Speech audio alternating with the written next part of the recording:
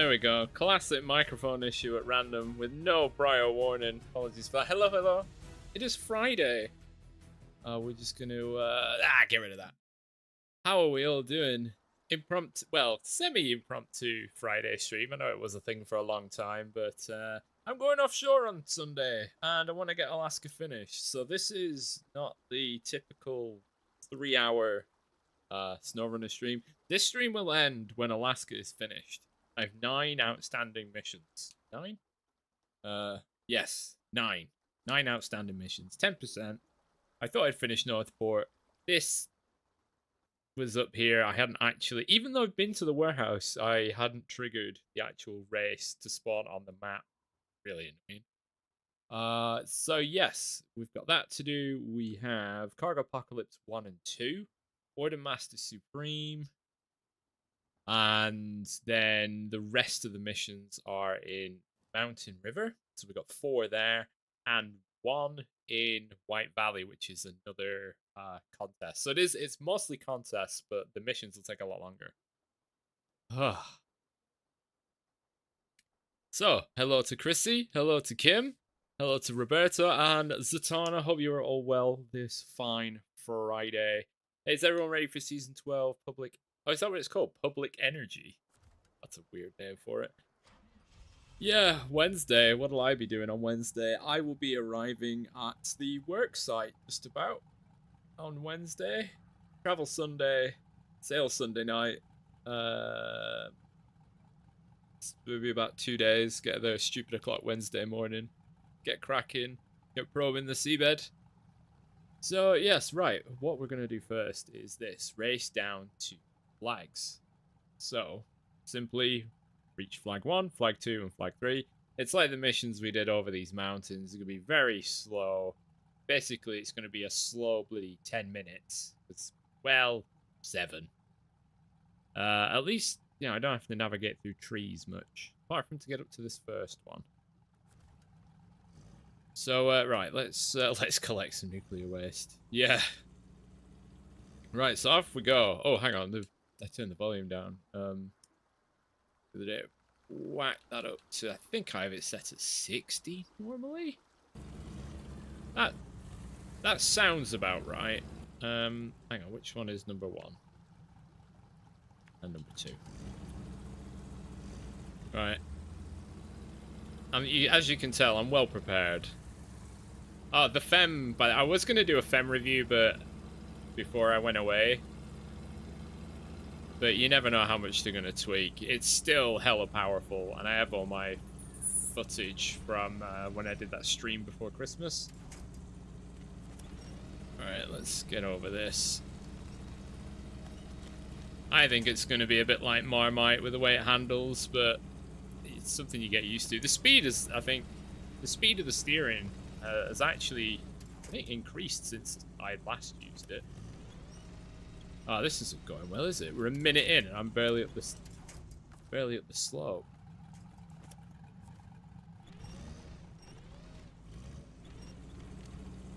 It's these darn branches.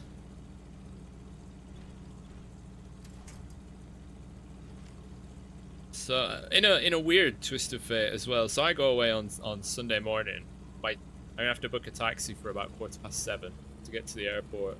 Luckily, my local airport is a 10-minute drive away. It's wonderful.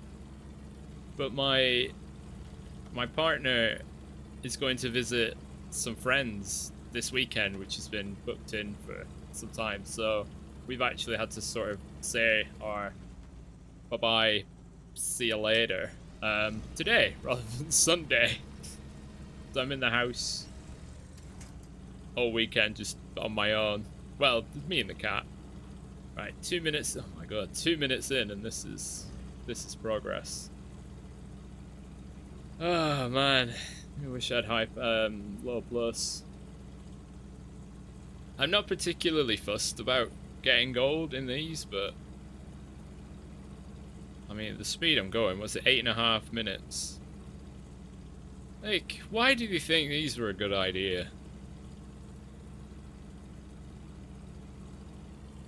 Is it a challenge? No. Is it particularly thrilling?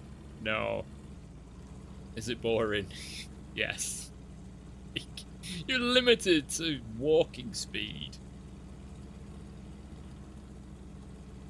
Alright, how am I gonna get over here? Yeah, every so often I'm just gonna check auto speed.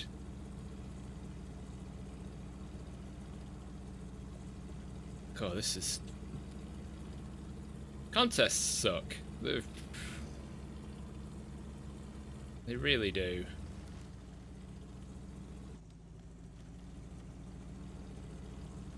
I don't think this should be required for 100%, to be honest.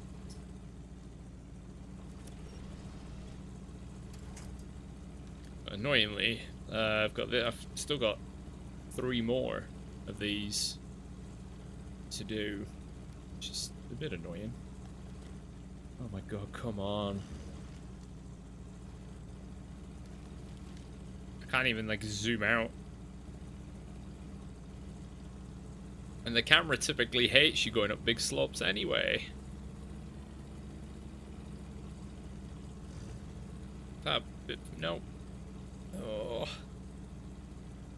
Oh, dearie me. So, God, for those people in the UK, what about that weather shift, eh? It's double digits here. Given that last week it was barely scraping over 1.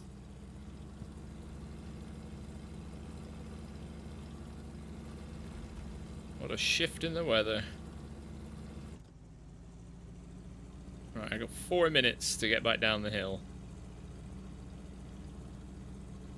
It needs to make its mind up, yeah. So, for forecasting, for seeing what the weather conditions are like offshore, I use windy.com. It's quite a quick and easy site, and you know, there's an app for it as well, to check wind and wave heights.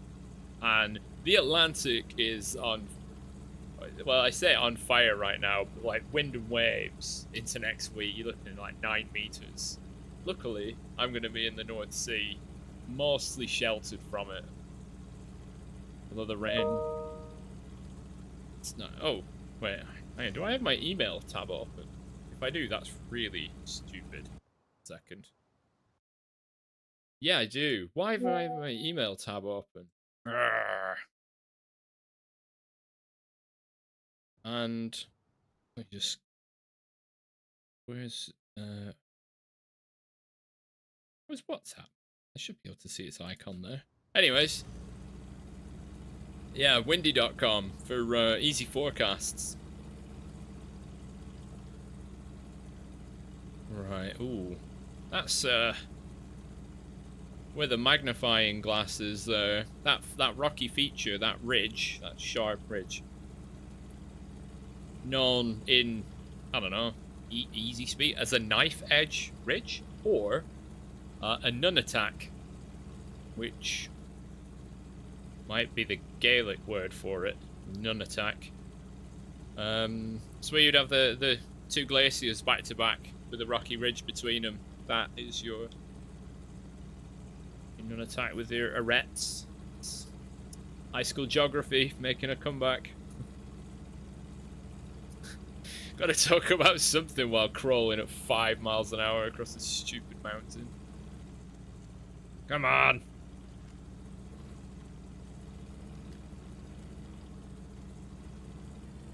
I don't even think you'd be able to do this in low plus. I think it just has to be low range because it is snow.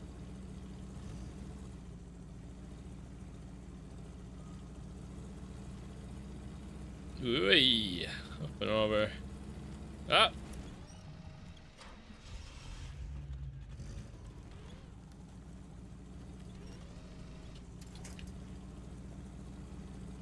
That's the first time I've fallen over, actually, in a vehicle in a long time. In a good few live streams. I mean, the engine was... I think the last time was with the super heavy trailer. When I flipped that. So not actually that long. I don't know, for me it feels like a lifetime.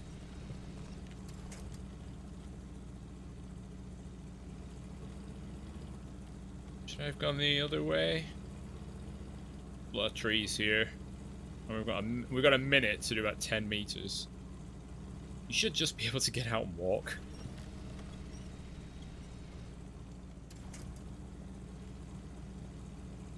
Right, this will be done, and then I'll do some actual missions, some not boring stuff. Although, I don't want to leave them all to the end, so I'll kind of alternate a bit. There we go. 7 minutes 38. Basically a minute to spare. Alright, let's recover that. Stow it for now. I want to go to Mountain River and jump in. Which one is it? I think it's that one. One of these trucks has a crane. It is not this one. It is this one. Right, so...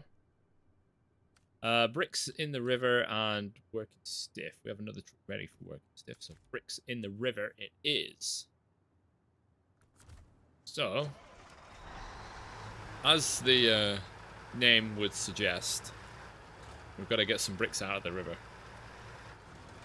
There's 3 down there. Wait, hold up. I love how the up arrow is here. So, you're all seeing that, right? 4 loading arrows. One of them is at the delivery point. Seems weird. Alright, come on. Get the power down. And I thought, you know, why not? I've used the Transtar a lot in Alaska. I'll use the Ford on this one for a little bit. Where's the... Ah, there's the path down. Nathan in Province said the Kenworth W990 is getting always on Diff Lock and is moving to the highway class. Yep, that's true. I used it for a mission and it wasn't that much better. Although there was a lot of mud and the trailer sucked. Because it was the Cat 770G trailer, which is essentially like a 30-ton sled. Yes, but yeah, it's always on Diff Lock now. So it'll better suit the high-range gearbox again. No, I've not caught up with Nathan Province in forever. We did have talks about a co-op series together, but he travels quite a lot for work too. Plus, he's in America, so there's time difference aspects. Hey Sam, happy Friday. Can I? Oh, I'm already rumbled.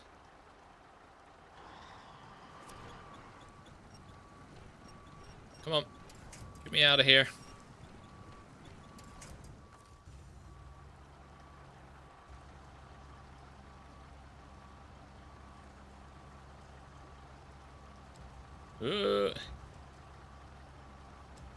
There's competition with the P512. I mean,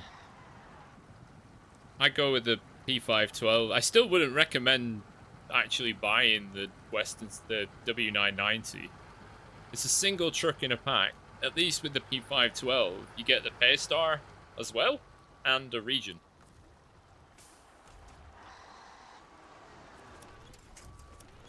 Ah, there we go. There's a big tree.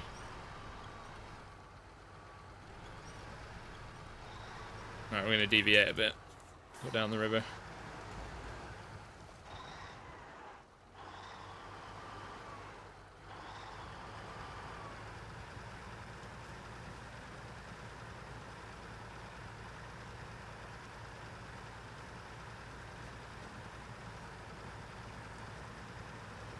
Right, up and at him.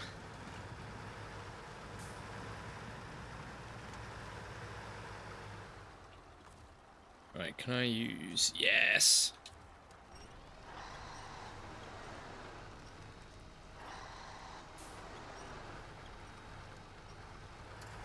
I love the totally non-realistic winch mechanics of this game.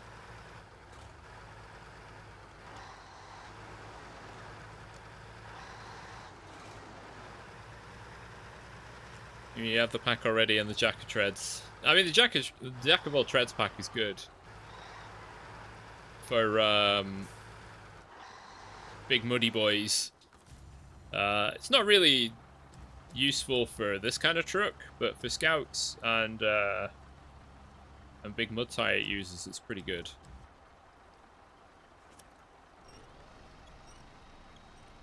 Yeah, the 200-litre fuel capacity of the P512. It's there's a reason you never saw it in hard mode.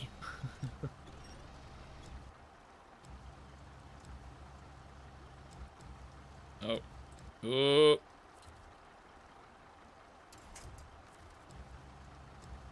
Oh, push. There we go. Get back on the... Pick up the bricks.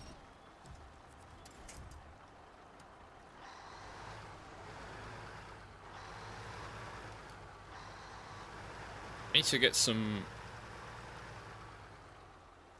weight, a bit of ballast. It's a cool truck, but for Snowrunner, not that practical. Oh, I snapped my beacon off.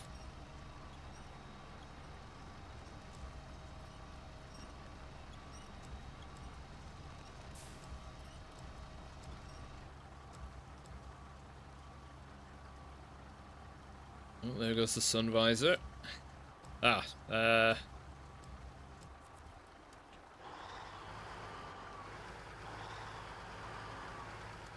yeah, this is... I'm sure this is safe somewhere. Oh, God. Oh, when the crane gets up high, it doesn't really know what it wants to do. Oh, because I've gone all the way around with the crane. That doesn't help. There we go. It's not 360 degrees rotation.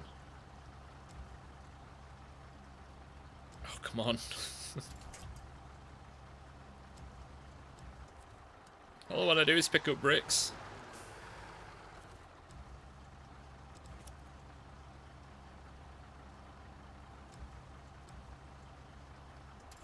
There we go. Right, there's the first one.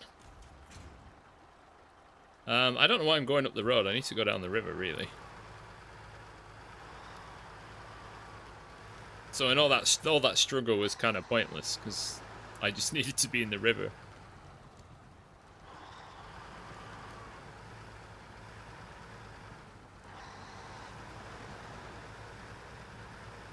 All right, come on, Rubber Dinghy Rapids.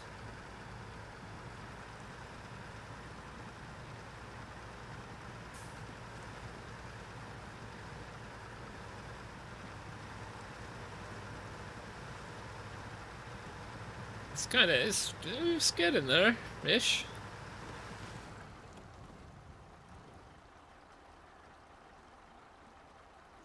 Well, I really like the W990, but apparently... I mean... I towed the, the movie star trailer up the mountain with it. I used that truck pretty much exclusively for that. It didn't blow me away. I don't think the changes are going to impact the truck as much as people think. What the hell has happened? How? What?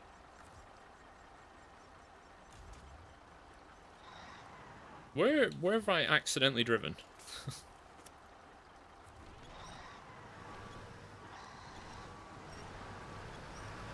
Or have I just sunk into the ground, kind of?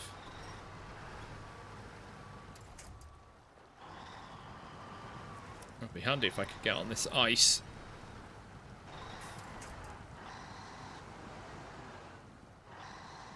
Ah, completely stuck.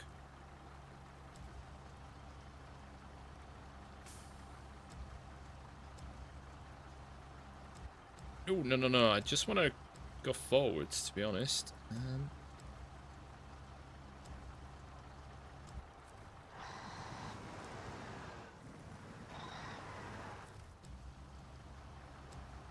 just manipulate the game's physics a little bit.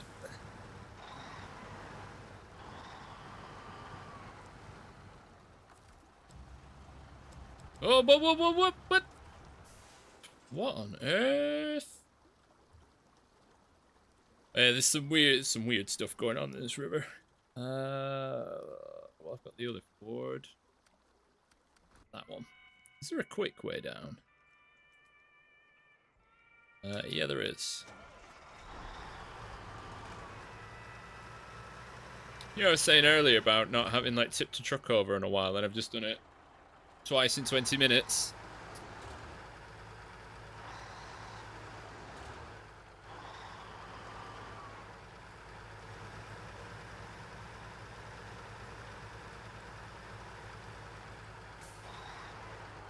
That's my gung-ho nature today. I've got too much confidence going in thinking, yeah, that'll be fine, and then it all goes sideways.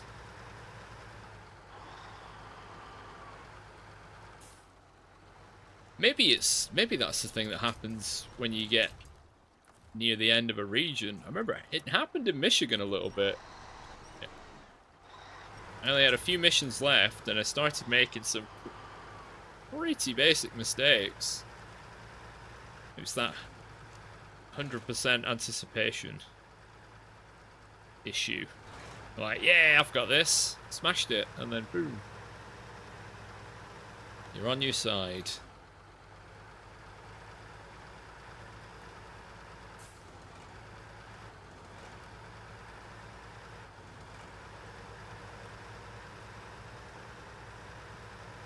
Alright, we'll find a way to get onto the thicker ice there.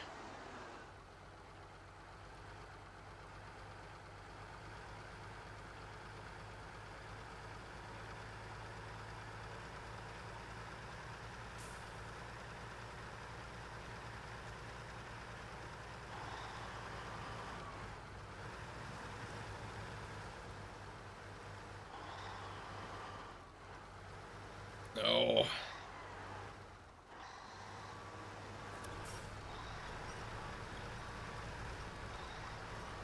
Turns out this is quite an awkward place.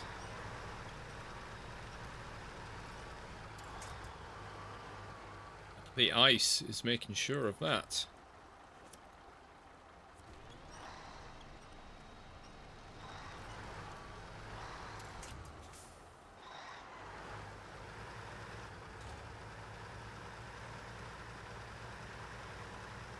Right. Yeah. From up here.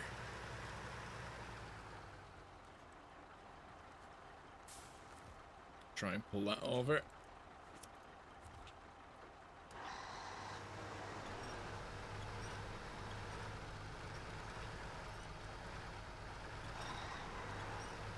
Well, that's not going too well, is it? Alright, reset the crane.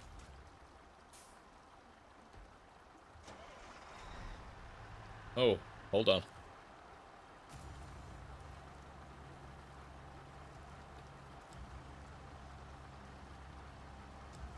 Right, okay, we actually just kind of fixed it ourselves, but...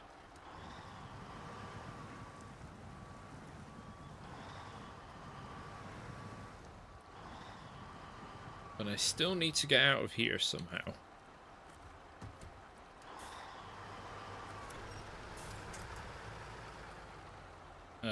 Right.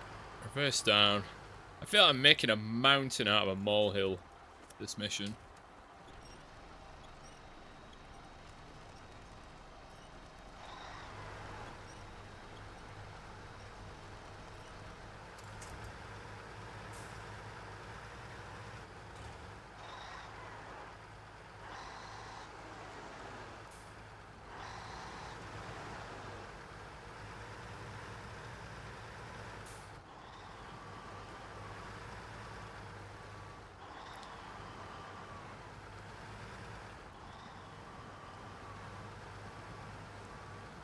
Come on, you should be able to...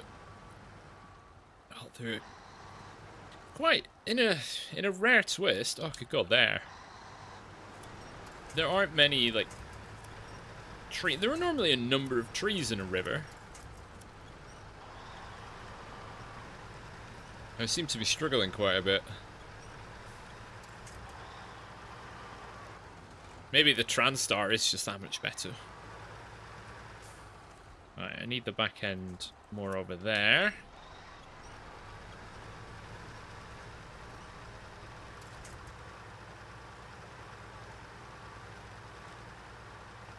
Do I plan to continue with the no diff lock? Oh yeah.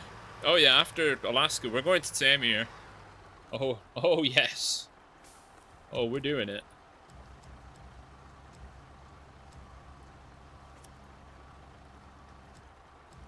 It's a shame there isn't like a third truck I could add in, as the Transtar was added in as the second truck in for Alaska.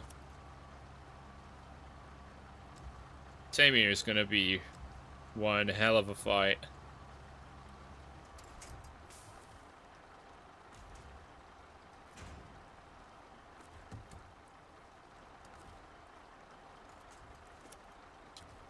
Yes, really interesting is definitely a way to describe what it is going to be.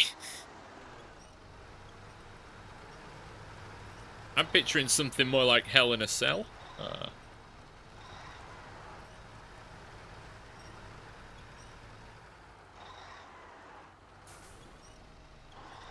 There'll definitely be... sorry, I'll just move this away. I feel like I'm a bit loud.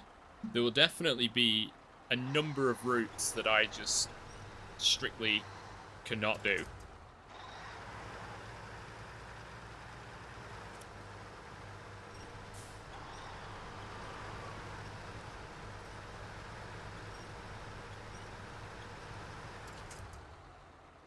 Like, they're, you know, the equivalent of just no-fly zones.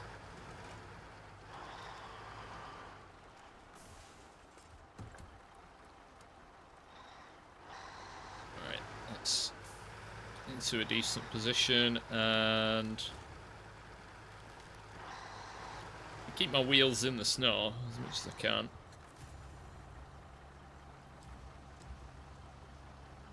Please tell me I can reach that. Yes!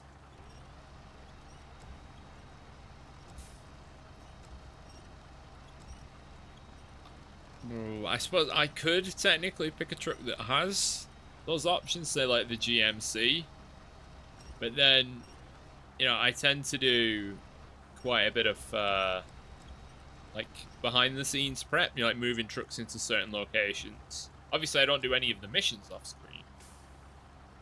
But I feel like there would be the potential to, say, like, accidentally, like, activate one and then sort of nullify what I've done.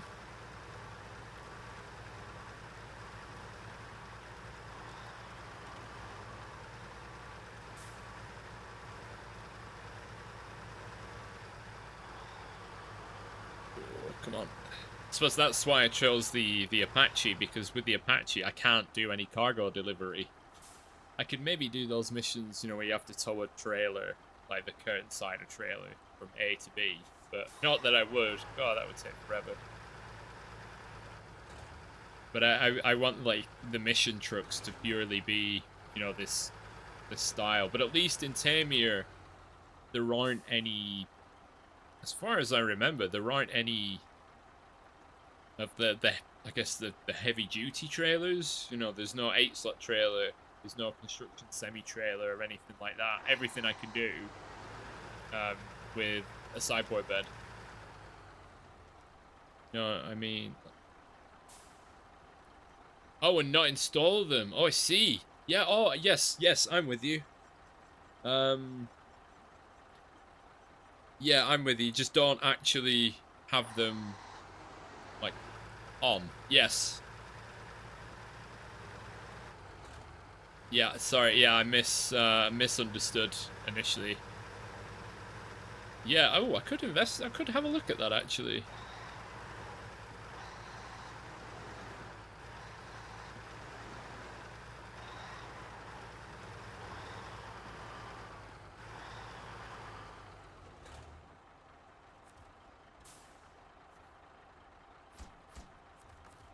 Tu, tu, tu, tu. Thank the Lord. Thank the Lord, I saved his bricks. Cheers, Chameleon. No worries. Hope you're having a good day. Right. So there are two contests close together here. You got river contest, which is drive the river. Find crates. Well, they're all there on the map. Seems quite obvious, really. So the top and back is there. Top of the road, and then back down. I have an International Transtar down here. I might... Hang on. Where was that? Where's River Contest? I might give it a go with this. I do only have chain tires. So initially getting there might be quite difficult, but...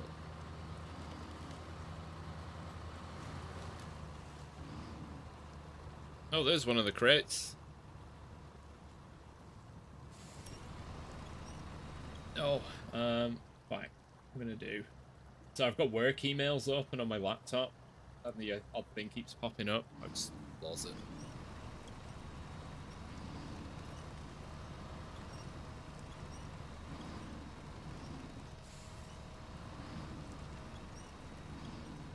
Oh, why didn't I just drive in the river?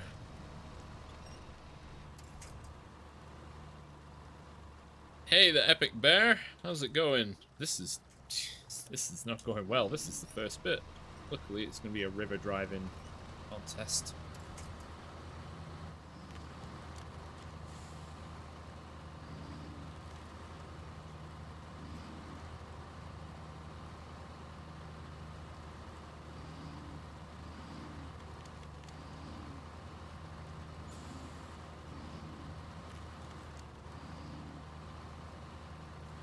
Let's shortcut.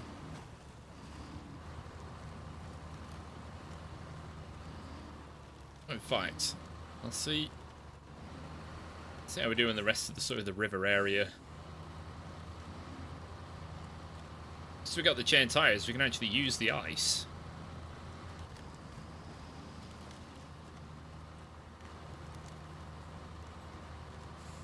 And then the ice stops.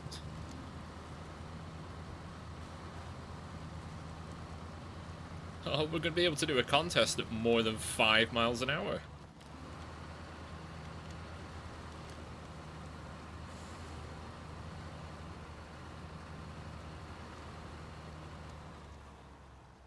Right.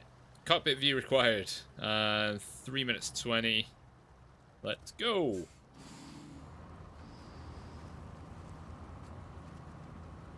At least I'm not going to get splashed out of the cockpit view this time. Come on. Wriggle, wriggle.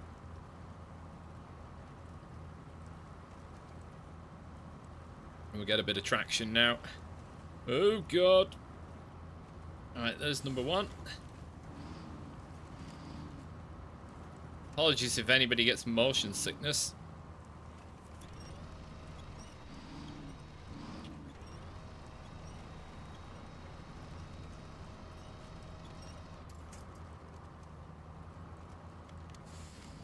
Right, aggressive turn in.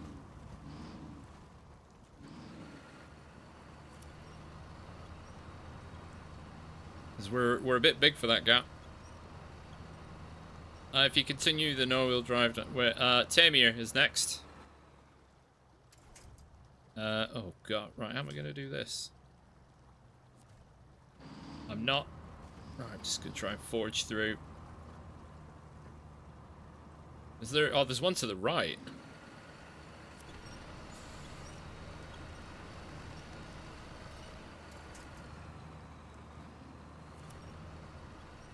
I'm stuck in the river. Right. Yes, yes, thanks game. Right, the big mistake I made was going in the river, because like basically I can't get out.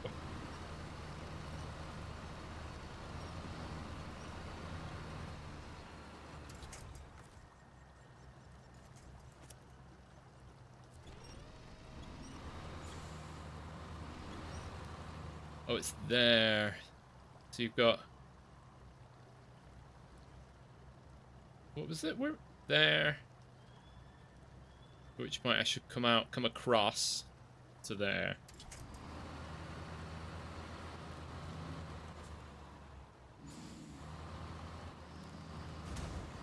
Oh. Oh, well, it didn't actually do that much damage. What, have I landed on a boulder? I can't... Yep. Oh my god, this glacial moraine is... Whoa.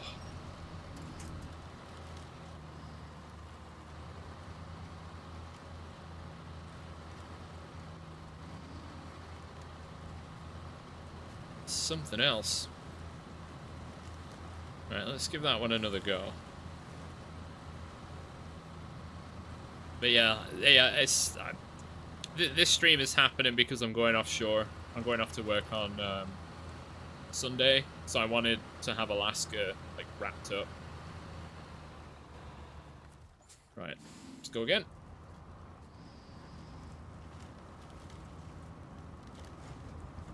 I feel like in first person you lose a lot of the winch usability because you can't see the front bumper, for instance.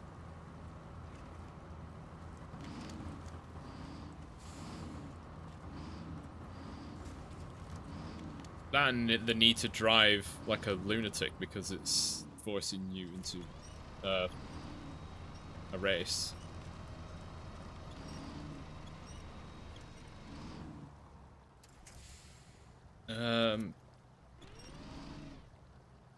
No, I don't want to go in that gap.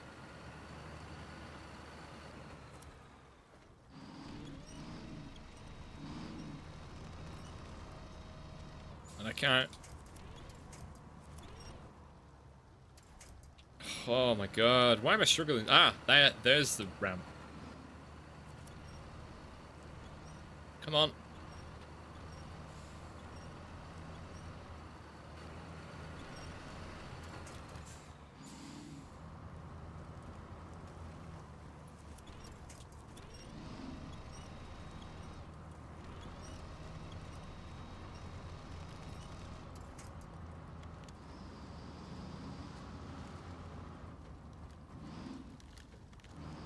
Right, dip a wheel.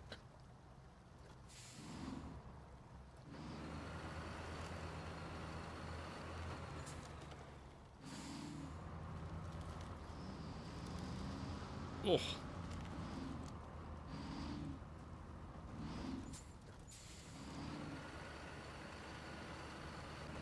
Oh no. No, no, really? It's offering.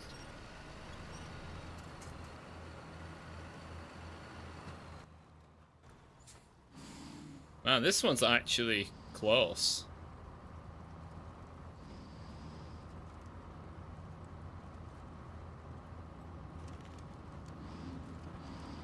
Basically getting stuck didn't help.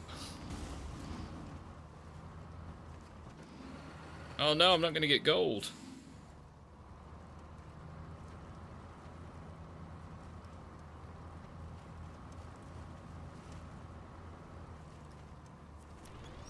Come on. Oh no. Wait, what? Oh, was it 3 minutes there? I can't remember. Suddenly the truck feels very heavy.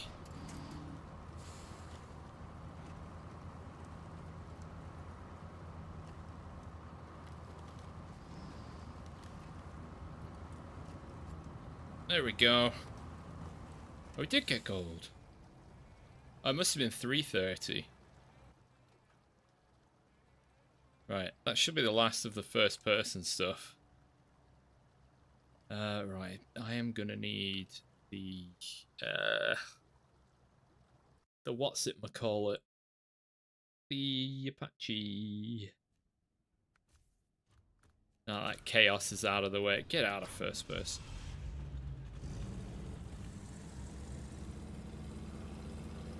Right, it's got to drive this to Mountain River.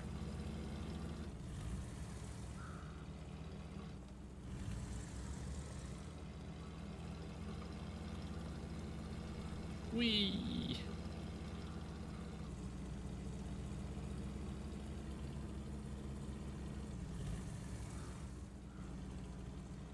Oh yeah, was it?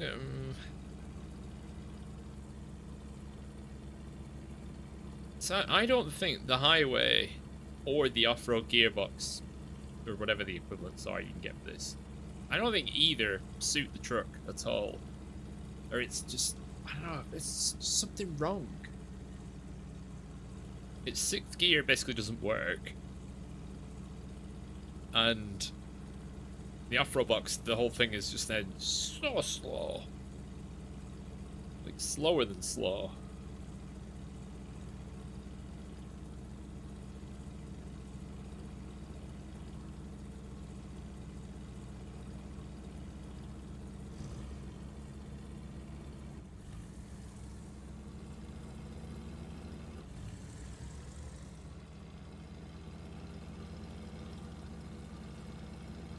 Fifth. Got the revs. You wanna try sixth? You know, like you would up a gear like in a normal car. No. Slowing down. Come on. It's not how a gearbox. Oh yeah, I don't have a rev counter. There we go. Back to first. Man, a proper gearbox would be something else. Ah! Ah! Ah! Yeah.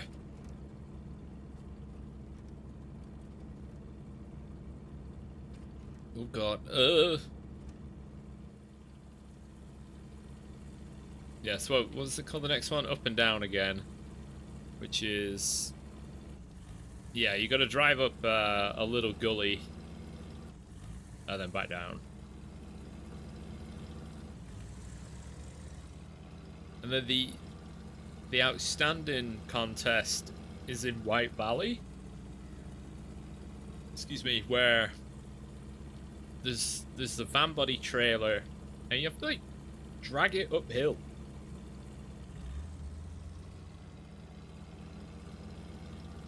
You have to drag it up 3 mountains. That doesn't sound very good. There we are, in fifth again.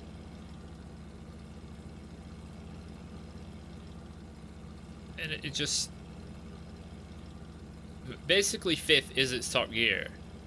Because when it goes into sixth, it'll run for about 10 seconds in sixth, and then it'll just drop to first. Because it doesn't actually... power the wheels enough, like quickly enough. I'm in White. What am I doing? This is White Valley. Oh, as I followed the up arrow.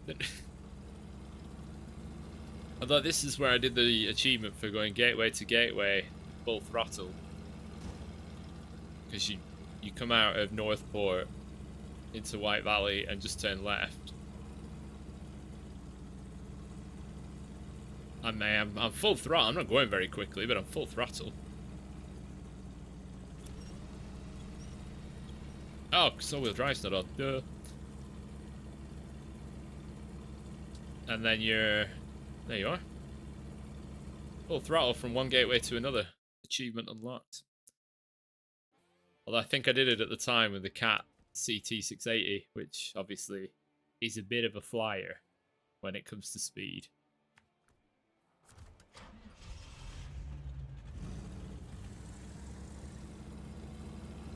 Do you have the rules on the... yep, the rules are on display. Yeah, this will be the last contest for a while. And then we'll do... oh yeah, I've got to haul the Cat down the hill.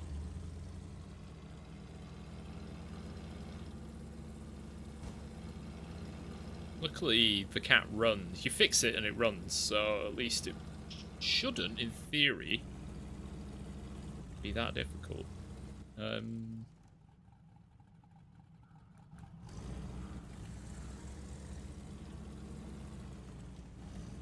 Especially when pulling it with the truck about half its weight.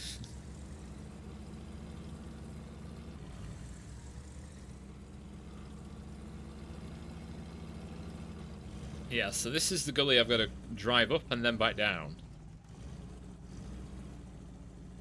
So there's pretty much... Oh my god. There's pretty much no chance that the Ford or the Transtar is getting up here. I mean, this looks like a, well, landslide. But just here. Who knows? Who knows? Parts of these maps, the way they've been made, parts of these maps have their own bloody microclimates that don't line up with the geography of any other part of the map.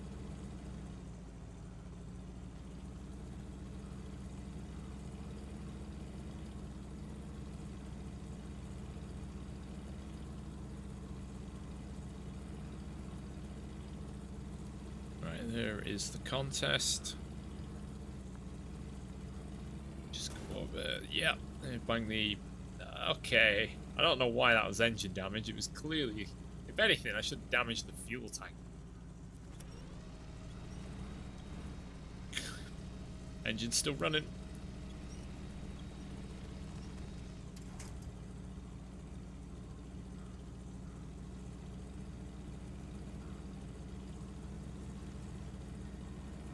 Would anybody at any point like to see me take on the trials of this game? It's not a very popular topic, but I've never really looked at them.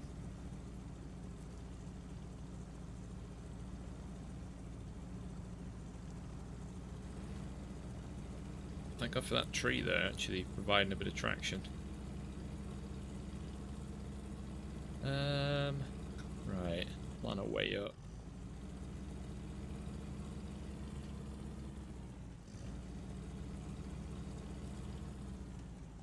Two minutes 10. Wow, that's, I feel like that's quite tight.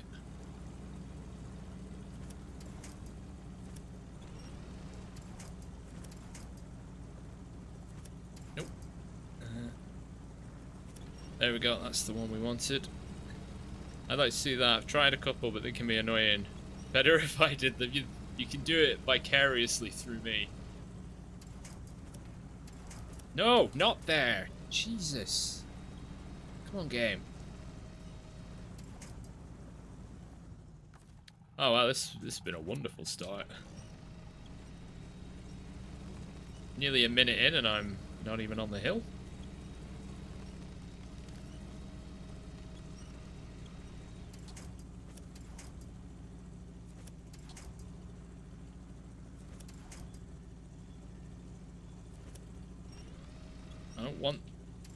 I want the quick winch ahead. There we go. It's more consistent speed.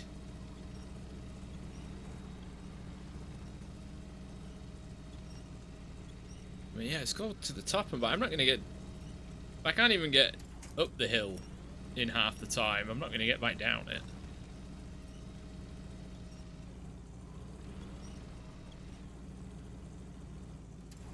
This feels like a mission for the Tatarin, honestly.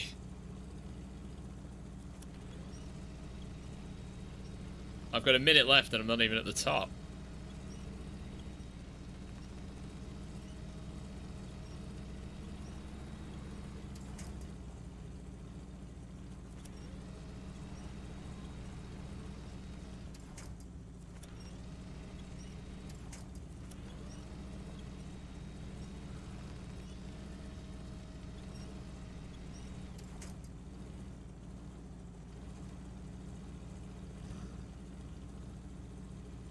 Come on.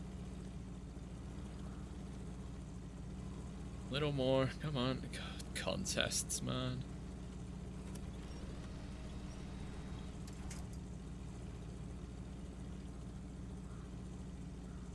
Oh god, it was 220. Is it 220? Still not even halfway.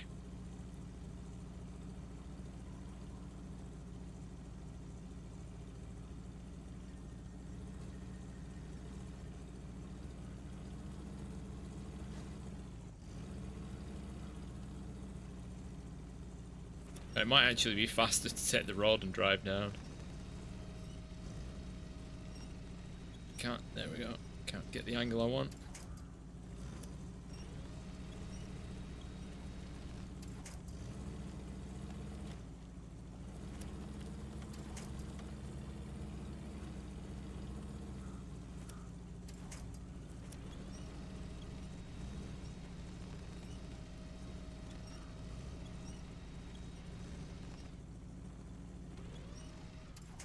Jeez.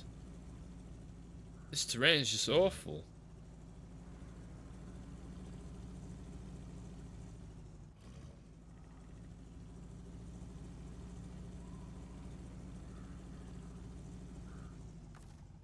Well, there's no point rushing at this point, is there? So, let's turn myself around.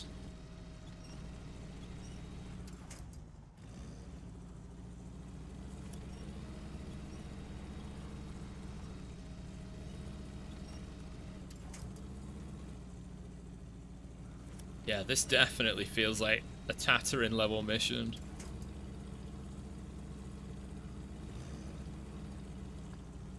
It's just, it's like there's nothing you can do. It's a slow crawl no matter what. I've taken nearly double the time.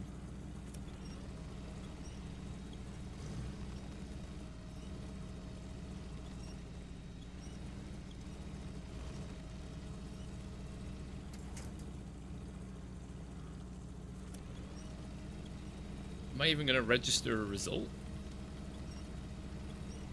Oh, I thought I might have to do it again.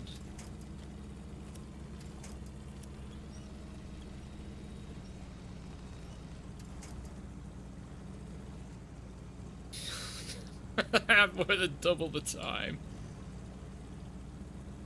Not that I...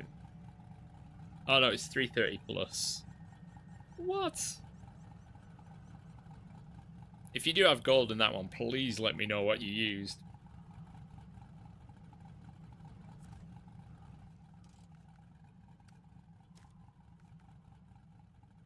Right. So that's... Nope, it's that one. Alright, working stiff. We've got to restore the cat 745C and then get it down to the sawmill. Then we would take on it. Which one was that? That is... what's it called? Like up and back? To the top and back. Yeah, like... You're working and lurking. I mean, it's 6-wheel drive. And it struggled. But anyway, right. We got this. So we got the van body on there. The cat. And... let's see. Fire up the engine. Yeah, the Tatooine. I mean, 2 minutes to get... Well, I mean, it took me nearly 5. To get from there to there. And back down. Right, so we're going to come... I think I'm going to come just this straight to the road here. And then down.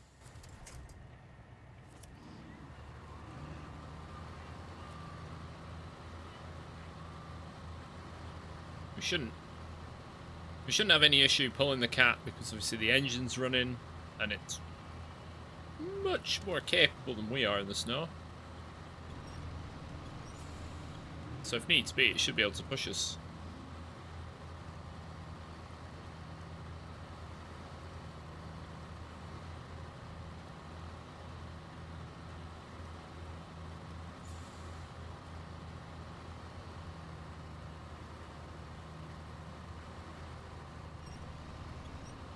Just give the cat a little pull on the winch every now and again. That seems to trigger it to use a bit of power.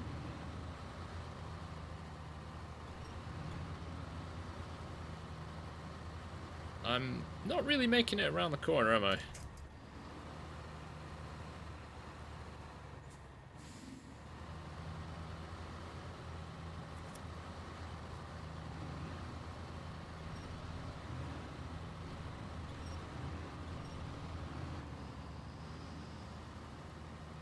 because I've got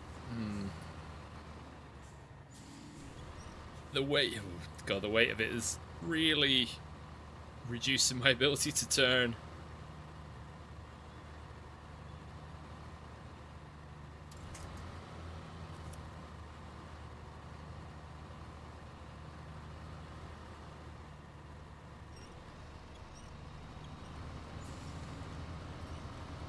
There we go.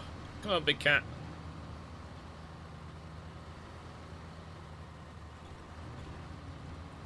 Just tap in the winch button.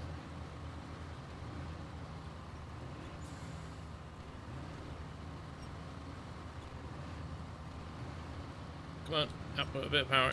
Any tips on getting a truck unstuck when it's wedged between a large rock and a tree? Ram it. What you could do is, on another truck, equip one of the heavy cranes, go to where you're wedged, and extend like the boom fully outwards on the crane, either behind or ahead, whichever's lower. Typically, that'll be behind, and yeah, just ram into it as fast as you can. The jolt in the will sort of break the physics.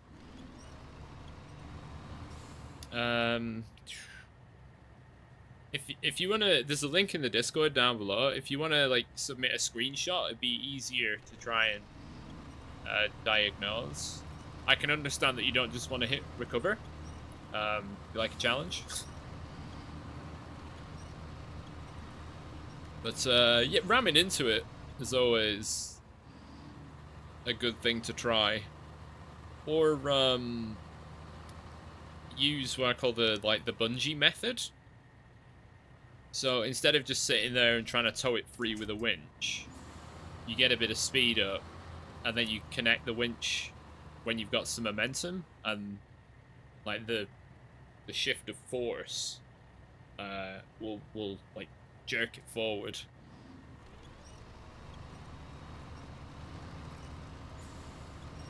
Yep, use the crane arm to push it out. Yeah, it depends on trees are really awkward because they're annoying. The branches are annoyingly stiff and resistant.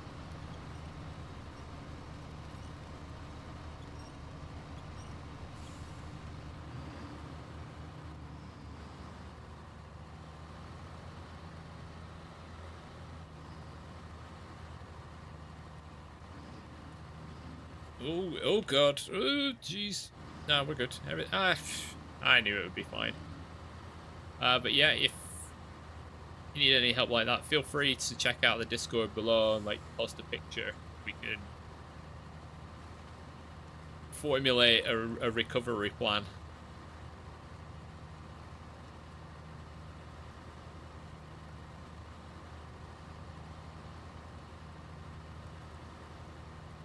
At least in Farming Sim, you can just cut the trees down.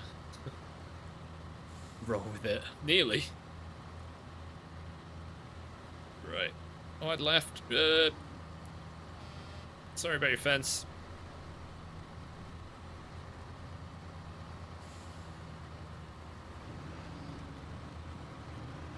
There we go. Oh, look at that. I got myself a cat. Right, that's where it's going to sit for the rest of eternity.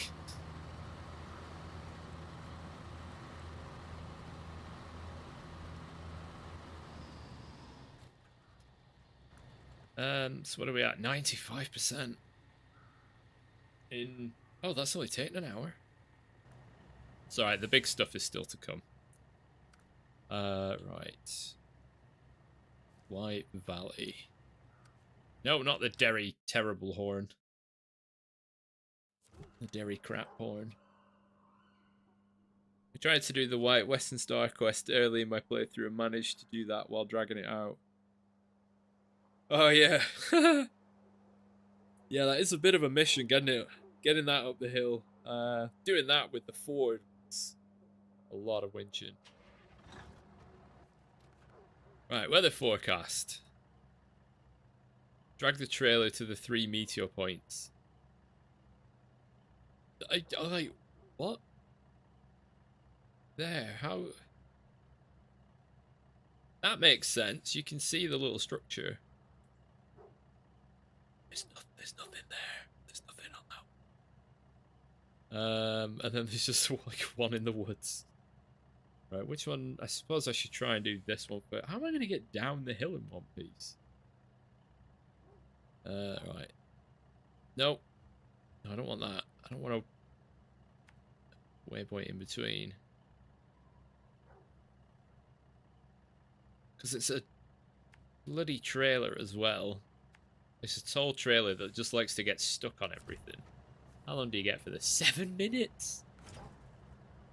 Are you joking? Oh my god, it started.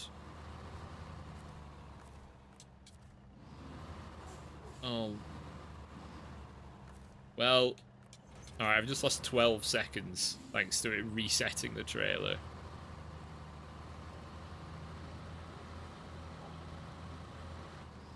What the Oh yeah, just casually scale this mountain with one of the most awkward trailers. It's going to take me 7 minutes just to get up there.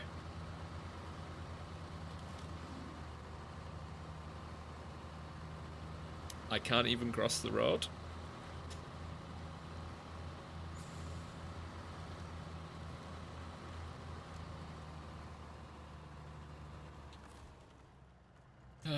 Right, we'll get started.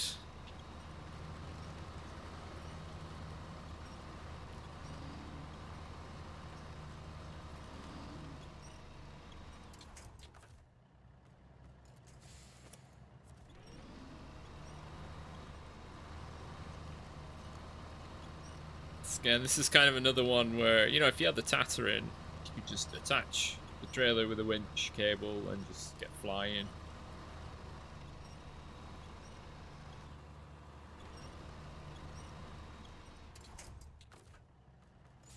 Close enough to that tree, sure am. Oh, the difference between the autonomous winch and like the Mega Advance, whatever it's called.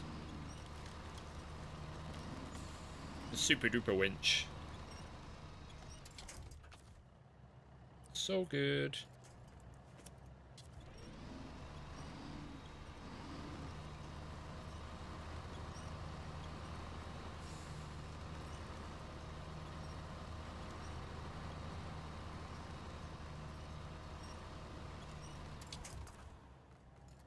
Oh, not quite close enough.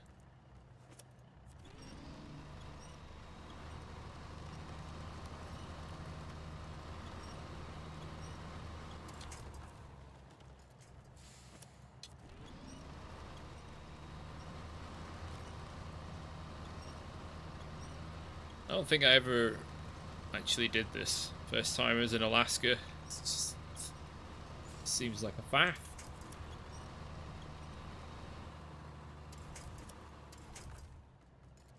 Oh no.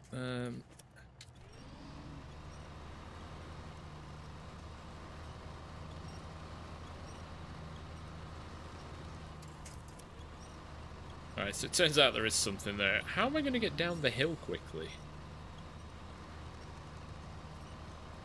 Come on, just... all I need to do is, like, dip a wheel. Be easier if I do it like that. That'll help me turn. Oh no, I've got to get the trailer in the box. Oh, what?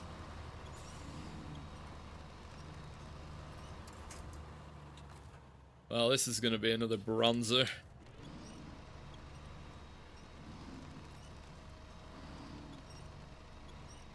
Because, I mean, oh my god, what do I do from here? With over half the time gone.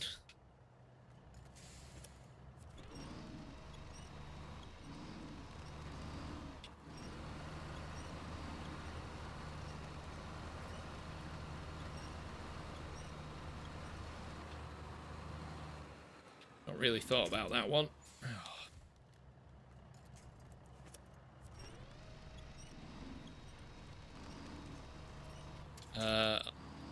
I've essentially got myself stuck.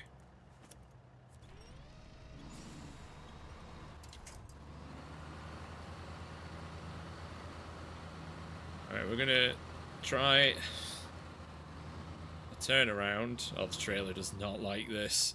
Detach before a big accident happens.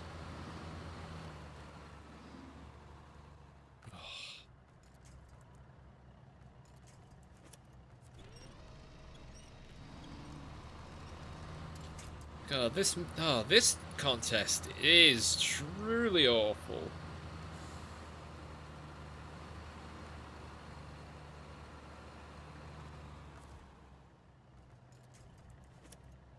Right, I guess I'll try and flip this over. I can't. What? I can't even reverse downhill?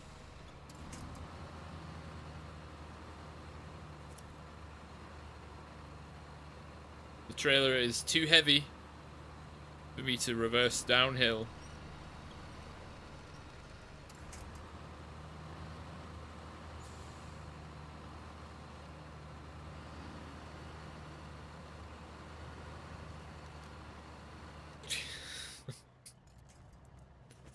It's going well.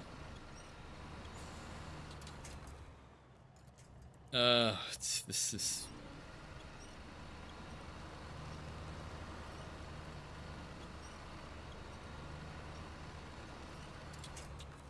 Oh my god, how did that actually get through that gap?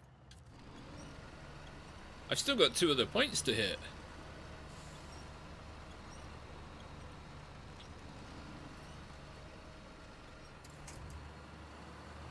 Wait.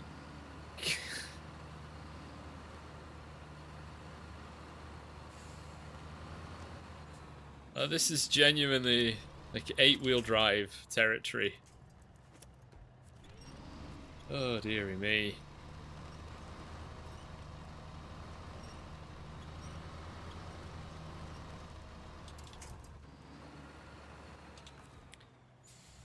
Right, can I at least flip this over?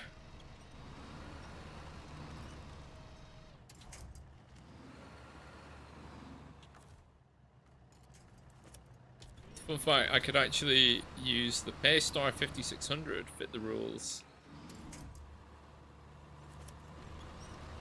Oh, and that has big chunky tires. And the obvious forfeit with that truck is, you know, as soon as you fire up the engine, it runs out of fuel. That would be, I think I might have to put it to a poll.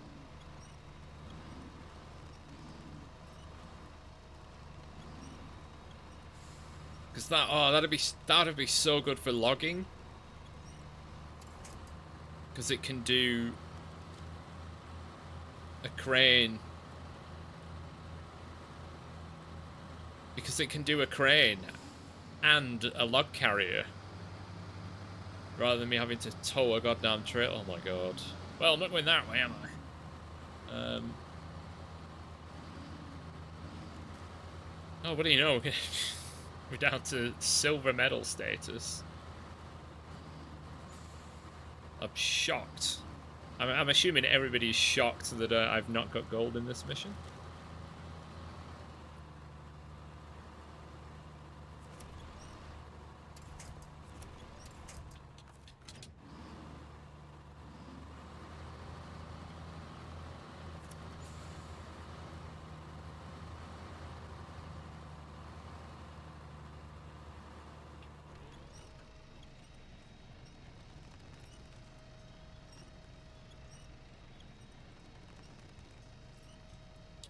Oh, come on.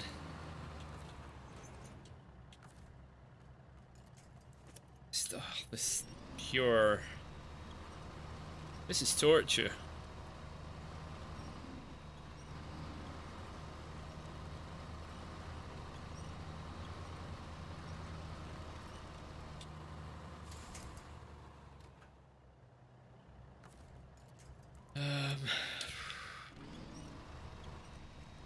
I don't think the time missions were made for no wheel drive and Diff Lock.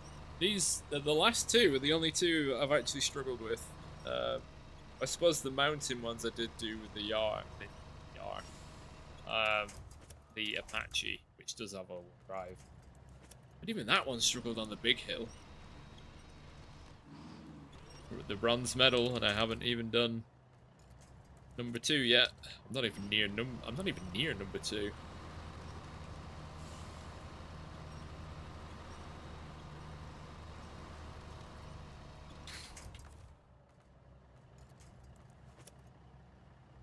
Maybe it's Saber. The person that put these in is actually just a sociopath. Especially the Alaska ones is so bad.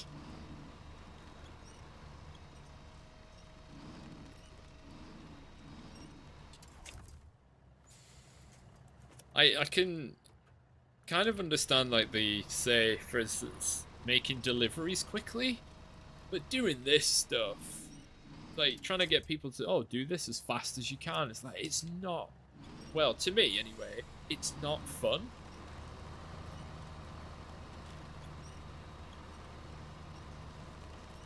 They're all sadists. Probably.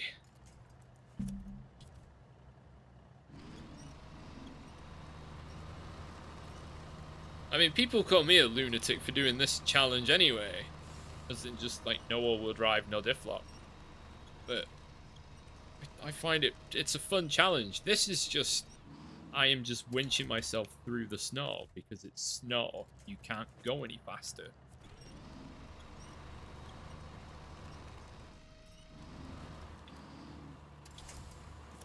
Everybody wanted snow maps until they brought out snow maps and they made them.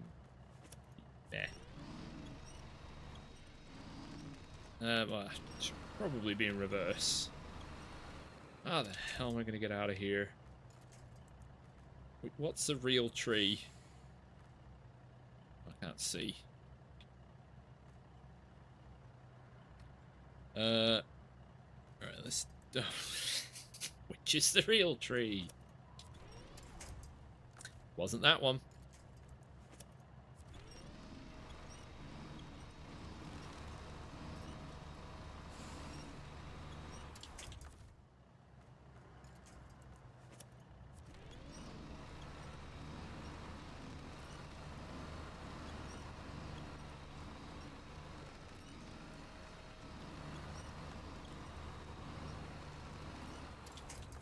Right. Bye. I'm trying to... Luckily, you know, if the trailer didn't have that dolly axle at the front, you really wouldn't be able to do this. Woohey!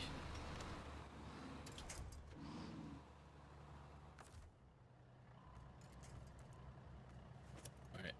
Whip the truck around. I don't know, does anybody want to take bets as to when I will actually finish this contest? Is there a wooden medal they can give me?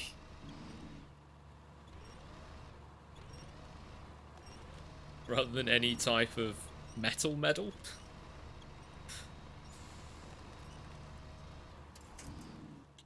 Like coming last in the quiz and getting the wooden spoon.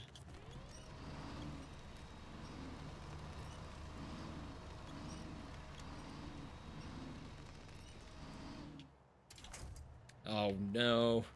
Right, that's got to go over there. Ah!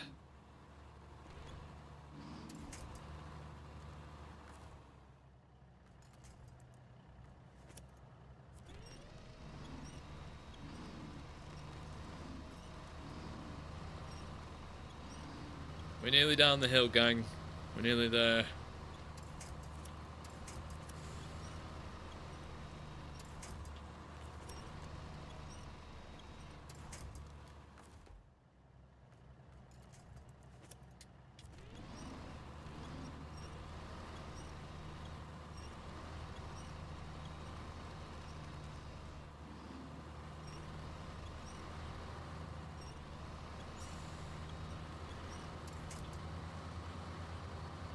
Might I finish by the 15-minute mark?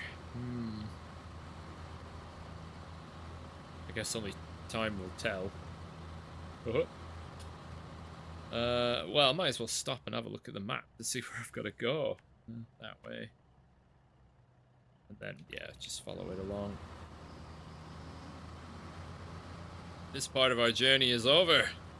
Another begins. As a famous wizard once said.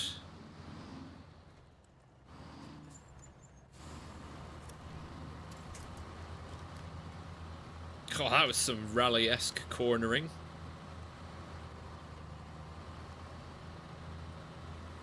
Yeah, no worries, Sam. Hope it's nothing bad.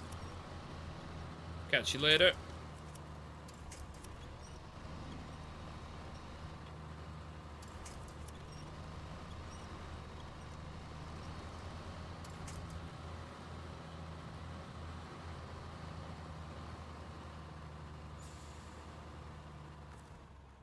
It's not even like it's a bad truck in these conditions. It's just having to tow a trailer. It's just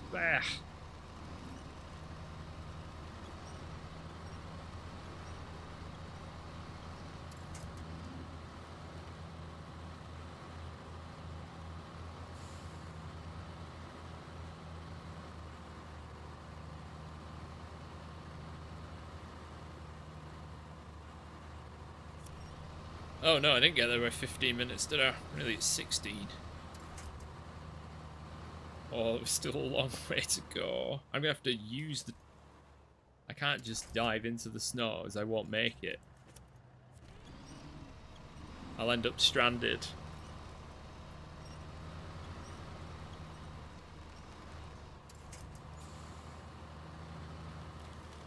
So I'll have to use the larger trees.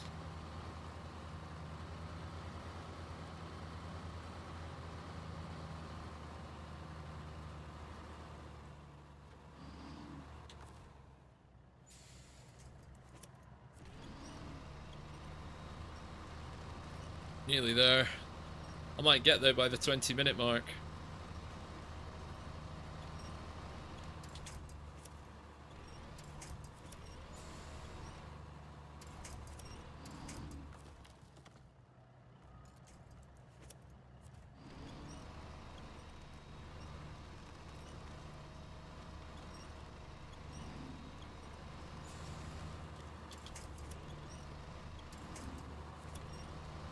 Nearly there. My god. We'll get on to doing some cargo soon, I promise. Oh, that's one of the trees that doesn't actually fall down. It looks like it should. Could end up burning out the winch motor. If that was a thing.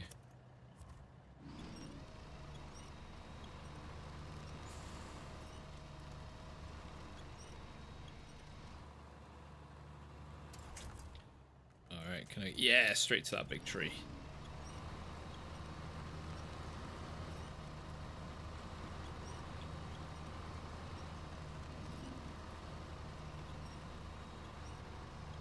Ooh, am I going to get through the gap?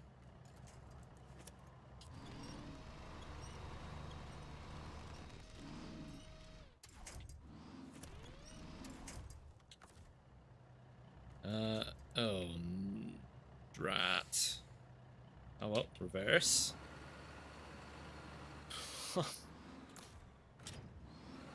Oh my god, this mission is pain.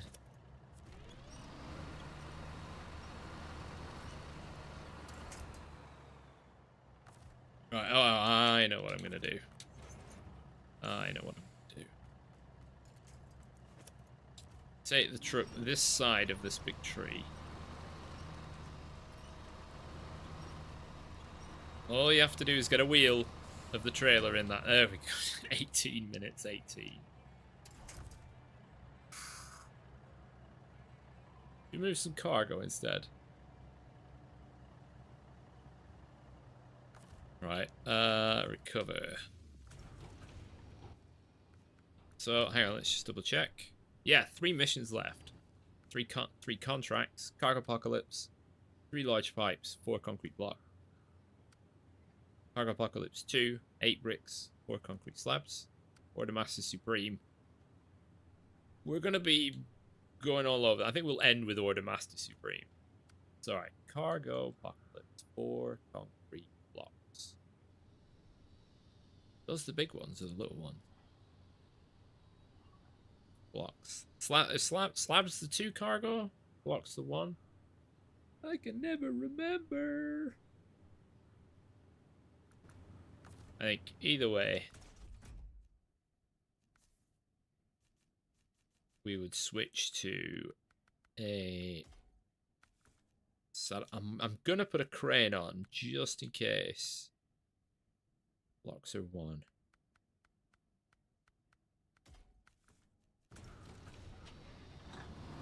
Yeah, always forget.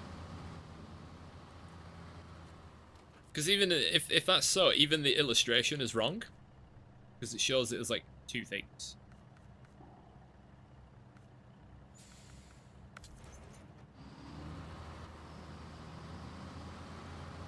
Large pipe times 3. I mean, that's 3 runs. I'm not using a super heavy trailer just to shift 2 pipes at once.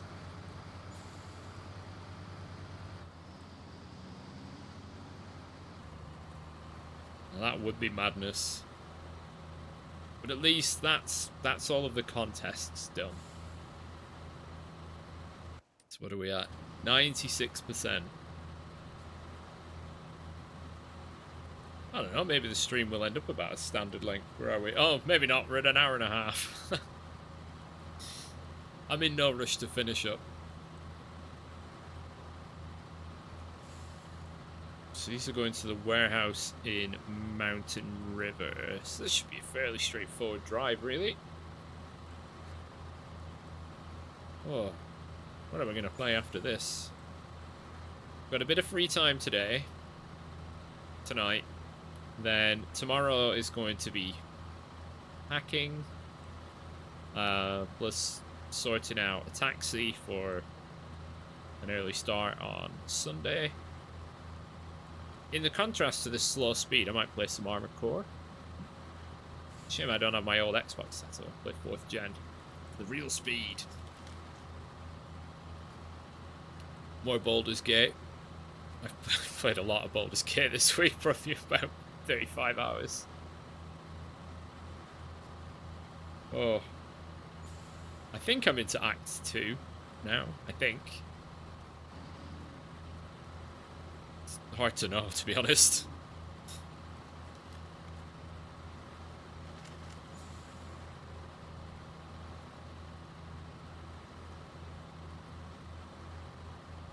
Right, why is the up arrow... Oh, because there are 2 places. Oh, I could have just gone there for it. A place where I can actually turn around.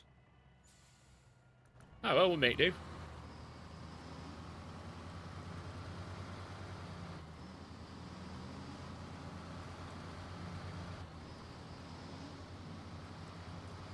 You just started Baldur's Gate 3, you keep re-rolling your character. It's like, because you've got maybe not analysis paralysis, but not sure on the type of character you want to run. I've been playing I'm a level 6 ranger, level 1 rogue. Oh, just so I could use sneak attack, and then focusing mostly on ranged attacks. It's going pretty well. Summon a big companion summons. Ah, Christ, that was big. You've got the option of like a bear, a wolf, a spider, or like a raven. Those are pretty good, pretty strong. And then there's the find familiar, so you can have another animal, so you can have like a little spider. It's not an ideal position for the truck to be in right now. But that's ice for you.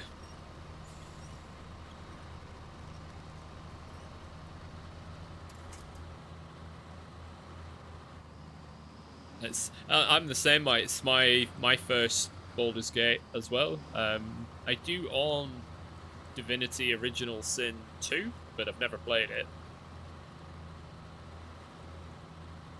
Usually run Rangers and other RPGs, trying to do something different. I think I might go back to Ranger though. I've heard good things about being sort of like if you wanted to go, say, like full heavy, just like a heavy armor paladin or something, a paladin and a cleric. It's nice that you can multi-class like that.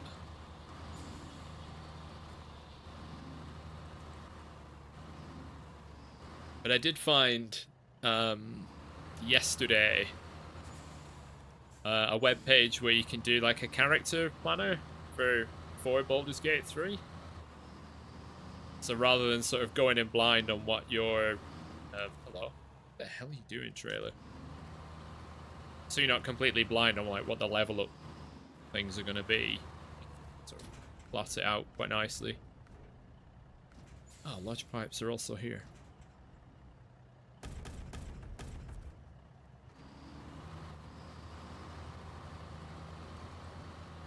But as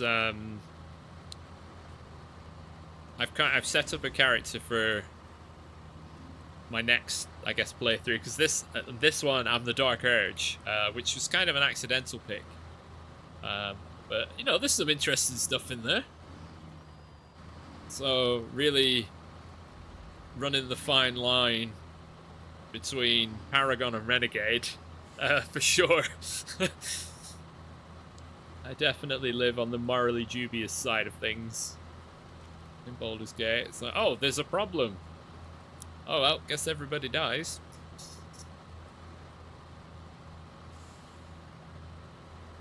But what was my next one gonna be? I think it might have been like a fighter rogue. And then for multiplayer, I've got a bard and a little cleric. That's the thing, you've got near endless options, which is, I presume, why a lot of people do restart so much.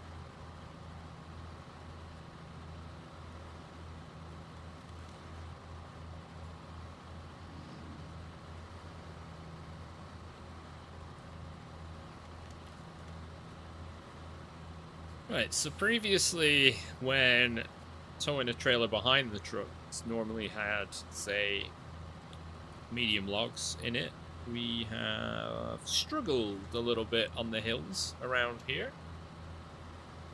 But let's see how we do with a trailer full of concrete, where the weight is on the drive wheels. So this is where ordinarily we would start to struggle.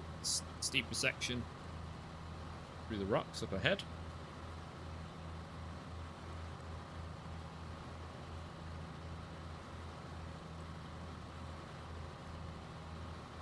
Oh no. Oh, we gained speed interaction partway up the hill. It was, yeah, there's the difference between having a trailer like this on a saddle and having a trailer behind you and you've no weight on the truck.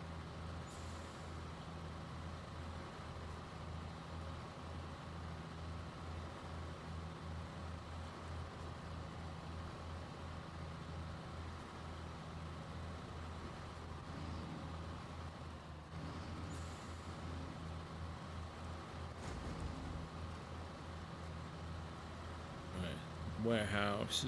God. 3 large pipes. That is quite a bit of repetition.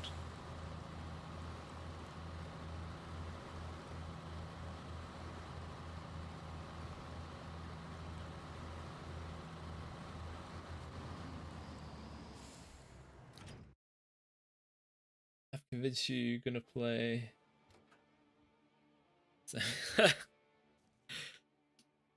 Right, where's the warehouse? Oh. Oh, you joke. Wait, the pipes have to come here as well? Oh. Okay.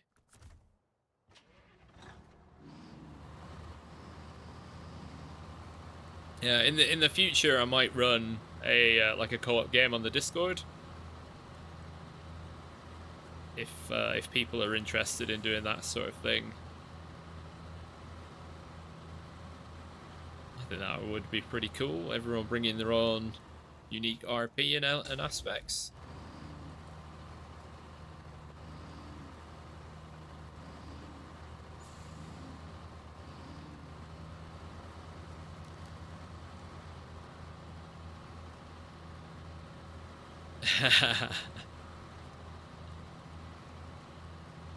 I thought you might jump in there, Kim.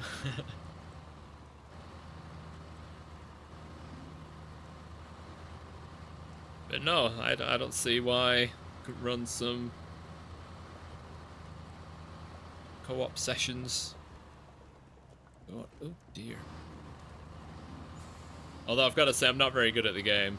Initially, I struggled on balanced, and I had to turn it down to what they effectively called the story mode. But I've turned it back up since hitting level 5, because you get like a big jump in power. You do like 2 attacks and things.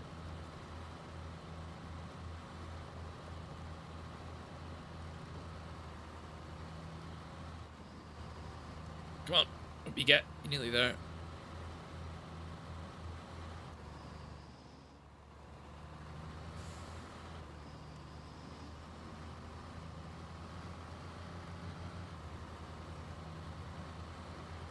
I think Chameleon has got Baldur's Gate 3 as well, so he might be down for that. Right, is there anywhere in this map to get large pipes? No. Where's the closest in Northport? No. Okay, White Valley it is.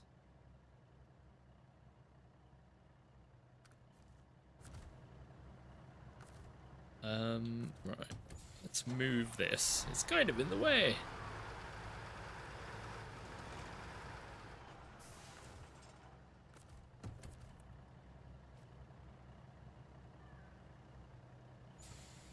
Right, is it gonna be... if I recover, I should go back to...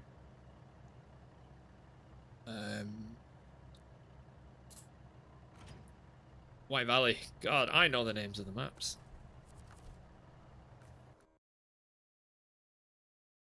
You think Chris does? Oh, well, you know. It'll probably be... I don't know. Would it actually go on sale this year?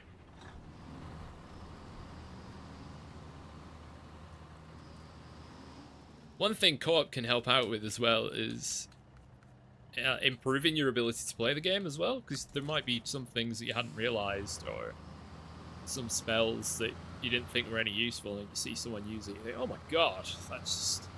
jeez. I was in one encounter playing a co-op game. I thought, I'll try this spinning daggers area of effect spell. I hadn't used it before. It was a bunch of like skeletons, and oh my god! I put it in like a choke point as they were all running at us. That was it. I'd done it in the scenario on my own, and it was a really tough fight. I did it in co-op with a friend. I said, right, stand by, I'm going to try this spell, and absolutely annihilated them all in like 2 turns. That went very differently. Oh, that was close. Ah, if only I could have like a GoPro on the front bumper, just to have seen how close that lamppost came to the front of the truck.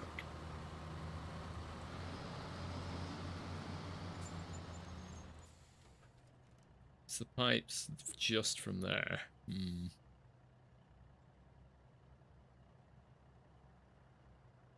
Is there a way? I don't think there's really a way for me to speed this up, is there? Because it's just a big cargo piece. Apart from towing another truck.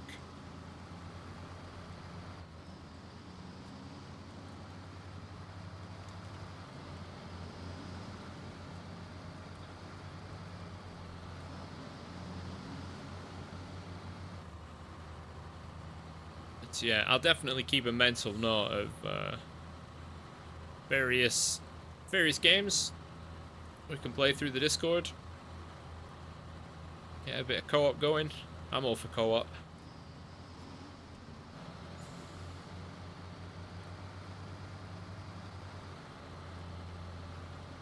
All throughout uni, so, and my second year at uni is when Halo Reach was released, and I think it was every Monday they'd reset all the challenges when they were adding... oh dear, it's poorly. They were adding the legendary old schools on challenges for each mission, and yeah, 4-man co-op every week.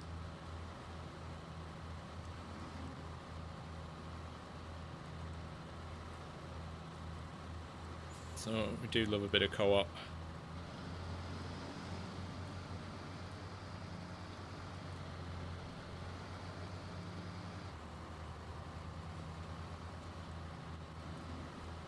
Truck and Logistics Simulator. Oh yeah, can you get like loads of people in that one as well? Truck and Logistics Sim.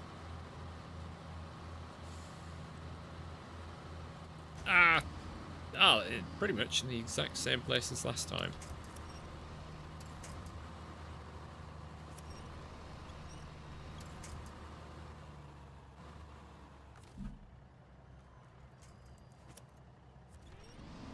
What's the aim of the game in Truck and Logistics Sim? 30 once the devs increased it. Oh wow. Oh, 24. That's still quite a lot.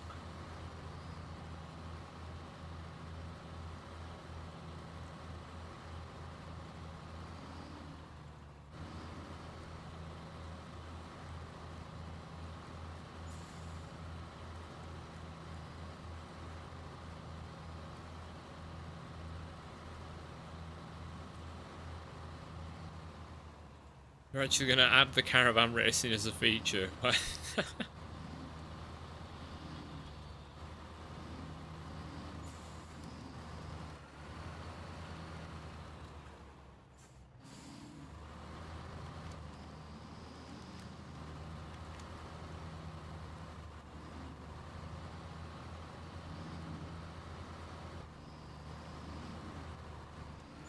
let's get in here, get a pipe.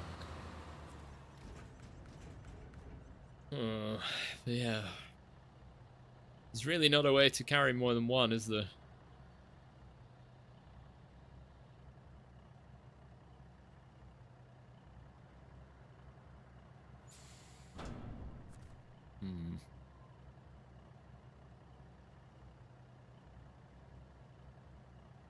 Nope. Oh well.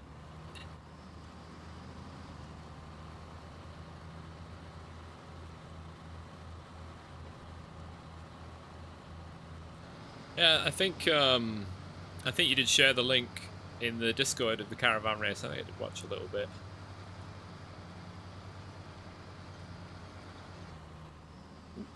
Over that crest.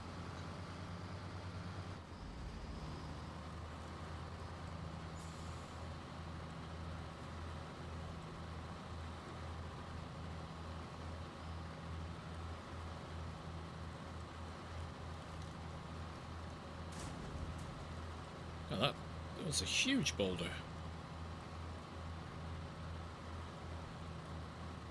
Okay, can you imagine if I was doing this on hard mode, having to do this journey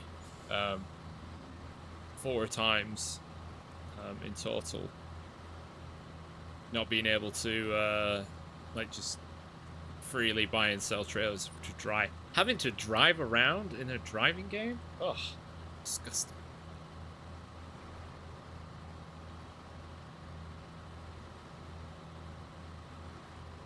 No, they're doing another stream on it tonight. It's be more carnage, more caravan racing. Maybe the developers should just do a spin-off of just a caravan racing game.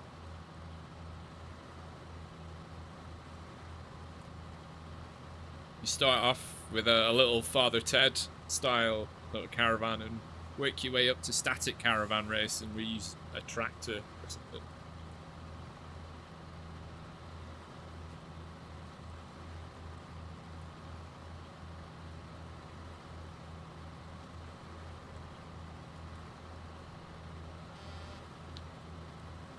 Right, 2 more pipes after this. Maybe I'll tow another truck. Well, that's going to be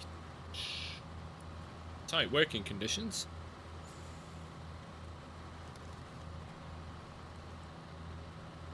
I suppose I didn't really need the crane either, but that's fine.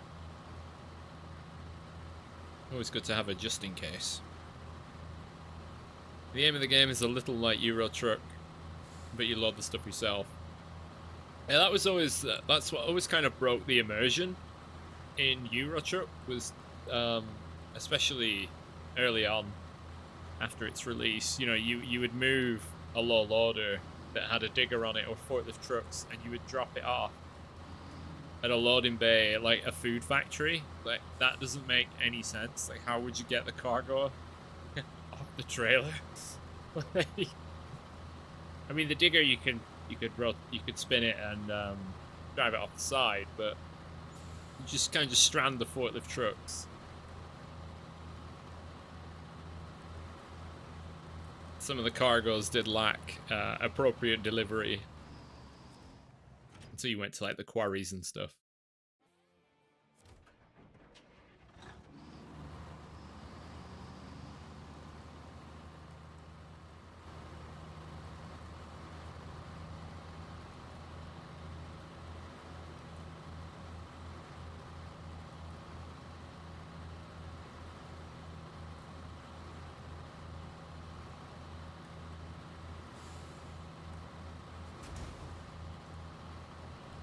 Don't know why, but you love running a forklift in games. Forklifts they're handy dandy. They're very fun to drive in real life as well.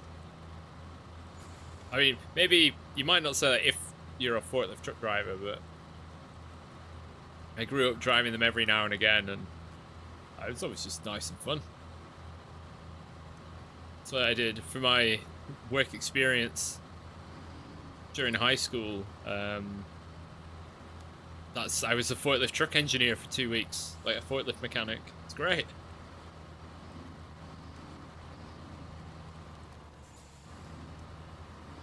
I did liveries, brake servicing, changing gas bottles, refueling, battery charging, all sorts.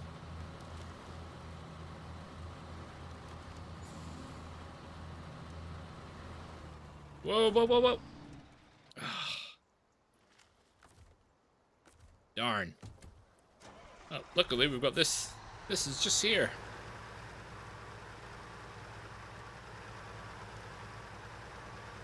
In Space Engineers, I always want to try and use a forklift. Obviously completely custom built. Even though there's no proper or actual use for them, it's fun to build them, to put them together. Oh, you had the chance. Oh, you had the chance but missed out. That's a shame.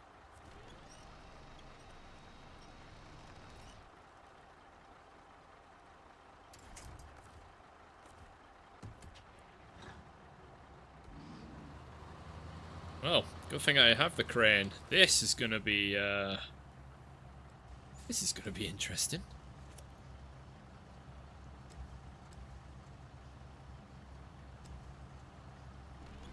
Of course, this is how all trailer loading goes.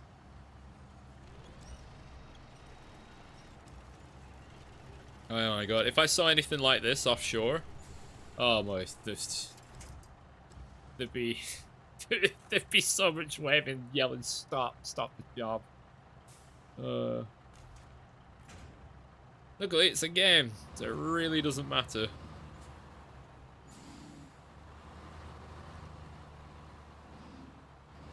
Right, given my position, I might need a bit more of a run up.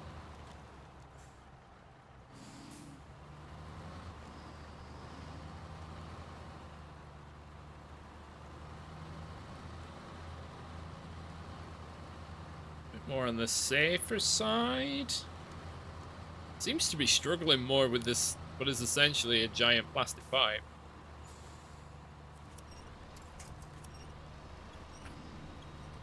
Compared to concrete blocks.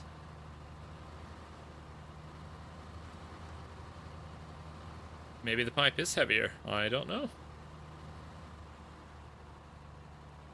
I seem to be stuck in lean mode.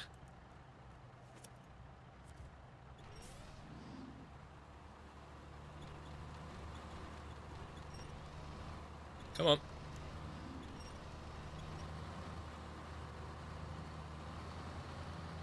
There we go.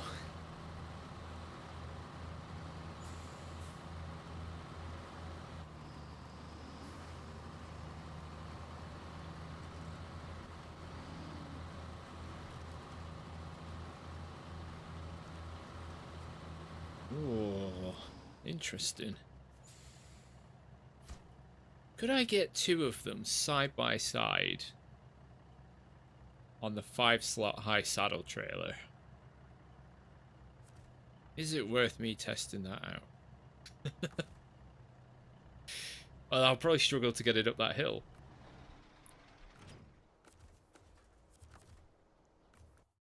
Right, back to White Valley.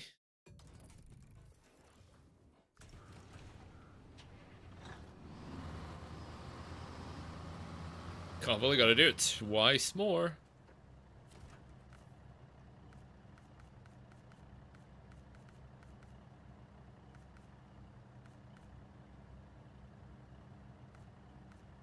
Nah, I probably wouldn't get two on side by side. They're about the same width. Ah, I see. Welcome to the Discord, Mike. I think you might be like the third Mike.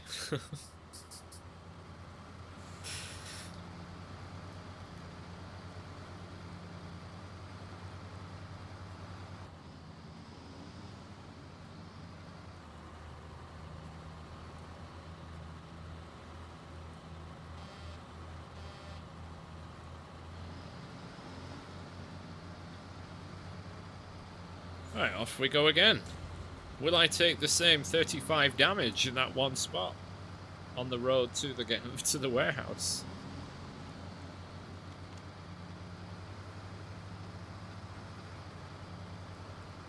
Might have to change your handle a popular name when you're a kid. Ah!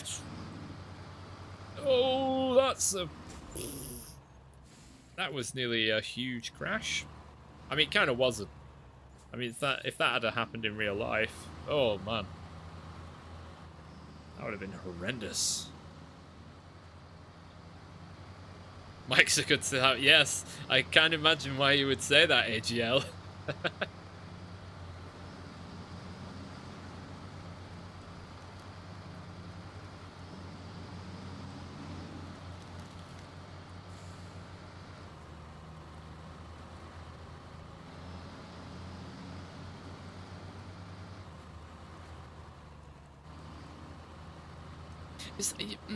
Right, so this mission, 3 large pipes, 4 concrete blocks.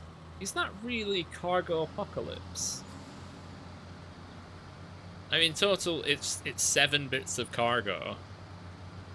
There's a wooden bridge you build in Wisconsin that requires 8 wooden planks, but that's not cargo apocalypse. It's just an annoyingly demanding bridge.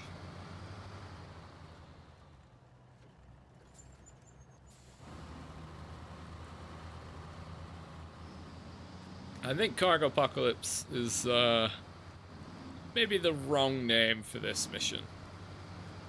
Because even number 2 only has, I think it has just 2 different cargo requirements.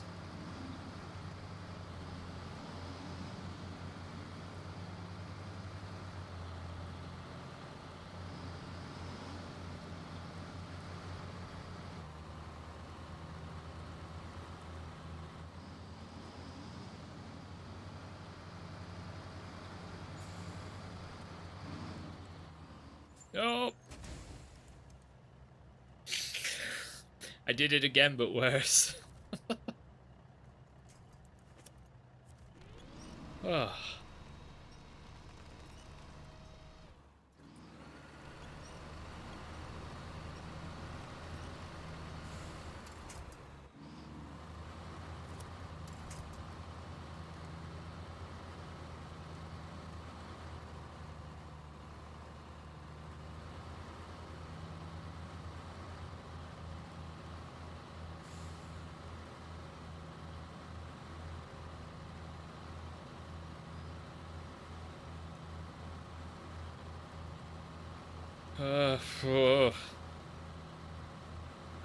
What did I do then? Nearly half the engine in one go. 85 points of damage.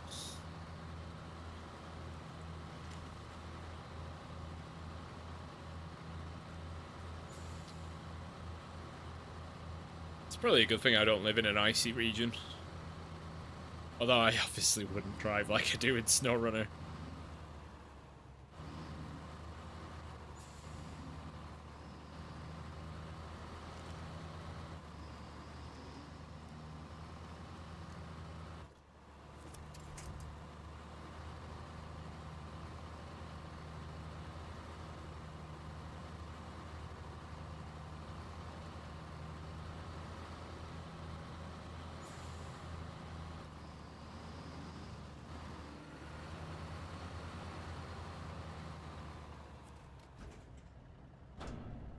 Hmm.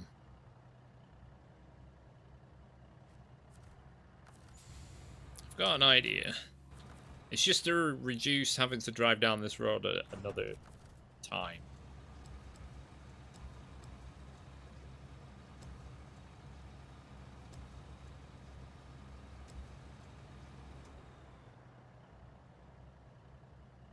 It's a rite of passage where you live.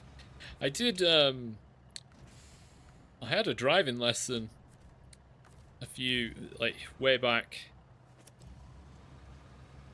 That was, well, I think it was like April time? No, maybe February time. And a storm was forecast. This was, a few of the Brits might remember this one. A storm called the Beast from the East. Which meant that, kind of unusually, most of the UK was covered in snow for about a week or so. And I had a driving lesson.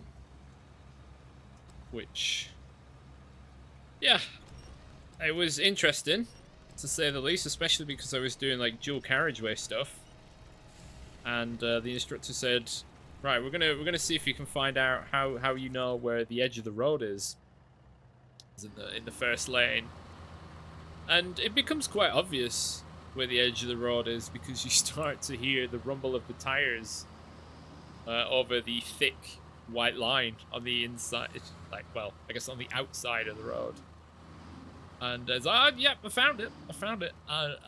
Especially as a lot of Norfolk roads, like the big A roads that go from town to town, often don't have street lights. So you're reliant on your headlights, fog lights, and wherever the rumble of the white line kicks in for your for where you're supposed to be lined up. But luckily I was driving a front-wheel drive car, so you know they tend to handle the snow a bit better than rear-wheel drive do, because it's easier to pull than to push. It's the general basics of it. I'm just hauling this pipe just to the junction. I don't know, I might see how far I can get with it. But, you know, it's a long pipe, so it just keeps hitting everything.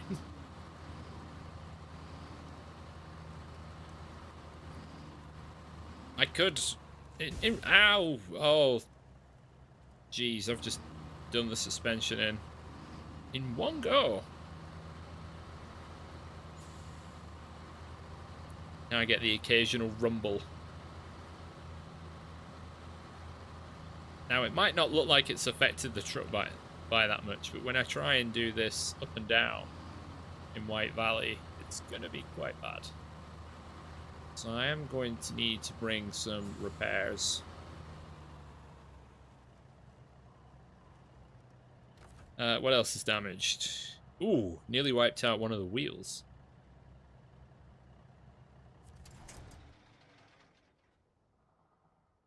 Right, let's grab some repairs. Let's do it on this.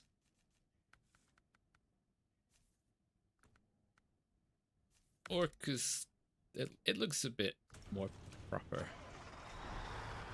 Although it is... it's painted yellow and red, and what is my truck colour? It's between those. It's orange.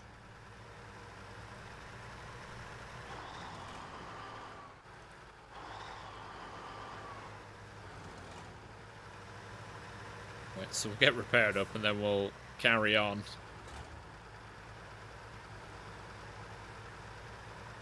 And I'll leave that other pipe where it is, just to then pick it up on the next way through.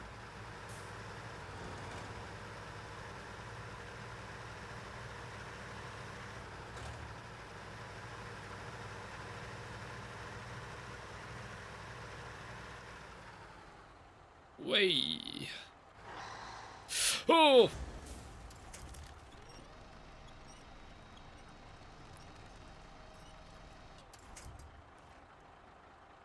That was a crash. I'm just gonna pop light on. Prepare your sun cream for the light reflecting off my head. Not that that's how that works, but There's a light directly above me. I feel like that save only happened because the barrier was there. I feel like I'd have slid across the ground otherwise.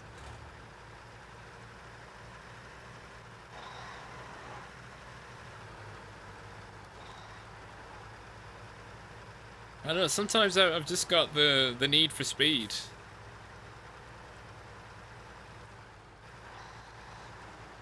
It was always a lot worse driving something like the Cat CT680 or the Western Star 6900 twin steer. That thing is dangerously fast. Even with the off-road gearbox, it's fast.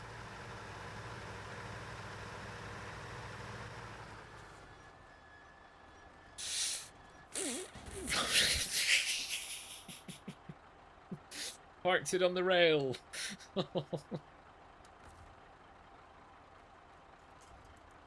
I was too heavy on the brakes.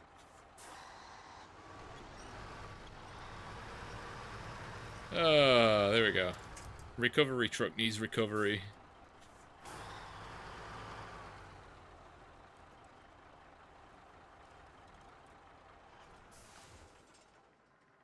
Alright, repairs for the Transtar. And that. Did it do the... No, I didn't do the wheel. I'm in danger of losing the wheel. Alright, let's pop that just over there.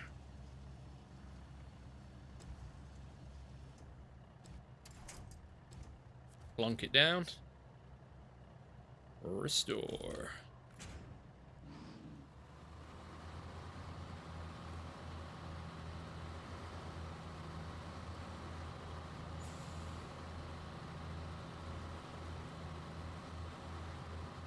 Actually, I want it a bit further forward.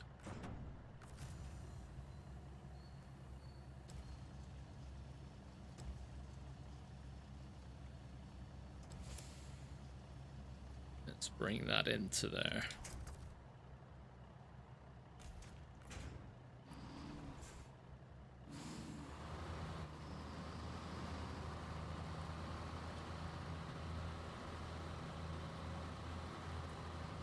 Right, wonderful. Now we begin our third run up this hill.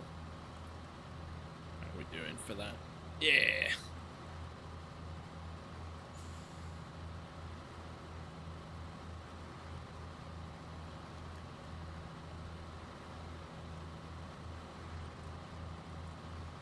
Then we'll do Cargo Apocalypse 2, which I think might involve some oversized... Oh, that, yeah, which will mean it's more 4-slot cargo.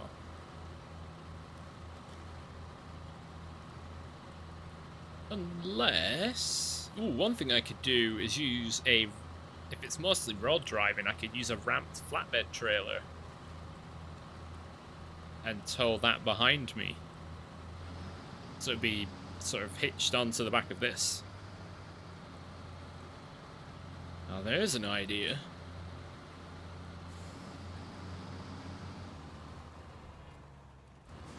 Oh, that was quite a bit of recoil.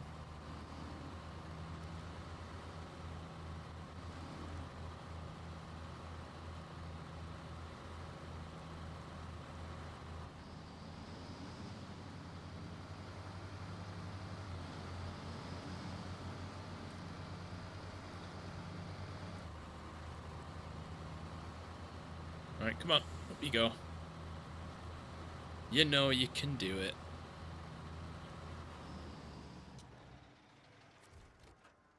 There we go. Right, while the engine's not running, Cargo Apocalypse. Oh no, it's bricks and slabs. Bricks and slabs. So is it this one? Ah, these are the oversized cargoes. So they are to come here. Oh, so I can actually try that next time. And then the rest, White Valium. Pedro Bay.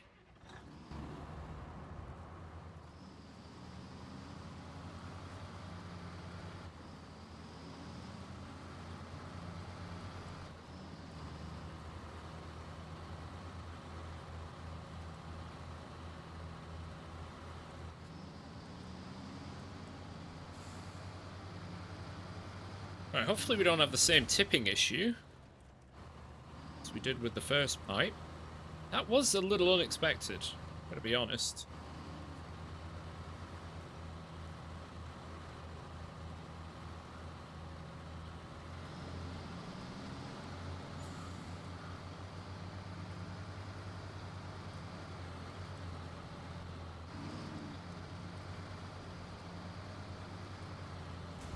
You know, the more and more I use this Transtar, the more and more it resonates with me. Because of its shape, I imagine, what, this thing was made in the 70s?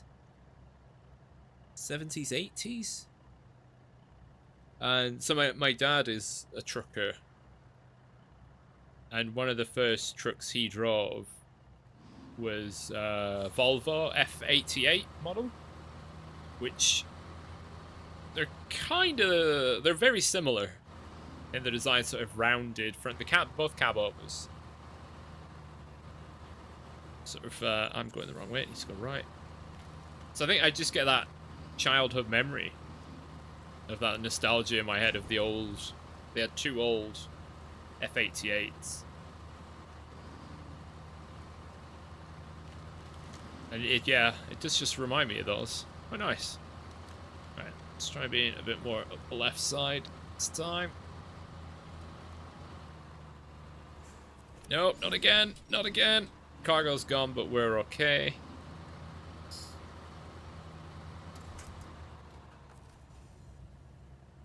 No, we caught it just in time. It must just be the top-heavy nature of the pipe. You know, given, you know, the cargo, the concrete blocks barely poke up over the side of the sideboards. Alright, come on. Up you go. Oh, this is gonna be a pain to turn around.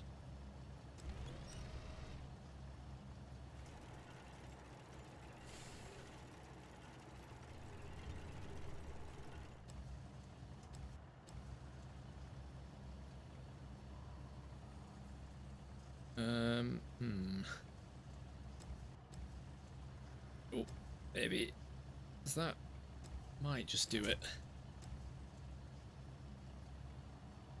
Use a little bit of crane arm shiftify. And like a glove. Look at that.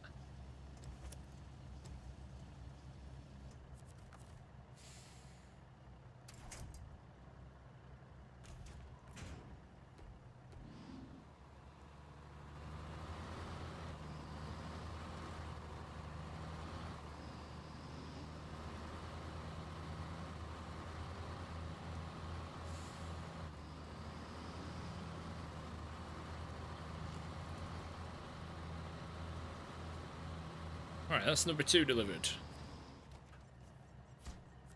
So, same again. Get rid of that. Recover. Just gonna disable alarm.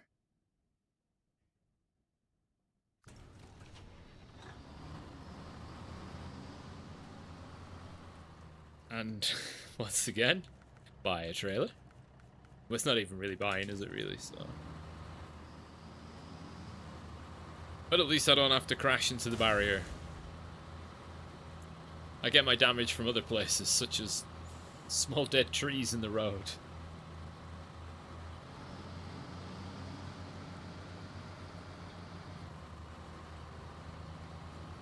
So what?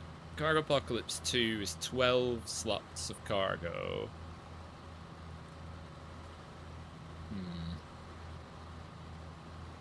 What's it? 8 bricks and 4 concrete blocks?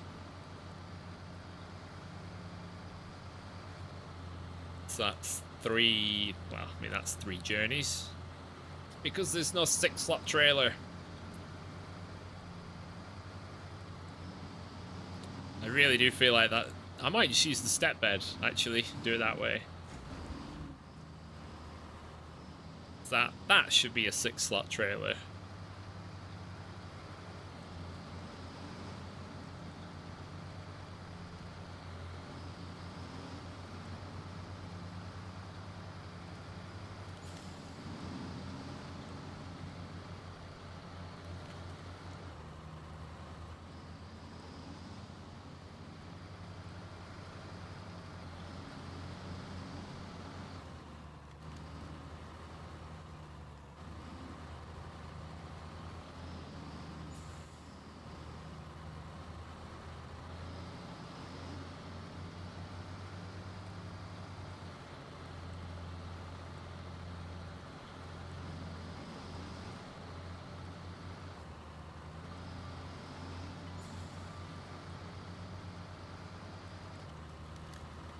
Come on, Transtar, give me some speed.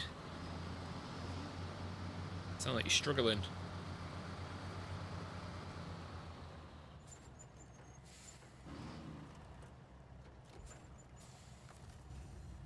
Alright, let's grab our third and final pipe. It's just a pipe dream. Sorry about your sign.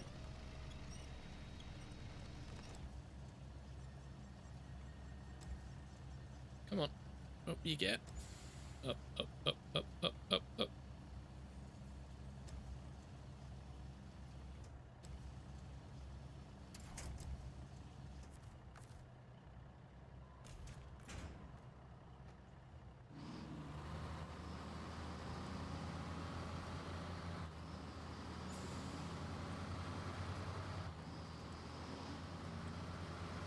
And high gear.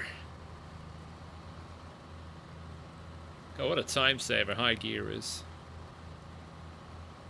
How little I knew when I initially started playing Snowrunner. Like, what do you need the high gear for? It's a load of rubbish. Spending most of the time off-road.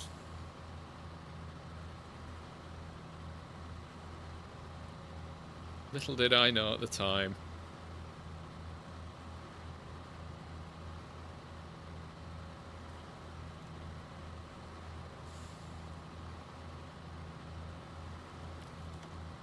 Right, so far this mission has taken... crap, I was looking at the clock.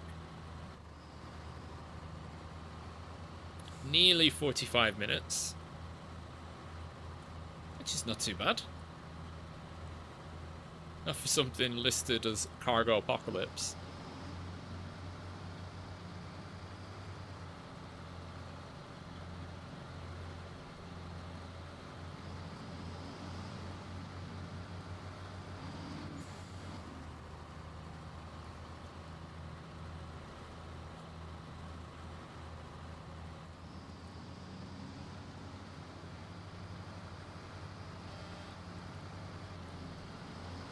I've got to go back to Pedro Bay. It's going to be some difficult driving.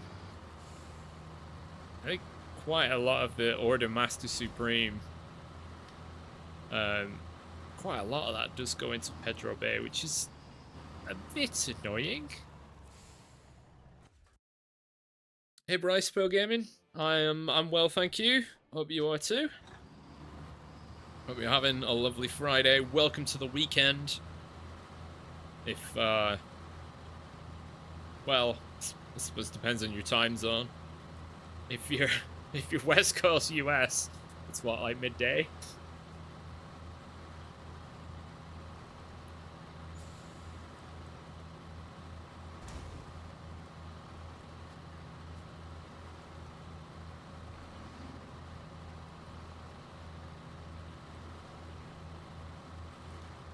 Oh, it's earlier than that. It's 9 AM. Ugh. I don't know why that's ugh, but it is. Hi, dog. The stream's going well. I've fallen over a few times. Might be about to fall over again. But we're nearly there. We're on, what, 96%.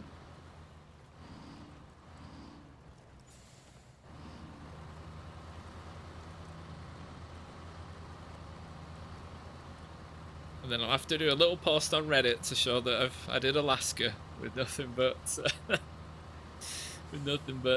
mostly the Transtar.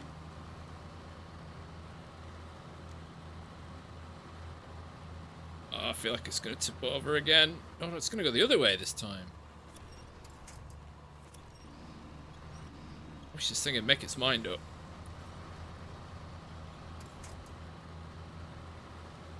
Who doesn't fall? That is true. I do go through periods of not like tipping over for a long time, at least sort of 6-7 hours of gameplay, and then I'll do a lot of it at once, and then there'll be a big gap again, rather than a consistent rate of tipping over. There you go. It's 23,000. Oh, I'm an amazing driver. Oh, the game just patted me on the back. Hope you're ready for the second round. Right. Cargo Apocalypse 2.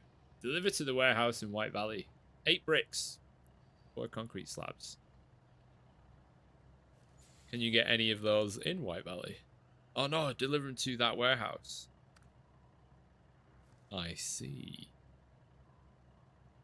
So, essentially it's Mountain River to White Valley. Cargo Apocalypse 2. Bricks. And, oh, it all comes from here. Oh, well that's handy. I could have been backloading. It's poor logistics planning if you ask me. There is like nowhere to turn around. How am I gonna turn around?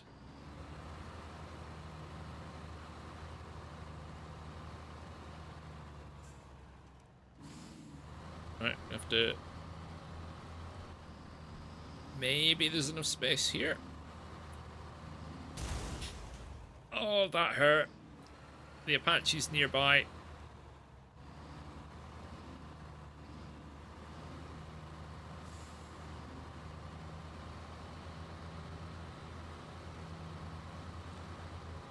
Sorry about your fence.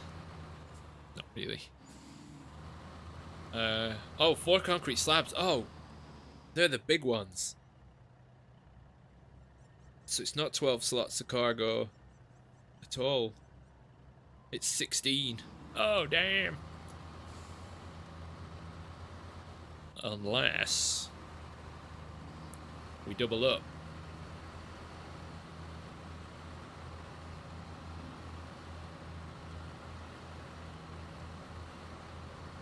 I'm not gonna fit.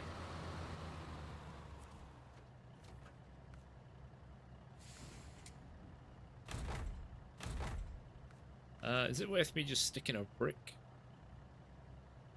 Will that reduce it to 7? Maybe. I'm gonna double up. It's a big risk.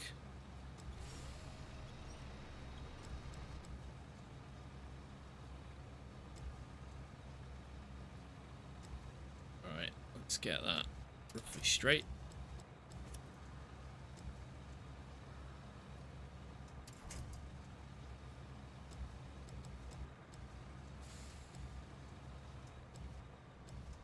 There we go, and then get another one. Let me just put the straps on a bit higher.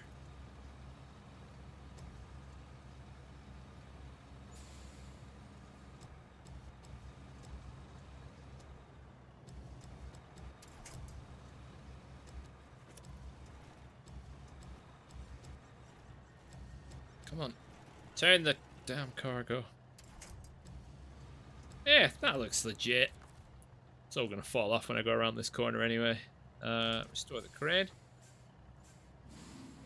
I'm fine for fuel.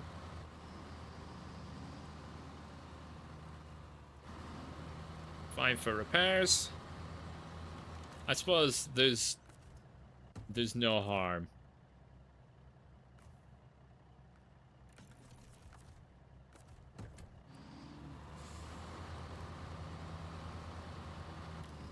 Alright, we're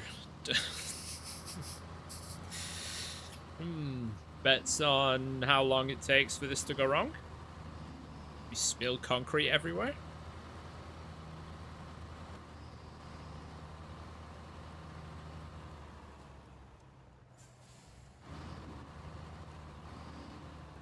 Or whether or not I'm actually able to even make it up the hill at the other side.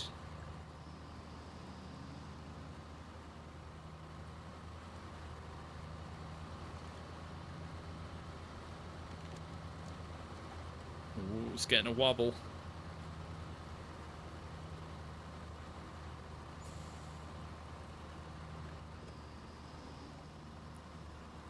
Oh, I lost a lot of momentum there. It's the darn boulders for you.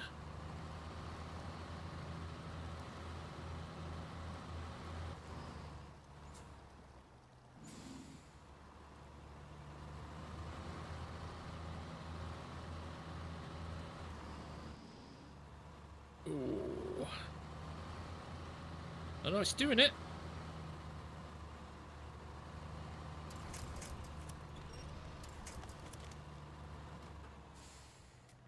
Or it was. It's not anymore. It's that. Ah, oh, it's just not far enough.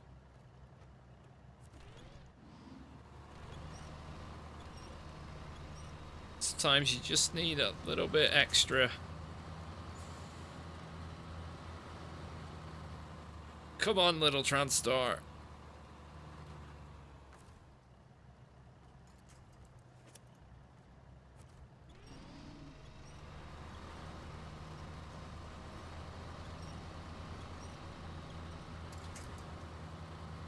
Little bit of mud, a little bit. The little truck that could. Oh, no, that was premature. As was that. Come on. Hey, we're up. Through the worst of it.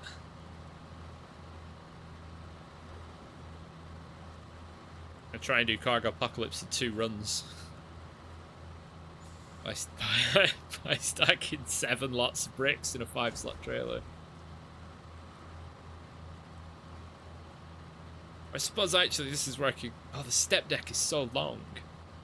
It's going to be very hard to turn around. I'll bust it out and try it. It means I don't have to mess around with trying to stack the bricks on their ends. Because they're not a box. They're not a square box.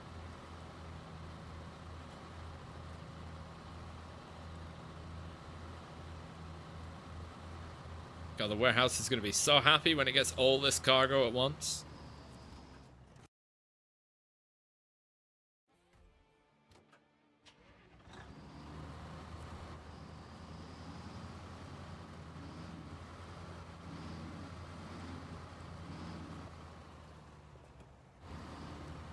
Oh, the front end's a bit bouncy.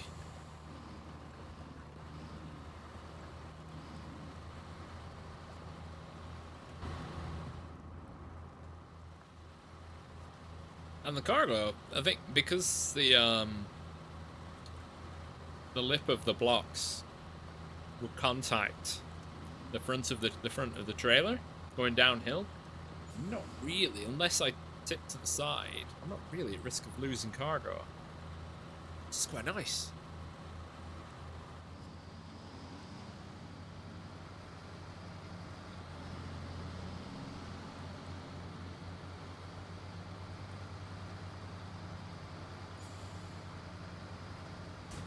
Oh god, that hurt. Right, I'm gonna take it easy on here. This is Slipsville.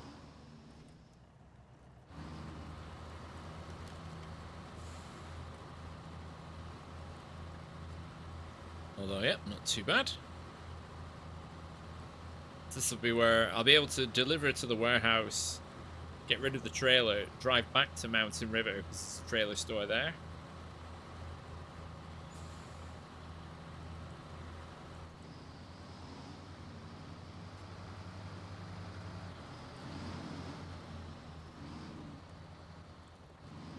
Alright, we'll just take it easy for this hill and this corner.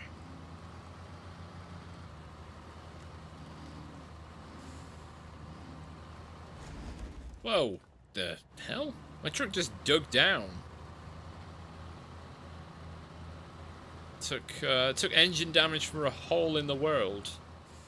Which, as you can see, nearly threw the cargo off the trailer. Alright, I'm gonna line that up.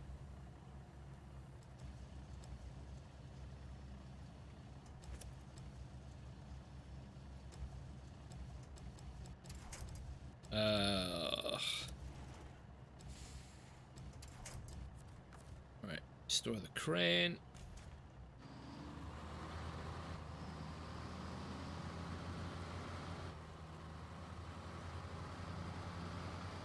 Alright, ideally, I think, is it around this corner? No, It's around the next one. I need to really be on the right-hand side climbing up the hill. That's where it's icy.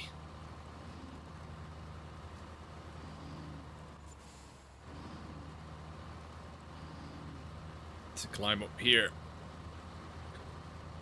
No? Oh no, this corner. There's so many right-hand corners. Oh no, the weight's just pushing me. It's just washing out my steering.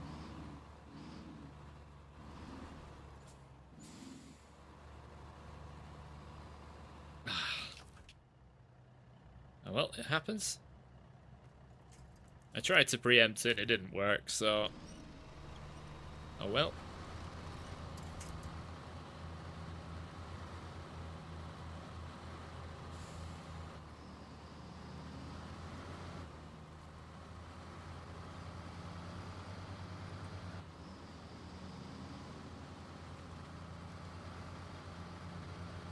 Discovering a few... Oh wait. Have I got all the upgrades? I don't have all the upgrades. Oh no. I'm not gonna get to... Oh, sugar. I'm not gonna get to 100%. I don't know whether... Oh no.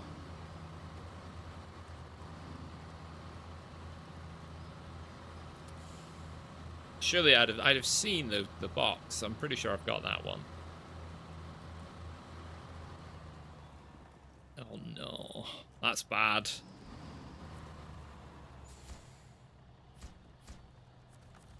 Right. Back again.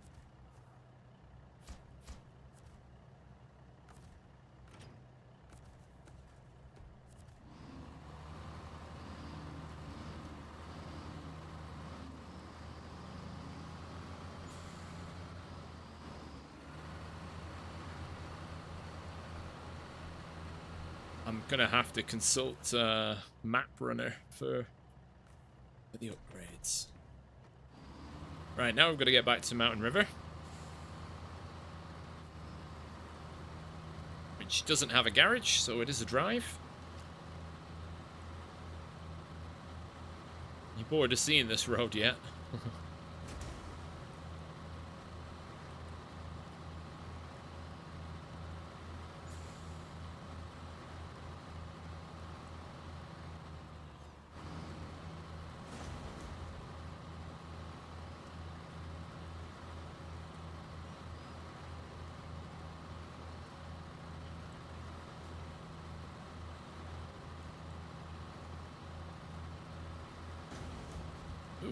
Jeez.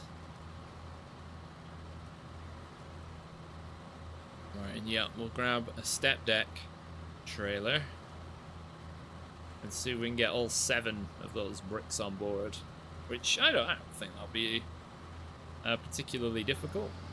The bricks don't stand very tall, so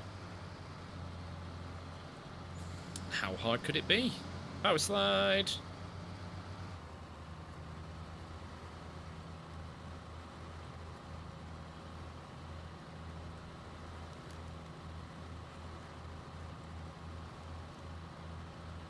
Ooh, yeah, gouging a couple of holes in that area, which is not good.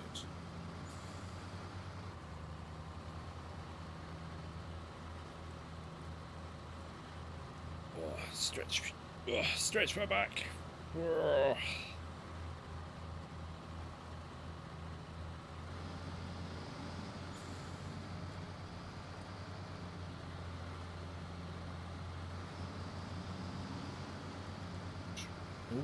No. Oh no, we're good, we're good. See, I've got to get all this high-speed road driving out of my system now before Tamir, because there isn't really going to be much of it. I'm going to have to take the long route for everything.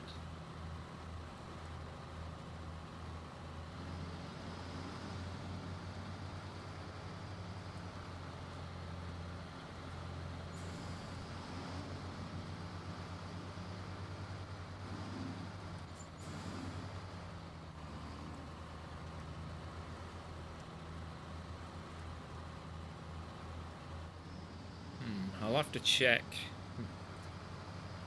In the locations list are the hidden upgrades marked? Which, given that they're hidden upgrades, probably not.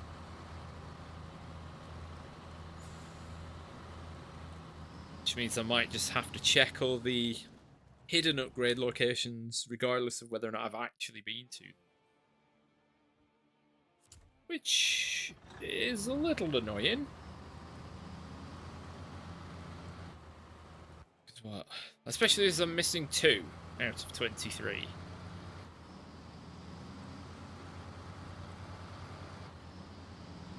And I don't think it's broken down as to how many are in each map, or is it? No, I don't think so. Or in objects, buildings. No, upgrades just shown as blank. There might be another one here. I don't know.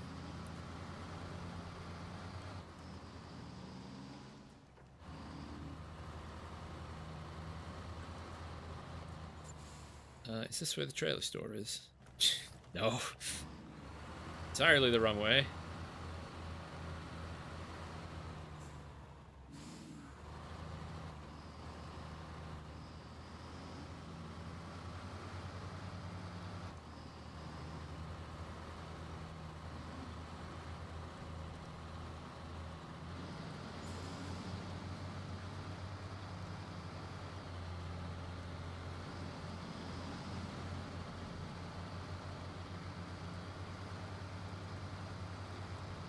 Okay. Some high rev action.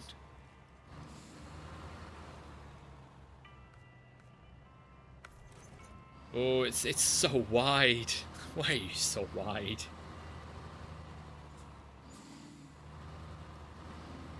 Wide and rides low. This is gonna be probably pretty painful. It looks like it would hold way more than 5 slots of cargo, but it is only tandem axle. Don't know why they didn't just make it a tri-axle trailer.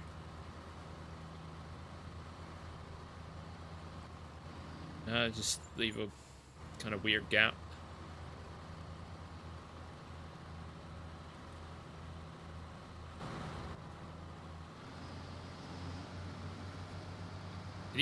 This trailer even makes the Azov 64131 look narrow.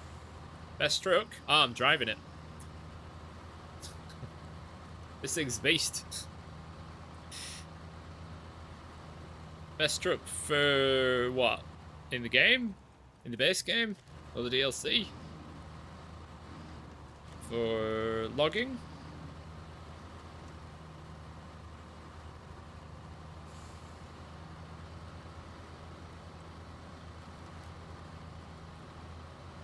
In the base game, as of 64131, hands down.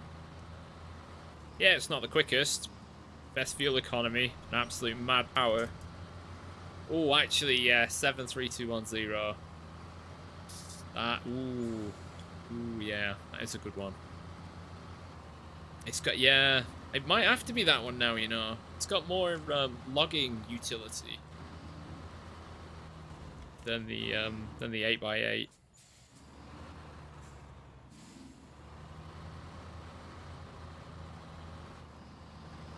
And it's got 6-wheel steer.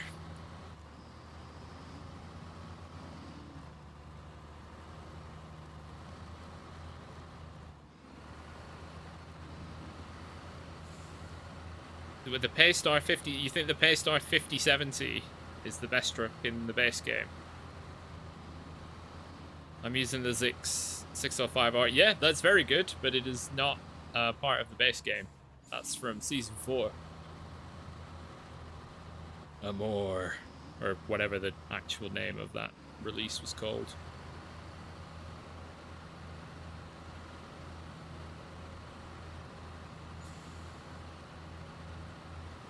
But, you know, everything's subjective, pretty much. Some people love the Pacific P12 and 16. Some others don't. So that's 5. So I need 2 more.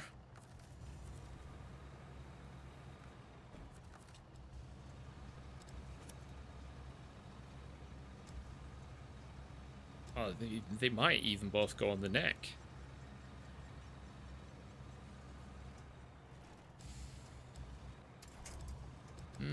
Not quite.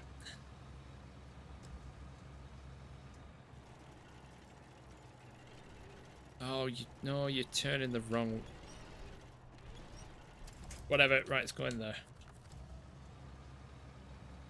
The cargo rotation thing is just too slow.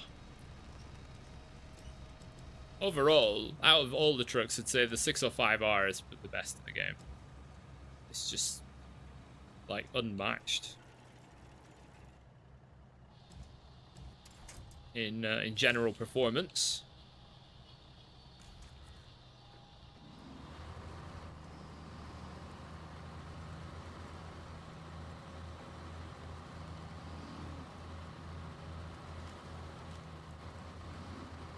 All right, that was maybe a bit rapid.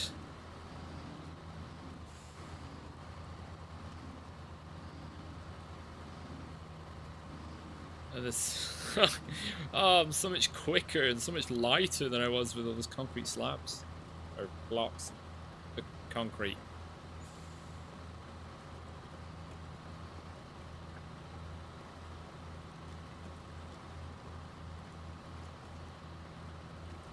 None of this stopping nonsense. We going.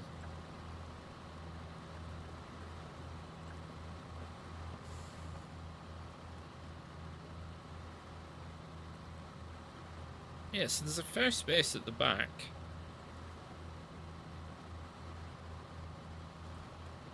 Maybe I should look into using this trailer a bit more for anything more than 5 bits of cargo. Doesn't ride too low. Although it's just so long and wide.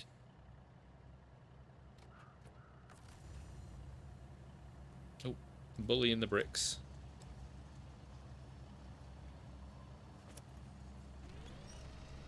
Oh, have I wedged the bricks? Nope. Yeah.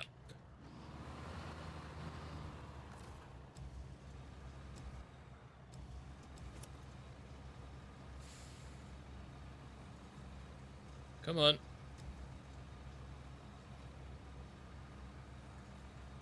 Alright, need to reverse a bit more.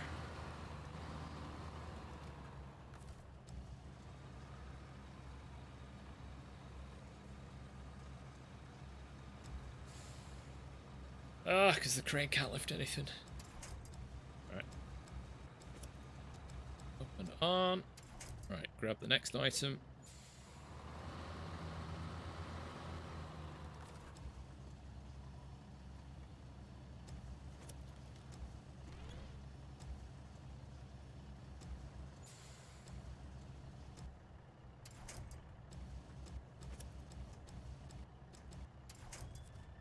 Alright, reset the crane again. And off we go.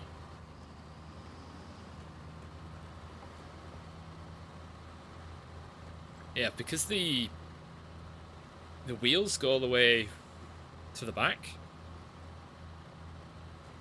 it changes the turning parameters of the trailer compared to the flatbed and sideboard bed. Those, you know, the blue saddle trailers, where the wheels are more here, so there's more of a pivot. Take it easy, Bryce. Pearl Gaming. I will catch you when I get back from offshore.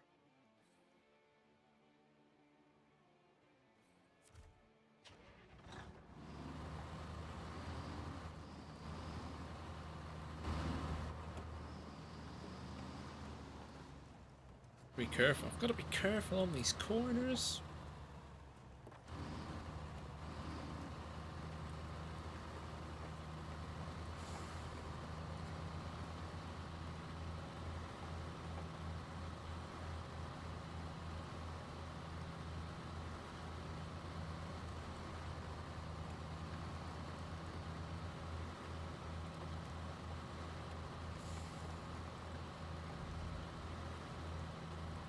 Everything's a wide line.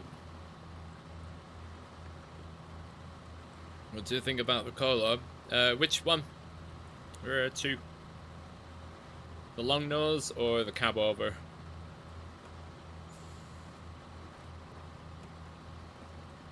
My personal preference is the cab over one, as it does not burn tons and tons of fuel like the long nose variant does.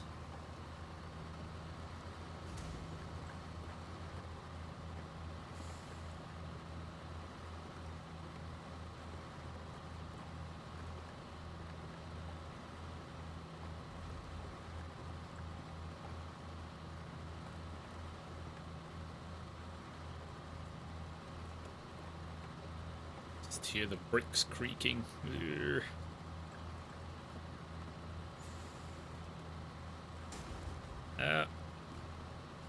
747 60. That's the wait. That is the cab over one, right?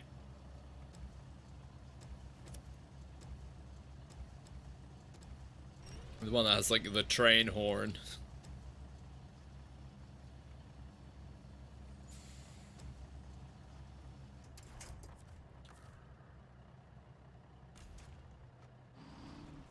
Still in high gear.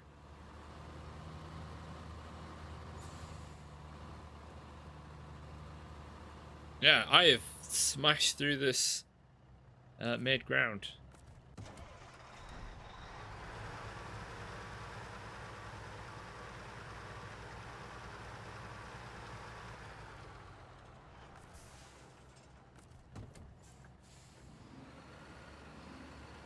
Oh my god, I'm actually stuck in the middle of a junction.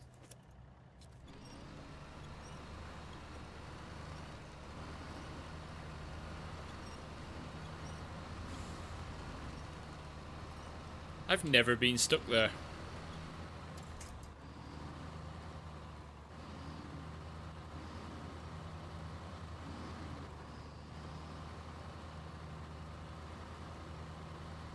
There we go. Ah! Oh, no, it fell off again. Do I use this trailer again in the future?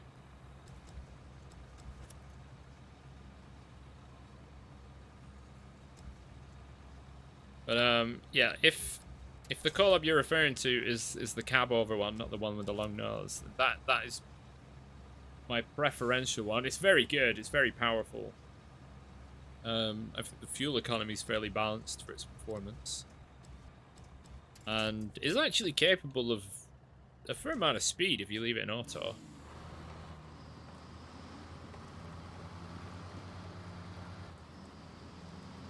But you've got to pretty much drive it with the active suspension set in the highest setting, like all the time, or else the chassis will just catch boulders constantly, which is a bit annoying.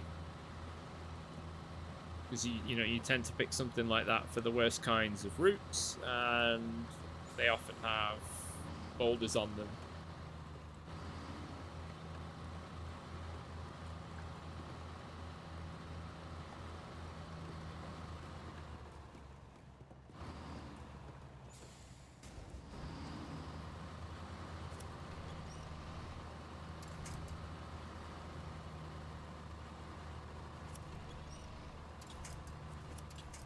Oh my god.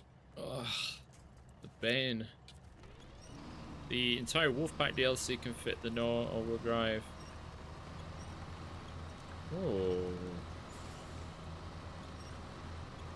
You can remove them all in the garage. Like the Diff Lock and the... You can remove the Diff Lock and the all-wheel drive from the truck. Because I wouldn't want them to be displayable here.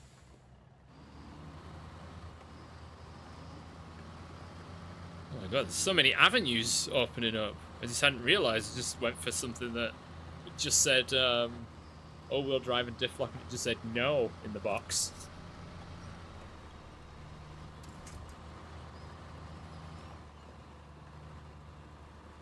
Oh, the trailer's caught. Oh, that's bad. I need to retake the corner.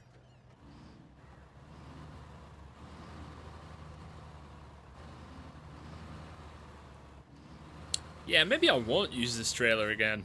It's been pretty inconvenient.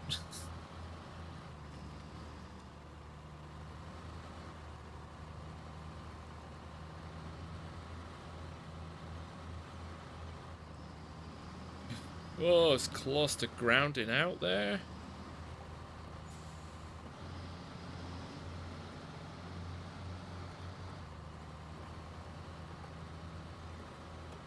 Definitely a harder trailer to use.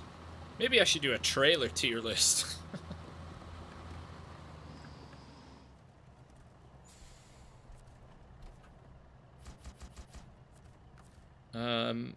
I'm not going to risk hitting pack and assuming it will put them in the right place. Just to then have to go out and get 2 more bricks.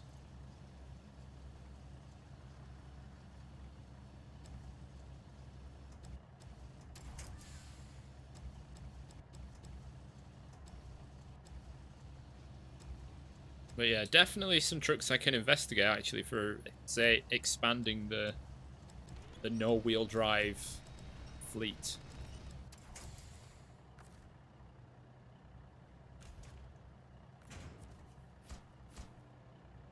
Right, that's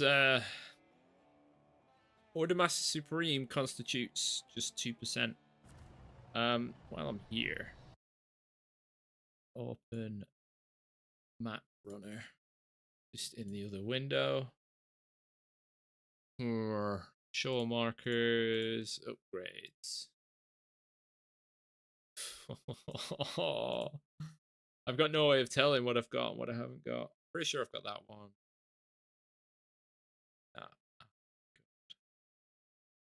Yeah, yeah.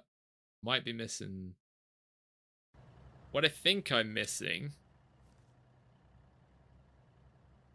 Yes, I'm definitely missing the one that's here.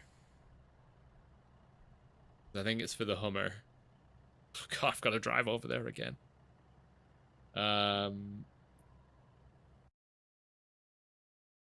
Mountain River.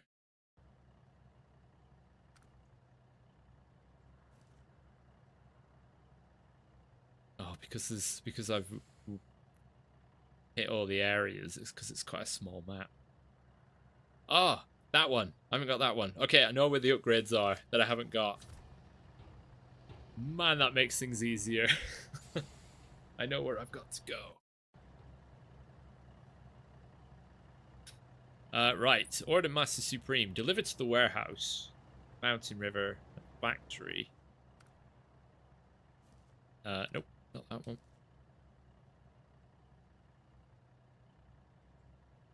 Yeah, it doesn't help. They've got 2 places with the same name. One oversized cargo, one oversized cargo. One there, and one there. Mac and cheesy. That's what this is going to be. Right. Delete trailer. Good. Not using it again. Right, oversized cargo is a 4-slot cargo. I'm going to want a ramp flatbed.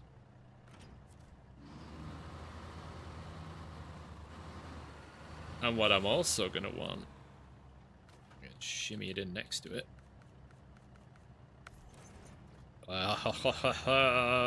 Because it's all road driving, so this, in theory, should not be a problem or difficult for the Transtar.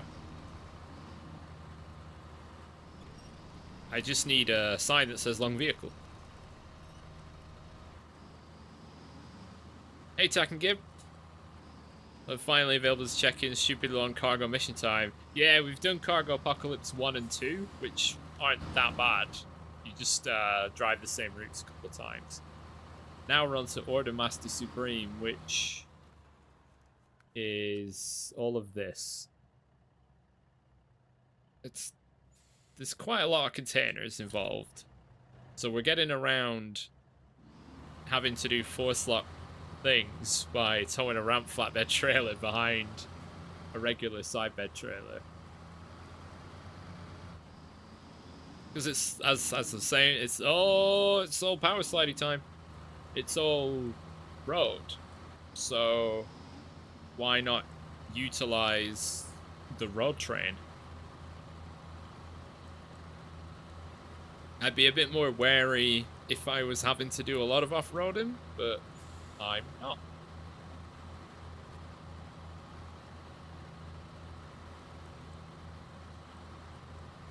Suppose I can use the trailer cam to roughly keep an eye on what the ramp flatbed trailer's doing. Choo-choo indeed.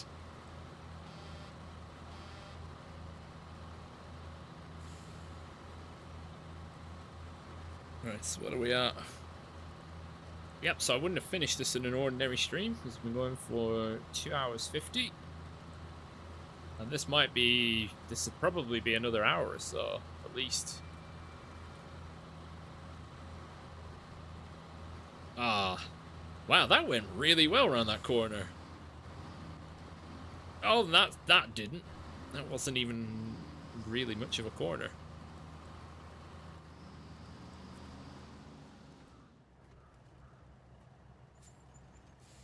Right, so it's gonna take a bit of maneuvering.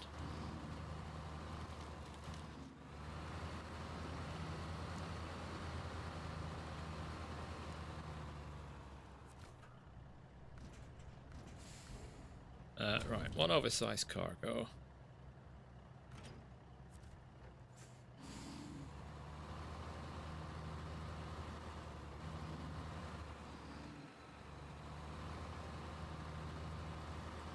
And then utilize the rear hitch in here. There we go.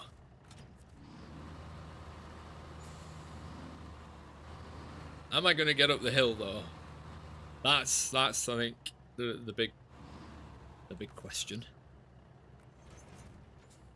Am I gonna make it up the hill in one go?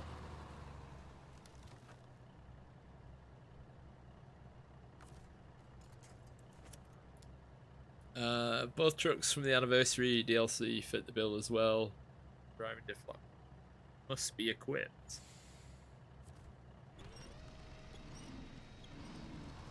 Yeah, I'll have to, you know what, I can give chain tires might not actually be a bad shout. And I've got to go back past the garage anyway, so yeah, that's a great shout actually, chain tires.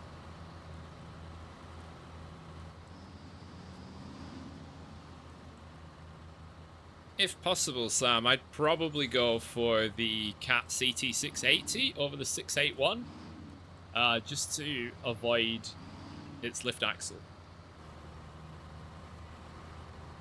You're mad that they work so poorly in mud. I don't think they're really meant for mud, because they're meant for digging in, for putting all the weight into the chips on the chain, into the ice, for biting in. The mud, they would just spray everywhere. That's what you want the deep treads for, to dig in and just grab hold of the mud to move it. Oh, look at this, and this is a nice little scene. Little winter scene. Don't worry, I'm not going to be doing 35 miles an hour around here. Unfortunately, oh, Diff Lock is permanently business. Ah. Damn.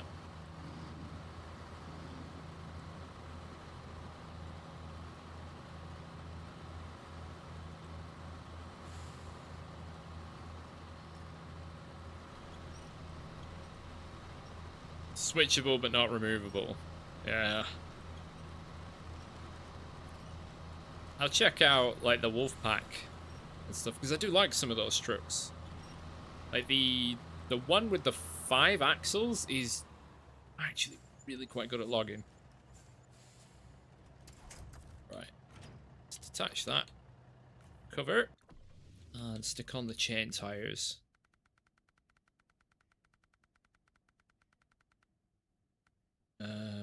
42-inch, yeah, we want all of them. There are a few niche options really where you would go for just the rear, but I don't know, you want them to grip.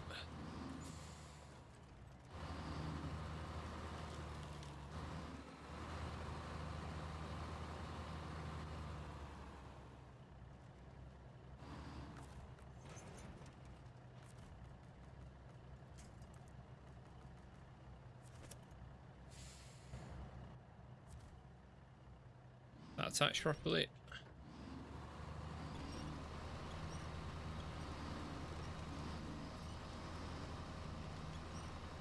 Right, that'll have to do, I guess. Right, off to Mountain River we go. It's not like we've done this before in the last 3 hours. It's taking a different route.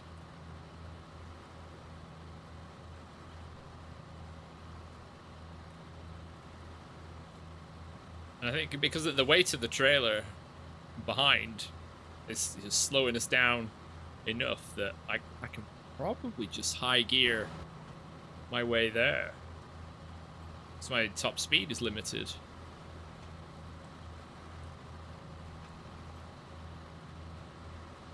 Let's see. How does this look out the wing mirror?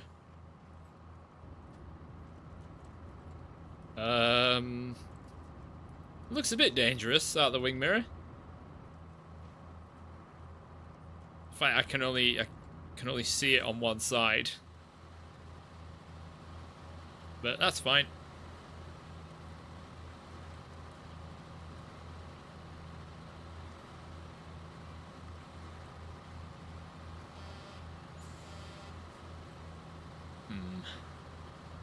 Speed are we doing? 15 miles per hour. Actually feels about right.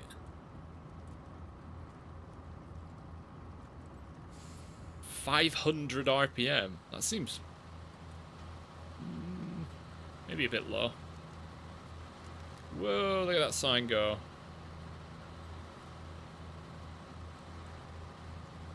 Remember the memories of White Valley. Hauling the Derry Longhorn along the river. Getting really friggin' mad at it for just not trying to drive at all, even though it's got all-wheel drive. Oh, winching it down the river, winching it up the hill. Then it wouldn't even go over the road. Oh, good times.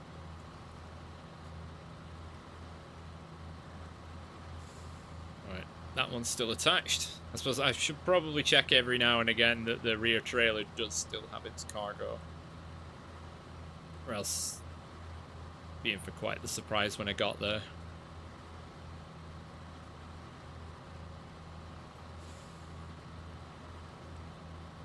Right, here comes the hill.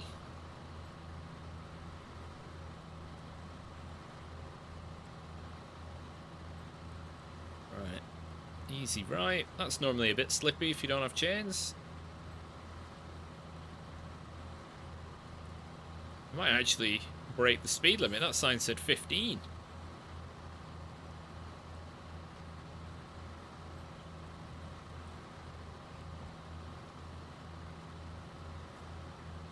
Like how the sign that tells you how steep the hill is halfway up the hill. Bit late. Well, look at that. No fuss. No fuss at all.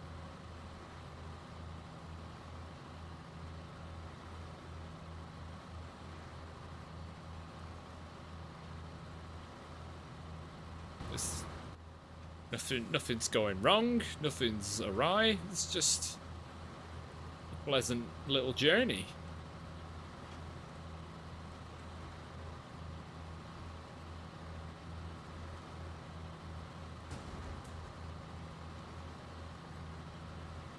That even there, even with backwards cam, that was just a noise I make sometimes. Don't worry about that.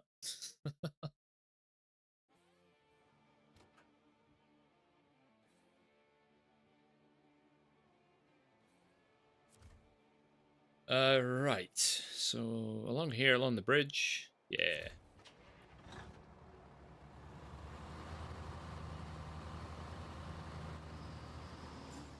Oh, can I go that way actually? Oh, I suppose I could. Yeah, it might be a bit faster.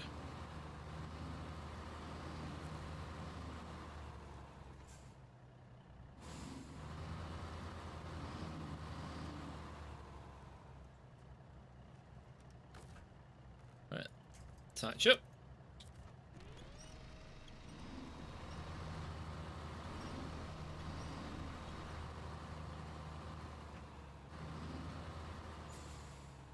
I think this is where, yep, where gravity takes over with the ramp flatbed.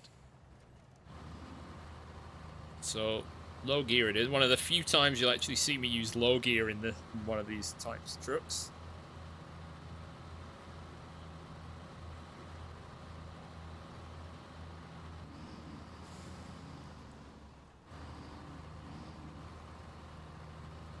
Where momentum can really take over and ruin your day.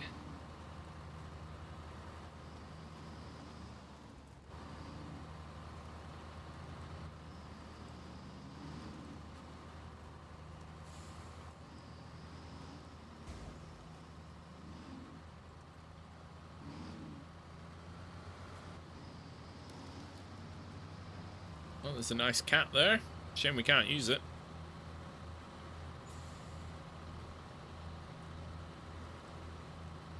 Right. Oh. Ugh. Oh, who's left this in the way?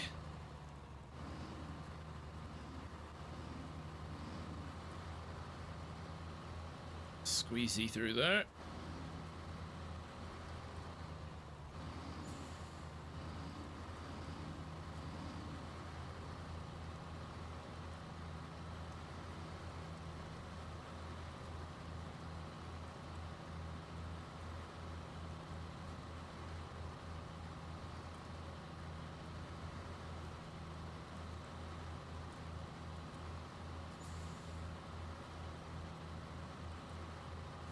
I think I'll get rid of the ramp flatbed trailer first, or else it's just gonna be... Actually, it doesn't matter.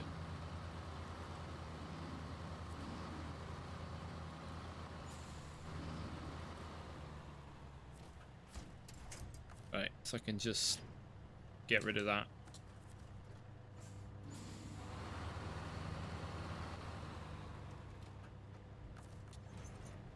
Not that it seems to handle braking in a particularly detailed manner, but does Snowrunner simulate trailer brakes? Certainly not when you're winching. Oh, when you winching, no. No, it definitely doesn't. It kind of does when, say, if I was to just detach, then it kind of applies a trailer brake most of the time, which would just be a regular, just a ratchet handbrake.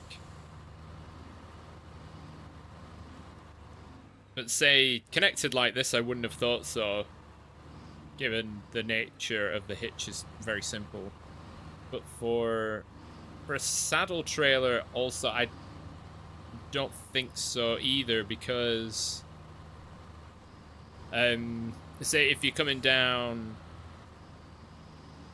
the the icy roads and you apply the brakes, you just end up sliding. I don't know. I don't think Snowrunner's vehicle physics are that, or I don't think they go that deep in comparison to, say, like Euro Truck or American Truck. Especially as a lot of the trailers are like dolly trailers. So, it's just literally a mechanical hookup.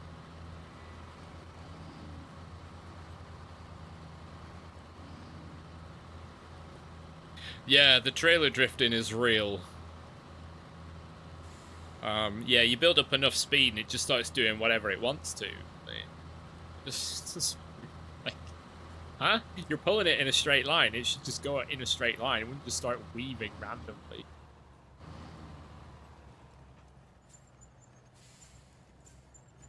Oh god. Oh. Yeah, the momentum of it really got hold of me there. It still actually wants to move. Well, I do have plenty of trucks in the area. Wasn't quite expecting that to happen. See, if I'd have got rid of the ramp flatbed trailer as the first one, that probably wouldn't have happened with the with the sideboard bed, because the sideboard bed isn't a dolly trailer. It doesn't have that extra pivot point. God, the off-road trailers mod did added such a good feature where you could lock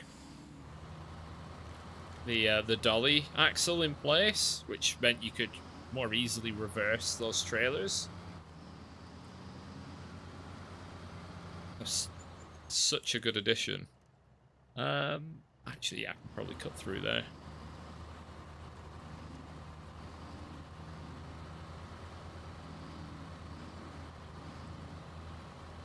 Oh, he says. Yeah, I can probably cut through there. Mud bog.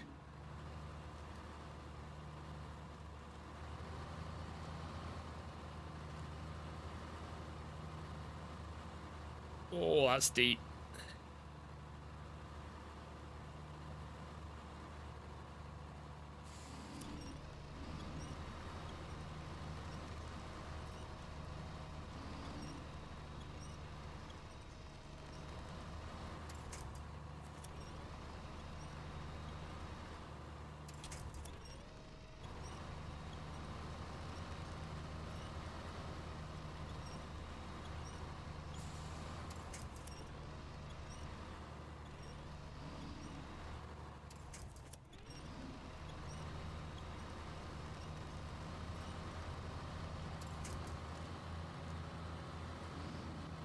Expeditions doesn't look like it will have cargo trailers, maybe scout style trailers to bring in supplies. This is that kind of game. Still the show. Yeah, there's like a Tatra Force in one of the trailers, but there's nothing on it. Like you say, I'm not sure what it's used for. But I will be covering expeditions.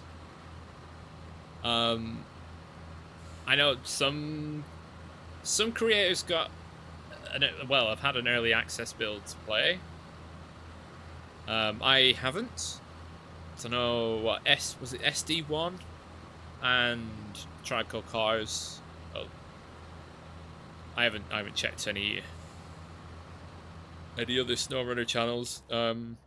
They've had access, but they were only allowed to show footage that they were sent, which is a bit unusual. Not normally a good sign, but it's not out for another, well, at this point, 5 weeks. So I mean, it's probably not finished. We're still in the polishing phase. But if you're unsure about whether or not you wanna pick it up, don't worry, I'll be covering it, and I'll try and cover it as in detail as I can.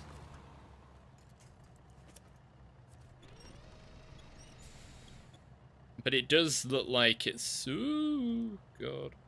more set for there aren't any roads. It is more exploration, rather like, you know, this is your base, find X, Y, and Z, and then that's it. You know, you can really go about it your own way. There are no roads. There are hints of specific ways to go, maybe, but I think that's about it. There's a second gameplay trailer released too. Oh, not sure I've seen that. Right, let's get a hold of that. Oh, you're caught, aren't you? Oh no, you're free.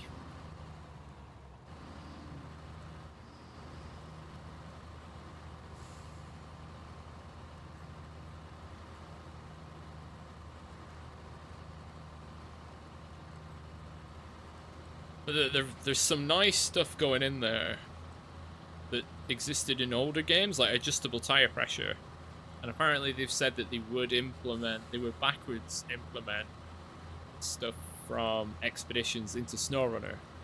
So I would like to see adjustable tire pressure make its way into Snowrunner, because it does add quite a bit of depth. Right, let's get rid of that. As well as the jack, actually, for righting your scout over, rather than dragging yourself along the ground with the autonomous winch until you eventually flip over. Having a jack so you can flip over, because I guess that's probably they would either rock it over or use a very tall jack to flip a vehicle. The echo sounder is not unnecessary, but a bit over the top. Like an echo sounder is used on ships, small watercraft. Like you don't really need it for crossing a river. You use a stick. It's used essentially a ruler. Right. Oh my god, I'm going to Pedro Bay a lot here. Oh, right. 1 concrete slab. That's a 2 slot. Cement. Concrete slab. Cement. Metal beams. I'm not using the 8 slot trailer. Right. I just turn that around. What do I gain from here? Implementing polarized sunglasses. Oh, that'd be so good. Some of the glare in like this map and more. It's you just lose. You lose all definition of the terrain. So I really enjoyed playing Kerbal Space Program years and years ago. But a big issue I had with, say, like landing a plane, you know, flying around Kerbin in a jet and trying to land somewhere, because the land was the same color. There was no shade, no different textures on the ground. It was all just one color, but it undulated. But because it was all the same color, you couldn't see where it undulated. So 9 times out of 10, smash a landing gear off. That's a fuel grid. So out of there, I can get the concrete slabs and the cement. Is this going to be the metal beams? Yeah.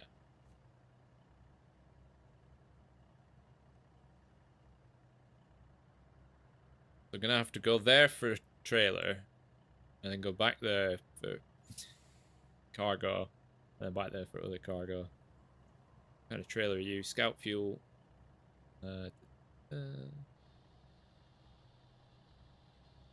What's from here? Cement, concrete slabs. Do I not have... There's a trailer store up there. Door over there. Oh, well. Okay, I've just got to accept that. To the factory stock loading, and I'm going to need... yeah, chain tires isn't going to get me to any of those places.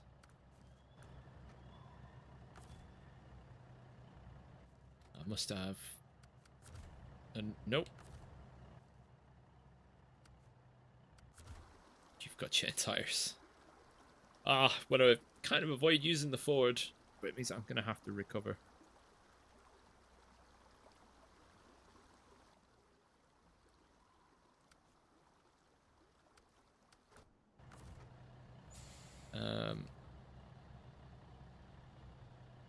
See, I want to recover to Northport.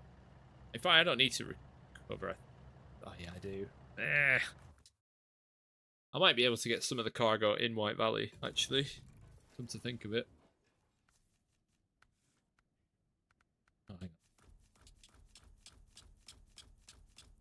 on. I hate the redundancy. I either have it or I don't. Right.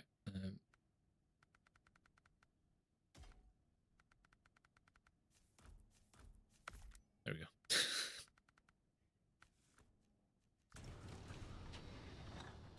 Can I get any of those parts here? Factory's going to be metal beams. Oh, which should actually save me needing to go down both ways.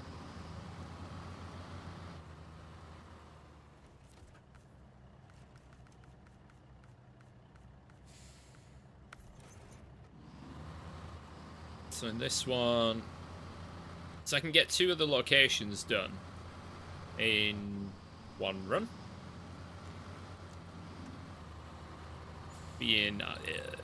So I'll be able to do warehouse loading and well, they need the same cargo, so it doesn't matter. So, whichever's the closest to warehouse loading will get its concrete slab and cement.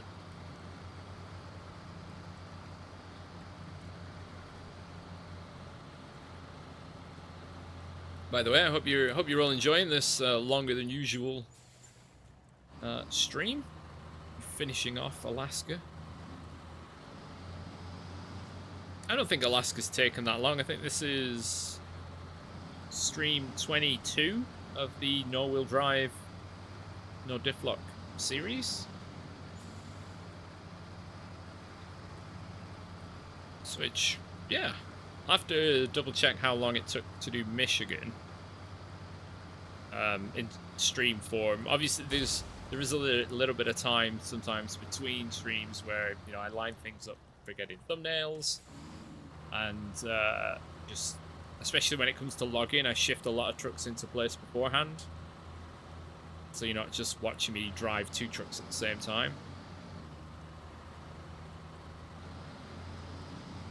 But I think Alaska is easier than Michigan.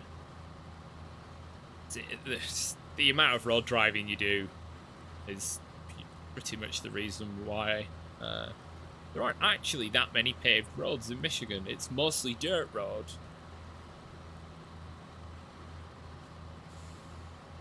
So it is a smidgen harder.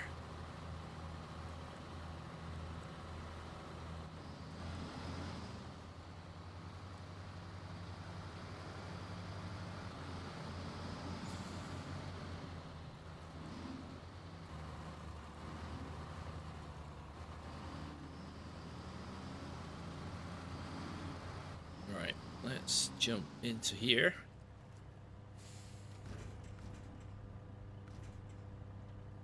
I don't need those? No.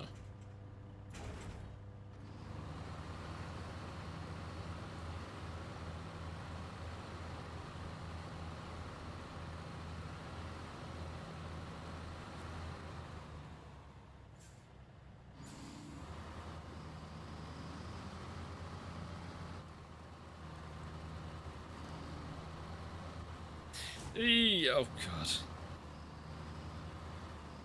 I wonder if anybody has thought to get any of the Snowrunner stickers for their own cars and pickup trucks and stuff, like the harsh driver.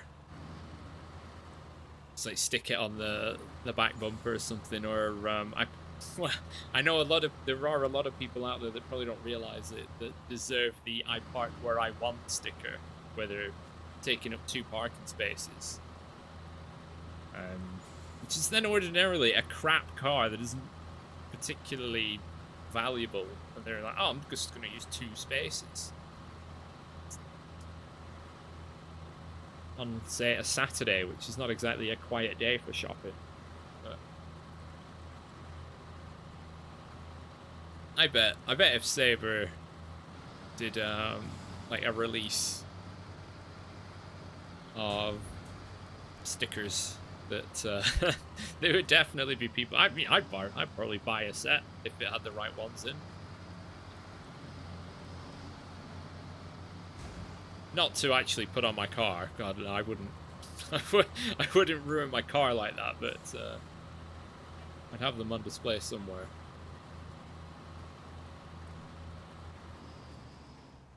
Oh, why has it got 2 markers?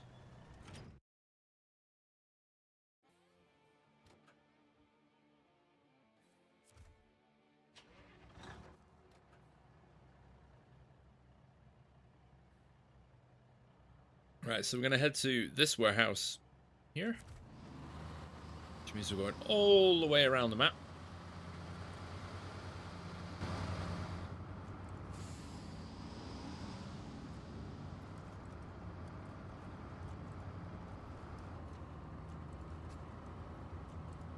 What are we doing?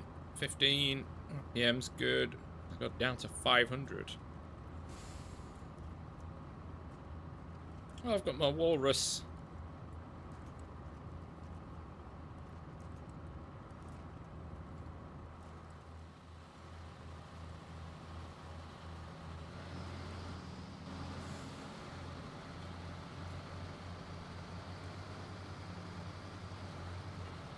and then I'm gonna have to take it easy. Ooh. It's just nice to dip the wheels in the snow every now and again for that. Weirdly, for the grip. That's not gone well, has it?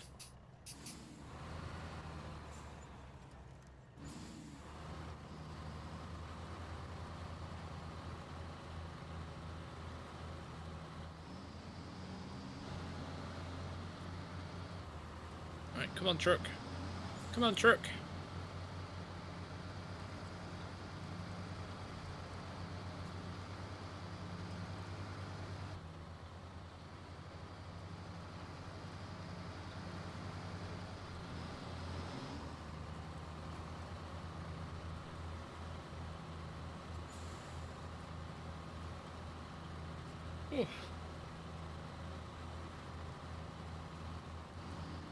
Well, the pace of play. Just thinking ahead to Tame here, to Eddie Rusher. The pace of play is going to change so much.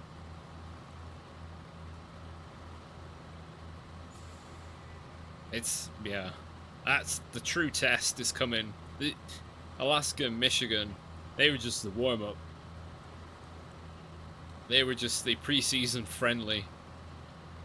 What's coming is being the conference league, bottom league team playing last year's champions. That champion's team here. Oh god, that's bad. Well, at least I got that truck there. Wrapped a wheel around the guardrail.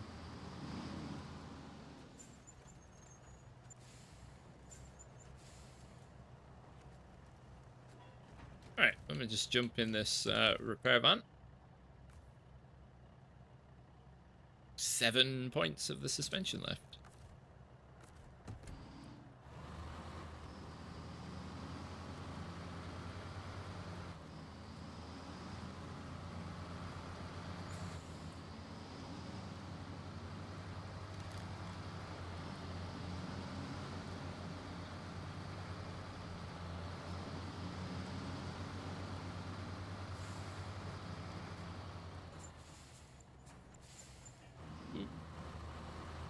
Nearly. Oh wow, put it in low gear by accident.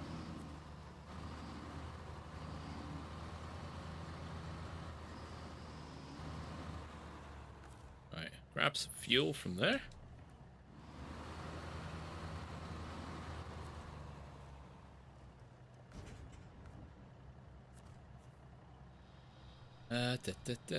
Concrete slab.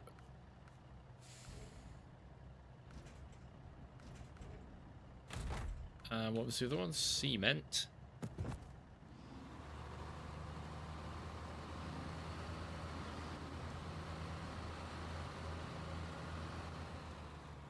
I am slightly lifting myself off the ground.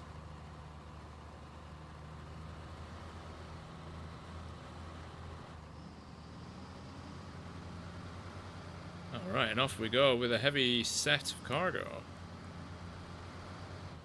I actually do like how it is split out the orders based on the map they're being delivered to, rather than listing, what, 10 objectives all down the right hand side of the screen.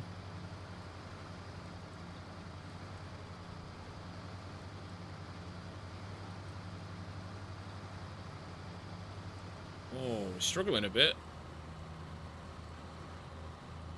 All that extra weight. What, estimate we've got about what 10 tons of cargo in the trailer, and what, half of it is the metal beams.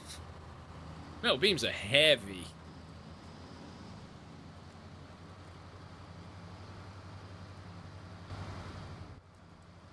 But this thing is just such a unit.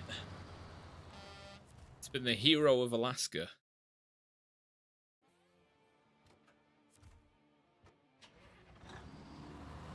Oh, that's definitely not an abandoned trailer. Right, before I skid across the ice. Right, which two? Okay, factory and warehouse loading are the closest together.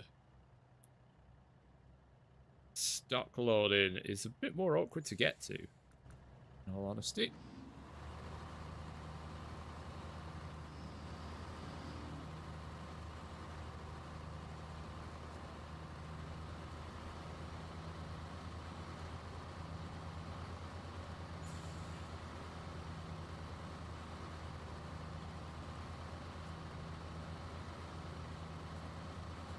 Right, so I need to go left up ahead just before the hill.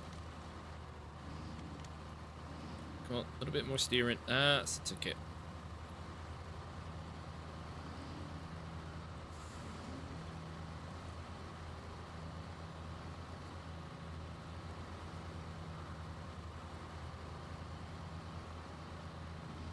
There we go.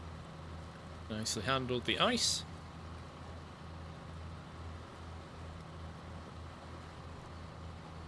Oh, that albedo, that glare. Sun just bouncing off the snow.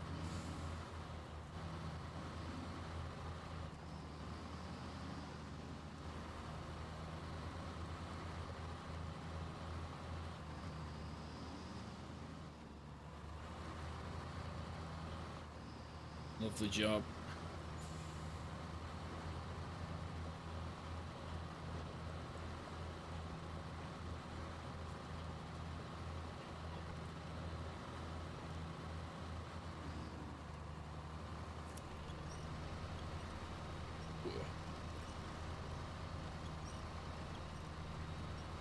Well, a bit further. You got this.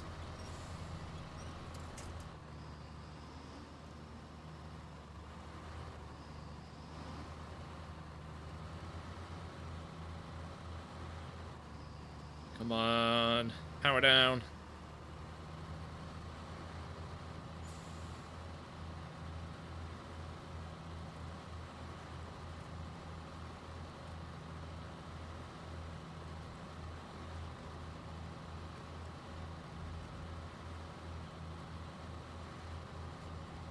It's just struggling. Just on the edge of struggling.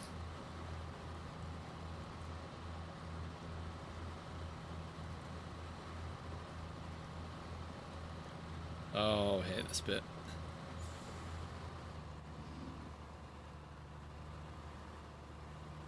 One mission that's going to be particularly difficult when it comes to Tamir is one of the final ones where you have to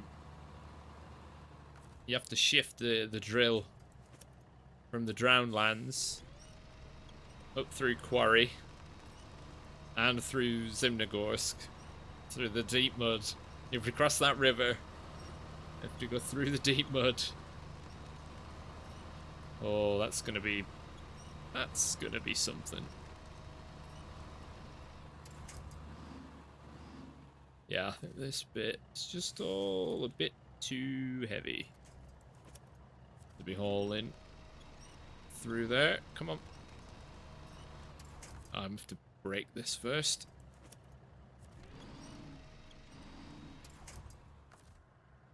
It's in the way. Oh, actually, use that one. Get even more distance. The Zimnogorsk is just the worst. It's the boulders that come out of nowhere that do my head in the most.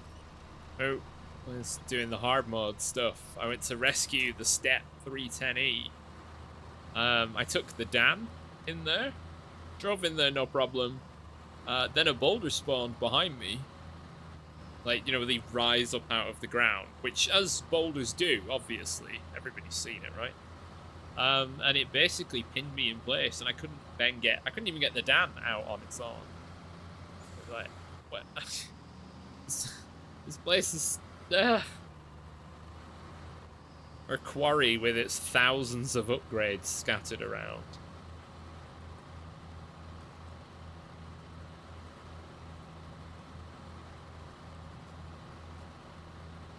At least I get to do some quarry driving again. Quarry driving's pretty fun.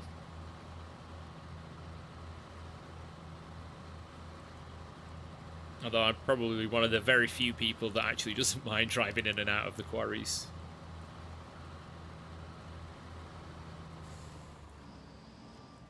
Alright. Right, first delivery.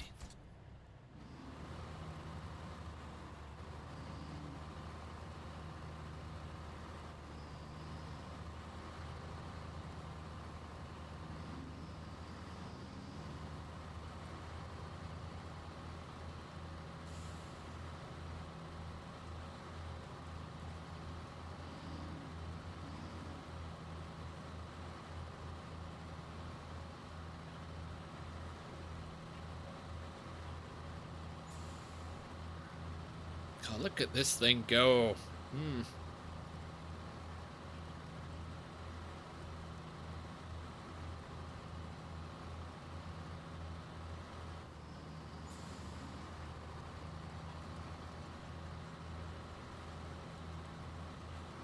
Alright, I'm hoping a reset.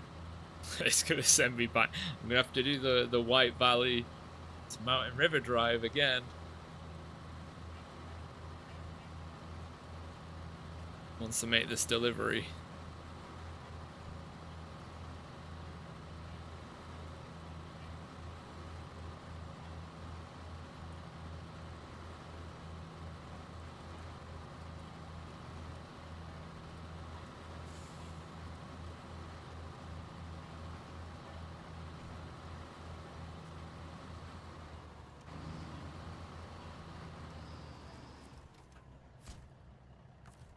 Right.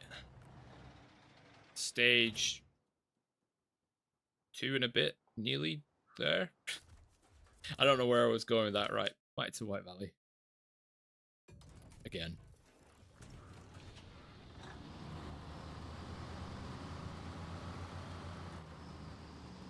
We need concrete slab and cement.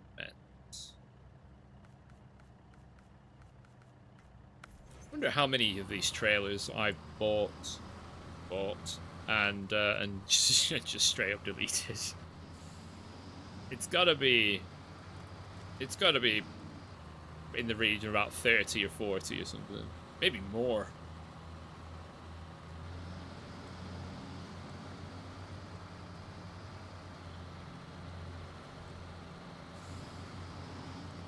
So I think I'll do this. Then I'll jump into one of my trucks in Mountain River to try and get one of the remaining upgrades, because then I believe the last upgrades, the last deliveries are for Northport. I should probably check that though. Or am I just talking on my backside? No, they're for White Valley.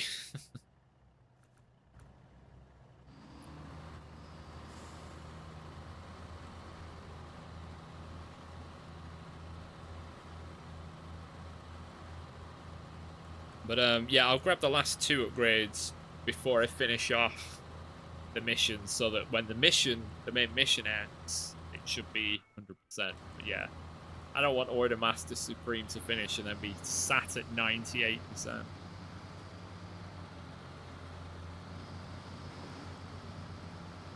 Or, well, 99. Should probably grab a little snack.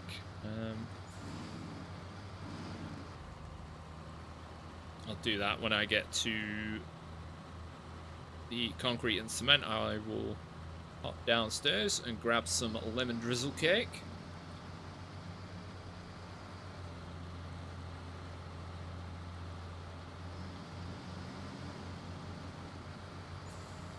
But yeah, long login in Tamir is gonna be rubbish. Because most login is. Maybe if I just expand the fleet, just so I've got, say like a medium logging truck where the medium log frame is on the truck. It does not then require a goddamn logging trailer. So heavy.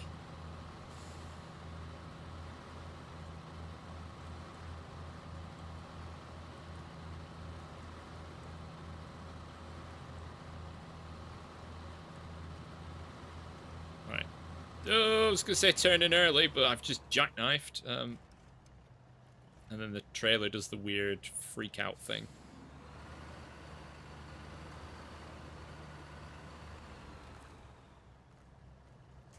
I don't even know. I didn't even try to stop it. Just let it happen. Well, no damage done.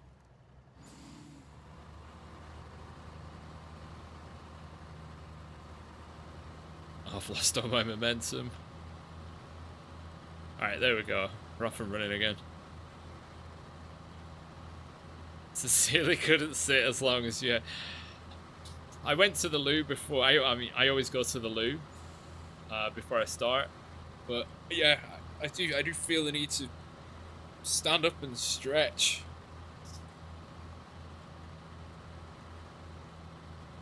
Oh, but I can do that. Oh my god. Right, let me shift that out of the way. This might be a little noisy for a second as things ascend. Oh, accidentally unpaused.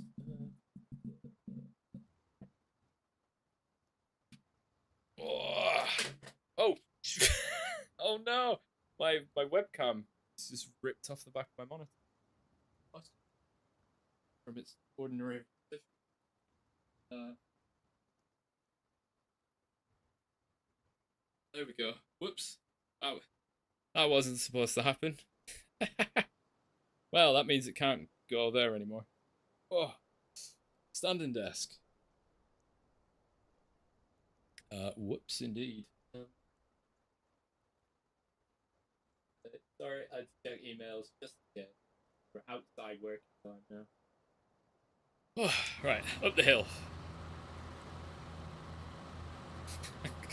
Didn't see that coming. I've been messing around with the webcam position yesterday, but I'd only tested its position in the lower seated position, so totally wasn't expecting it to be to be ripped off the back of the screen, because it's not like clipped on or anything. It just has a little adjustable like a clamp is probably the closest thing. If I stream with a camera, people would think I'm insane from all the squirming and stretching I've been doing. I recently saw one of the big off-road logging trucks. Oh, on a lowboy trailer. It never occurred to me before, but it makes sense. No, that's yeah, like the P16. I don't think it's legally allowed to drive on regular roads. One, because it's so friggin' big, and it would probably chew up the road. It spends most of its time driving on essentially like gravel track. Highly compressed, given how many P16s have rolled across various logging camps in North America and like in Canada over the years.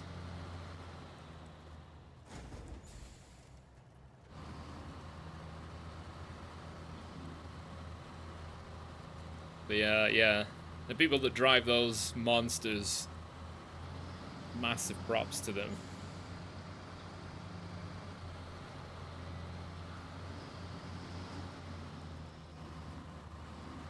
The fuel economy would probably be even worse as well. I know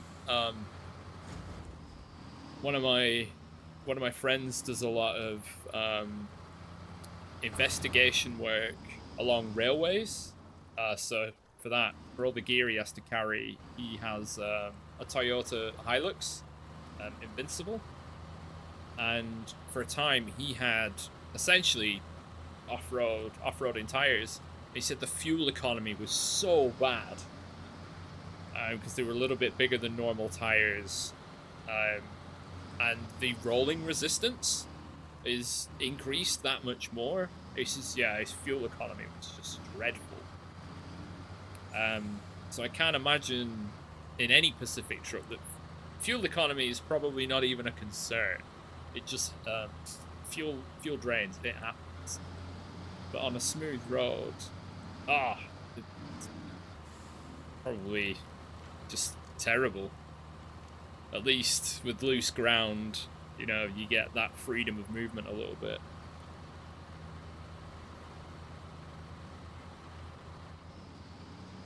No, I don't. Yeah, the top speed. Yeah, I don't suppose the top speed is that high.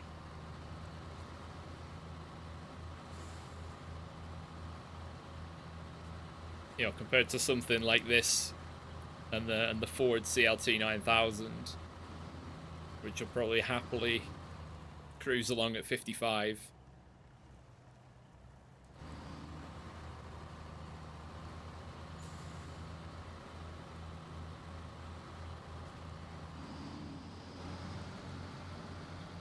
Although I watched on Netflix, there's a series called,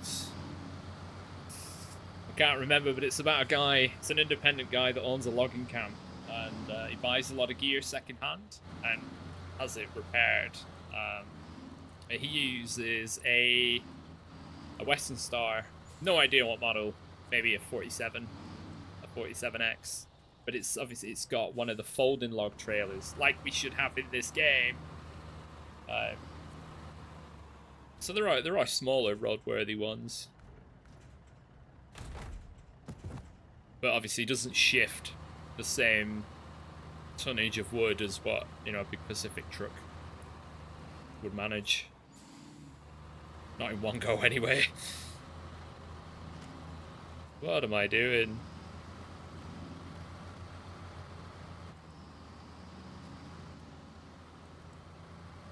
That's it, Mike, I'm trying to keep my shoulders down as much as possible.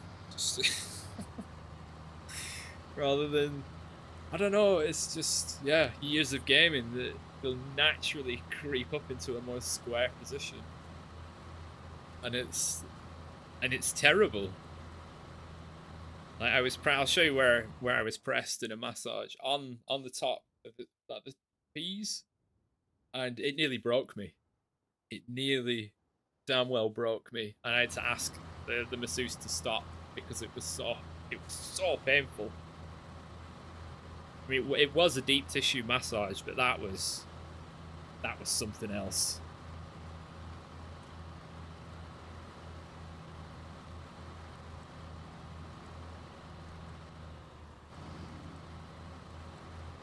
Put your shoulder blades back in your pocket. Yeah, I have to tell my brother to do it. My little brother, when he's walking along, he's all hunched up, head down, shoulders up. Like, stand up straight, because or else you'll be like me in 10 years. For sure. Oh, you live in the Pacific Northwest. You see a lot of those tricks. You can climb impressive gradients on a gravel road. It's haze. Oh, I might have to look up haze. I'm not sure I know though that brand.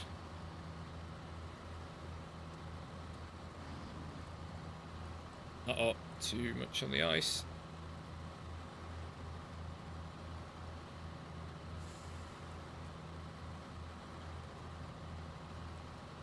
Ooh.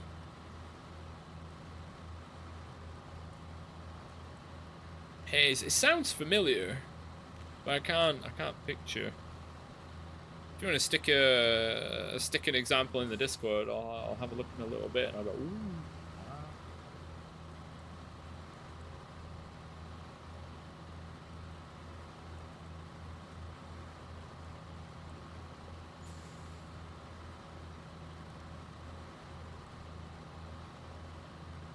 Right, what are we at now? 3:45.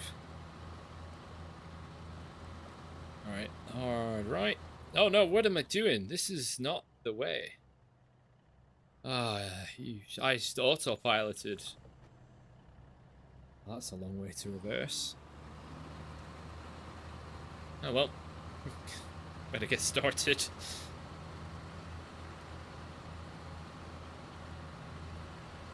That's the thing.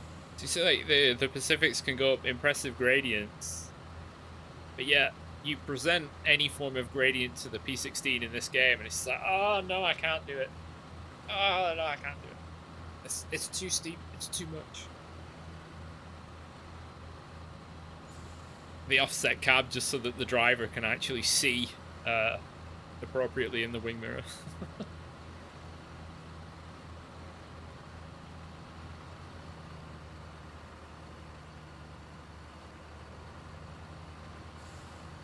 Wow, these tires are really good. Look, they're just shooting through the tarmac.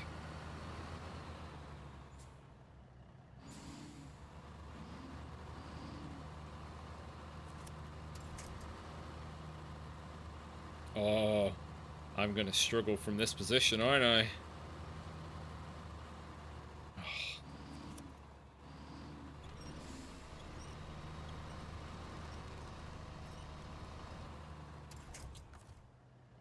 Well, this has been a bit of a poor start.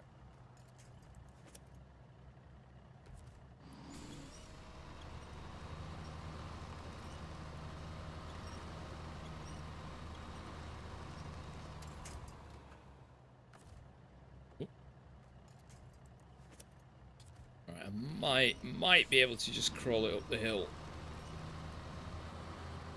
Just gotta get some momentum. Some black ice on the right hand side.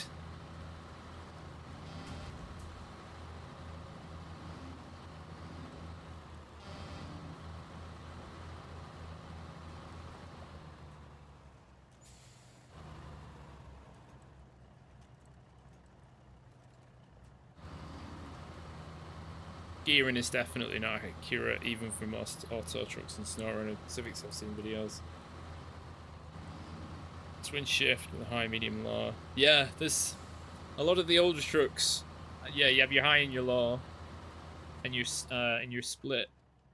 Oh, yeah. I mean, it's very, very simplified. Snowrunner.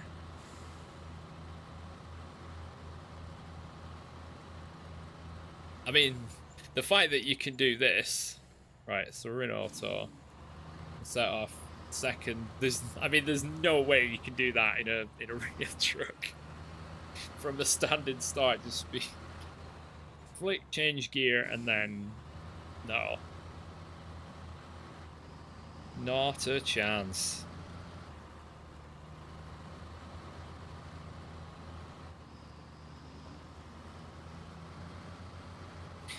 To be fair, what probably would have been more viable here would have just been an onboard flatbed.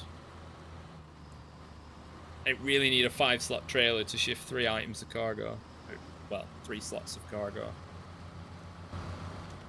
Oh, that's there's a hole in the ground. Oh, right.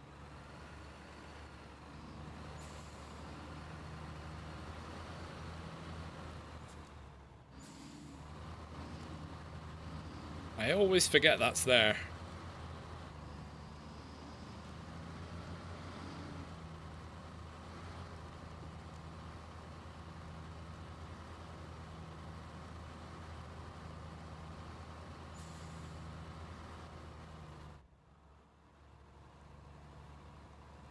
Got the beans to get through. Oh, yep, just about. No winch needed.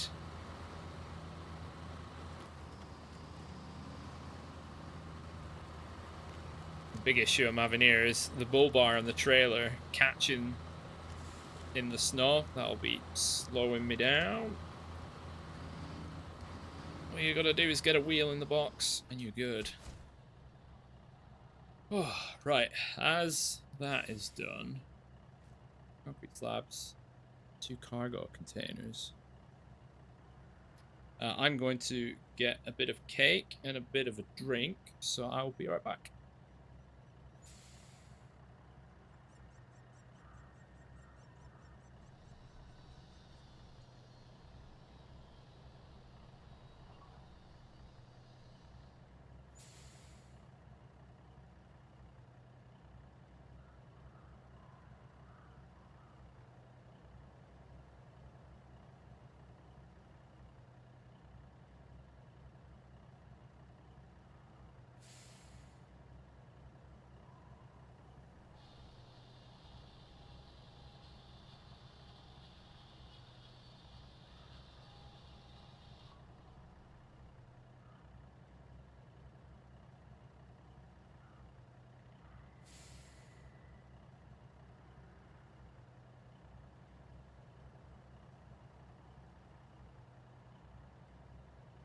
Pretty much. There we go.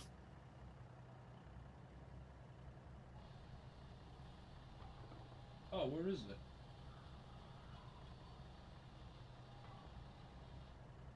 I do actually have, because this is Lego, I do actually have a Technic truck, but it's only a 4x2 chassis, but it's still in a box. What? Oh, that's a shame.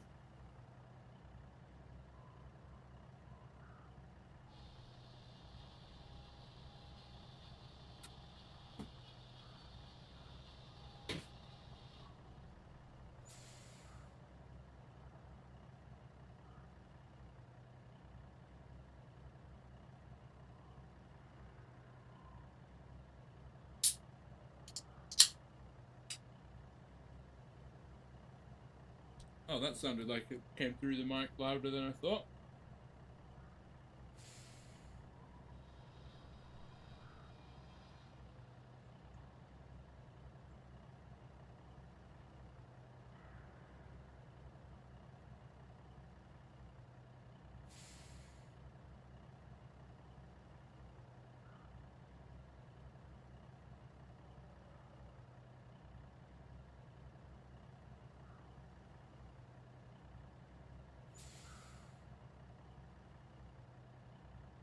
Alright, there we go. Oh, lemony. So if I recover, it's gonna send me to White Valley. I don't think I need to do anything particular with this truck. I think Pedro Bay is done. Super done. The Mountain River. What's the closest? The Transtar, not that one. Huh? That's the one I want. We're gonna go and get that upgrade.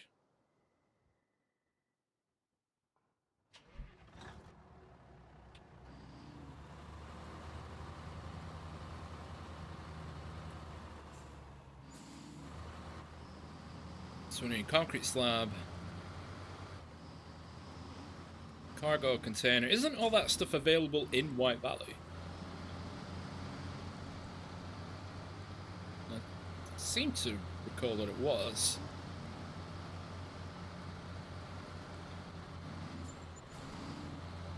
Big air. Right, so I think it's out here-ish. Good thing I'm taking something out there that is low-key.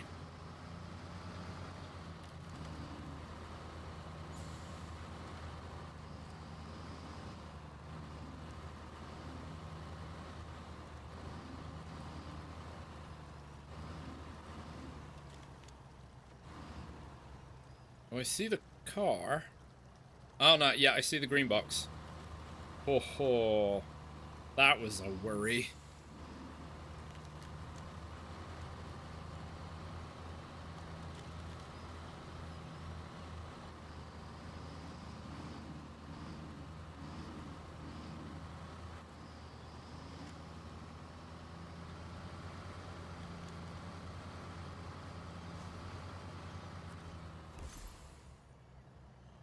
Oh, sorry, it's clattered my headphones with my watch. Right, then in Northport, I do have a 4070 available.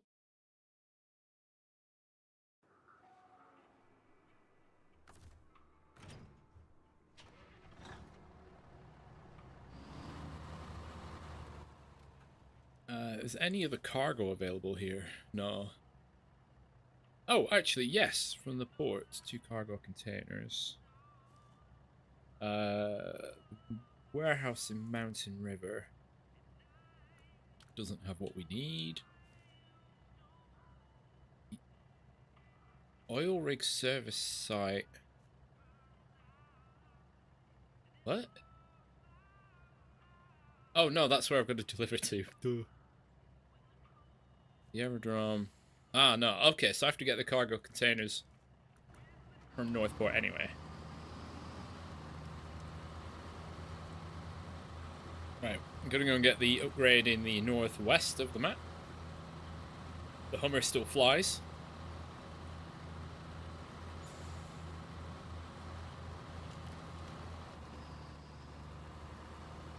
At least we can do the cargo container in one go. This, I mean, this is it. In, you know, half an hour's time-ish, this could be done.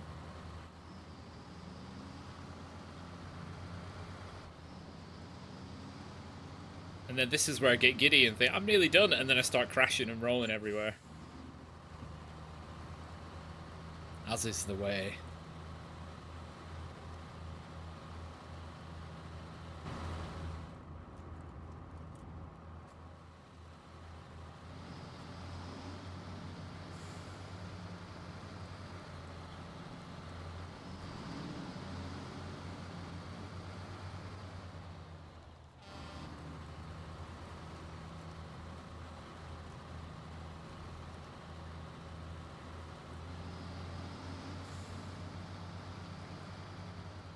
That's gonna be... Yeah, I'm gonna get a sugar rush from all the lemon syrup, and well, and from the Dr. Pepper. Other soft drinks are available. Not that I'm required to say that, I just find it funny too. Right. Let's go to the left, up ahead.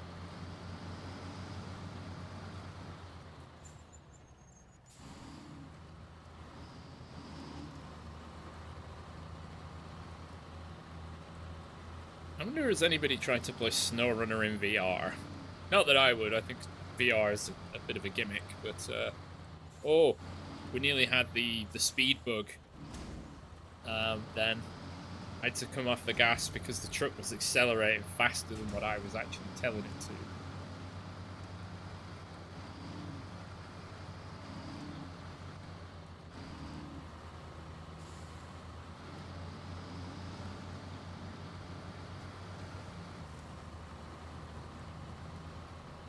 It is a bit of a trek to this upgrade. Alright,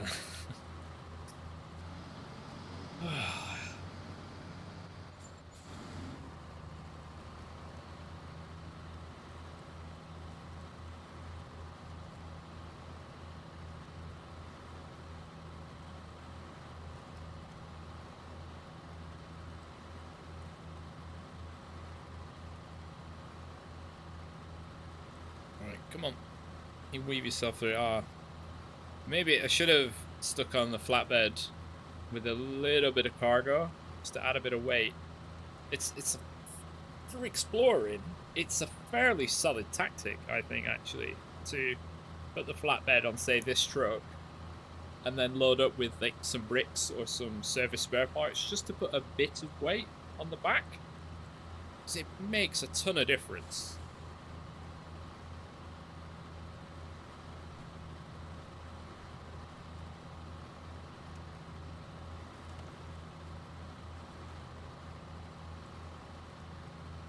How we last time we had to reverse, well, Monday actually, Monday just gone, we had to reverse up there with the logs, and we just stormed up there like it's nothing. This is genuinely like a good scout truck, it really is. It scampers along.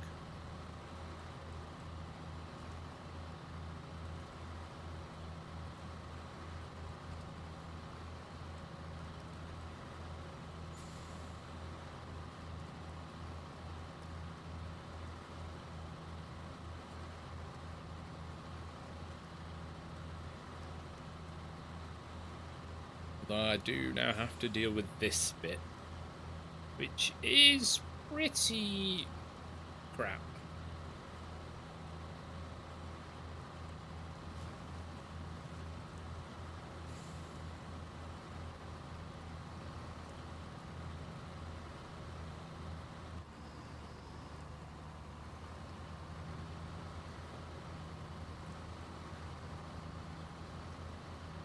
And just to think, at the beginning of the stream, I was here with the Apache. I was actually here.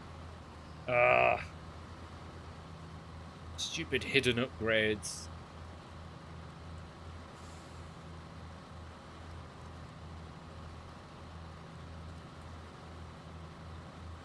Yeah, there it is. It's there. Or it's up on the snowbank, I think, technically. Right, how am I gonna get there? Pretty narrow up ahead.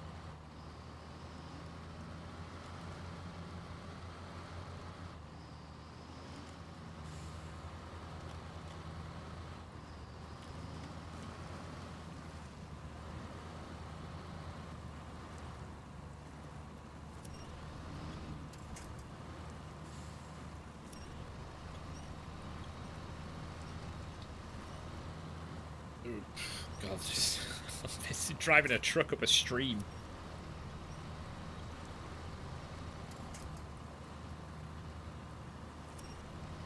Yeah, I've just seen the highlight of the green box.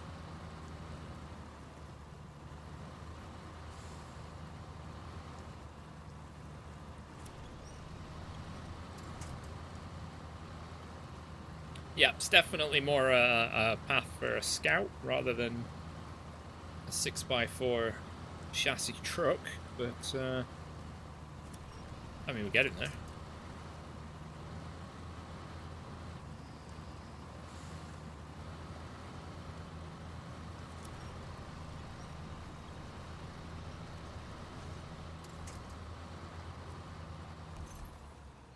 Yeah, the engageable, what is it? Oh, it's the Diff Lock kit for the Hummer. Way. Right, back to the garage for that one.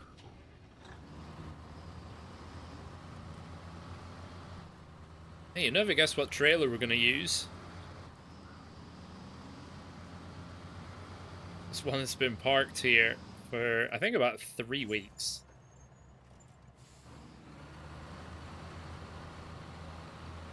Finally gonna get used.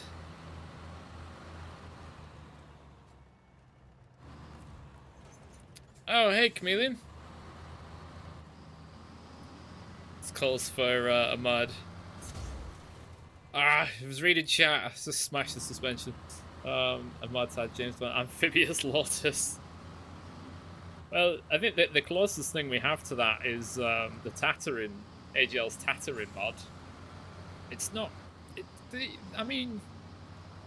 The aerodynamics aren't too dissimilar from a Lotus Esprit. Although it does have double the wheels.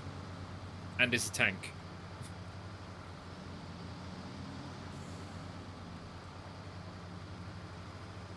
Glad you could make it. Hope you're well. Oh my God, I'm in 8th gear. What am I doing? I'm high on lemon sugar. Not even high gear in 8th gear. Now we've got nothing to lose. Into the snowbank I go.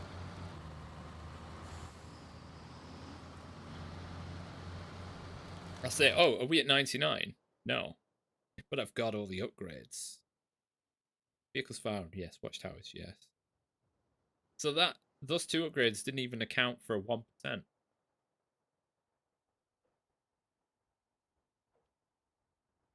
Are there mods that add actual amphibious mechanics? Well, AGL's Tatarin mod is heavy enough to sink in water, but also its snorkel is... It's added snorkel, obviously it doesn't normally have one. It has a modded snorkel, which is actually a lot higher. I think it works as it's a lot higher than the vehicle itself. So it's kind of... It would be like driving on the river or the seabed with a huge pipe that just went up. It kind of works like that, I think. I might be mistaken. Maybe AGL can clarify, but that's kind of as close to an amphibious vehicle as it gets.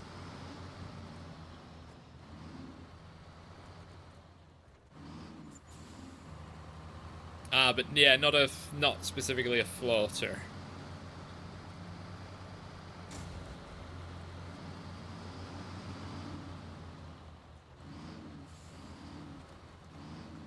I wonder if something like that is actually doable, where it stays roughly level. Man, that would have ripped the trailer in half, hitting that bollard. Crikey.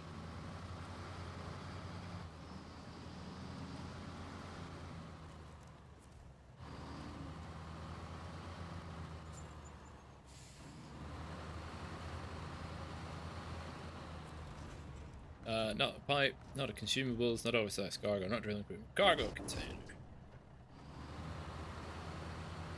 One to the oil rig service site, one to the aerodrome. Seem to remember the Yar floats quite well. It's just an airy box.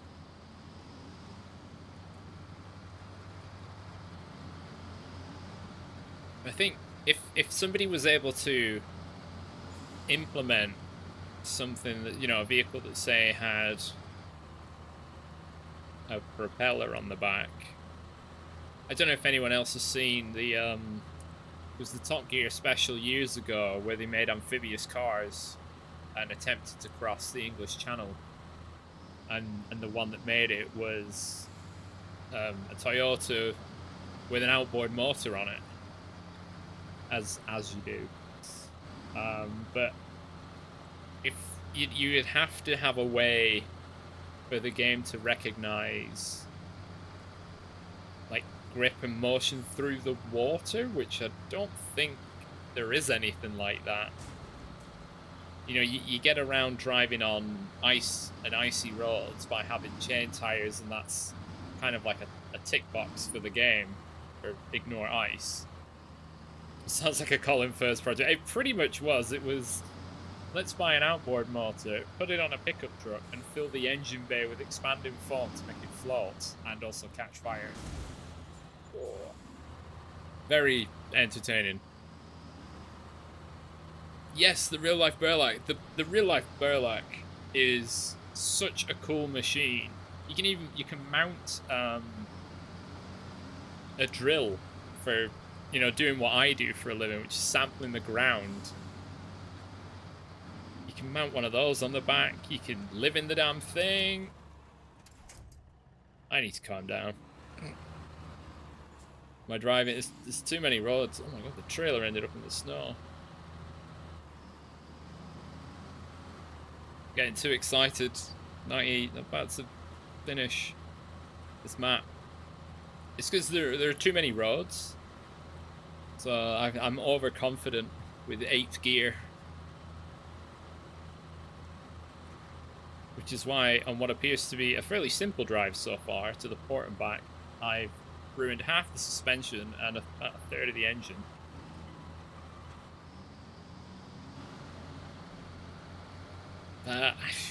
It's a game. It's content.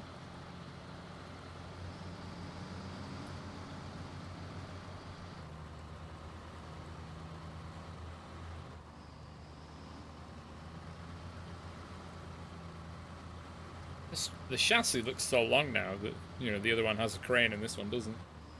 It's I can't remember which series Top Gear it was, but they did an initial test, I think, in the series prior, where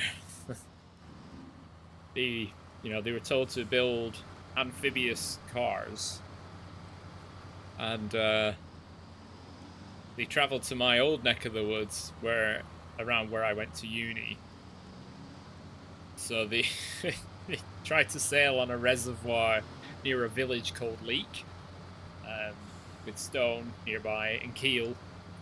Kiel was the university I actually went to. A lot of nautical themed place names, despite being not really near the coast or anything, which is a bit odd. Oh, traction is gone. But most of those attempts didn't go well. Especially what turned out to be like a 6-ton VW camper turned into a narrowboat. Oh, sorry, a VW camper turned into a 6-ton narrowboat. So of course it didn't work. And it had a tiny, tiny propeller straight out from the engine, which was essentially spinning.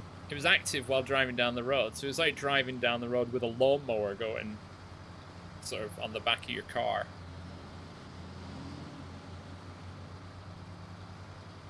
Which is just asking for extreme roadkill.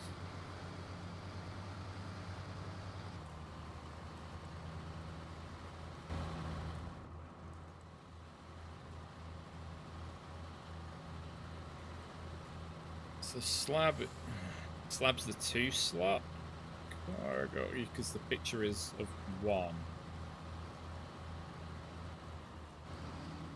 I think at least, and this gateway goes straight to White Valley.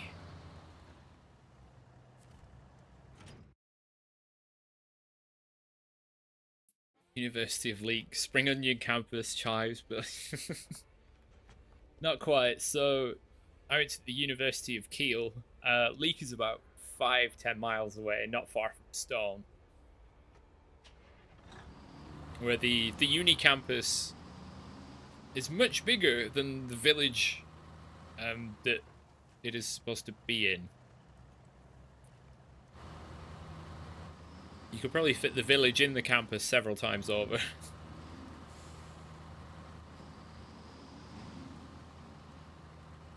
Right, so we should go, if we're going to the oil rig service site, we should turn right.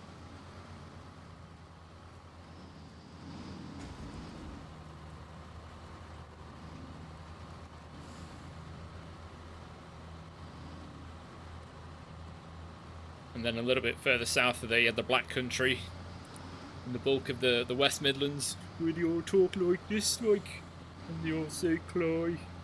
Like Martin Brundle. No, not Martin Brundle, Nigel Mansell, sorry. Got a very thick moustache and a very Brummy accent. Oh, jeez.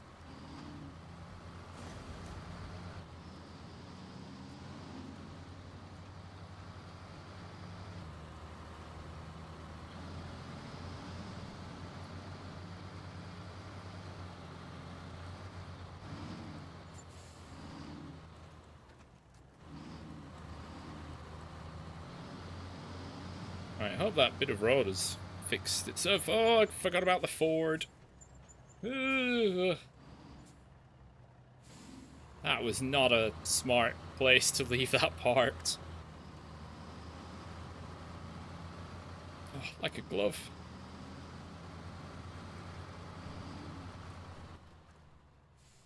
Oh, it's round that way. Ah.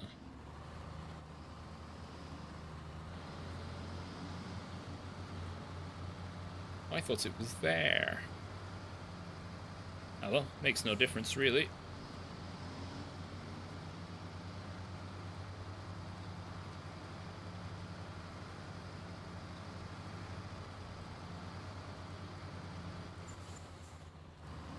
Oh wow, we're two-wheeling a little bit there.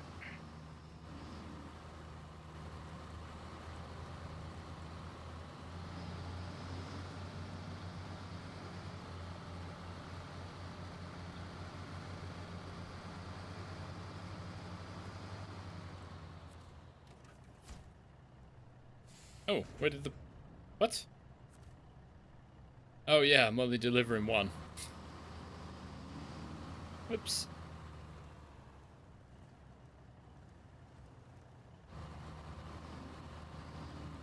Come on, turn around.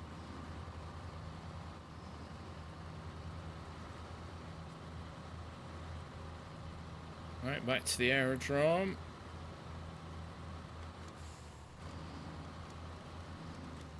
Oh, jeez.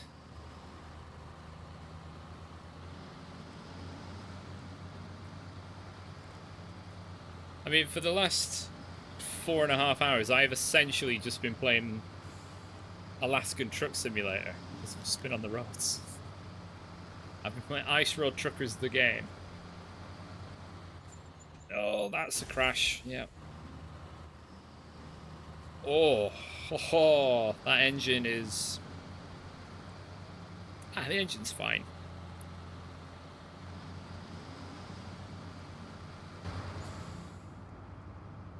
It's a bit harder to see with the cargo containers on board. They're very tall.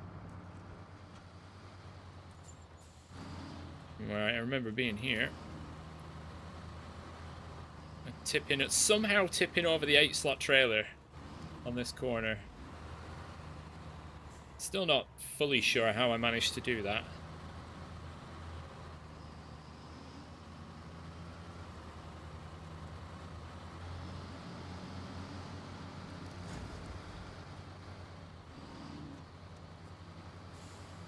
Have a slide. Kinda wish I had chain tires, but I don't know. Being a bit more slidey is a bit more fun. It's like go-karting in the rain. Oh, yes. Because I've damaged the engine so much, whenever I take a frontal collision, I damage the gearbox.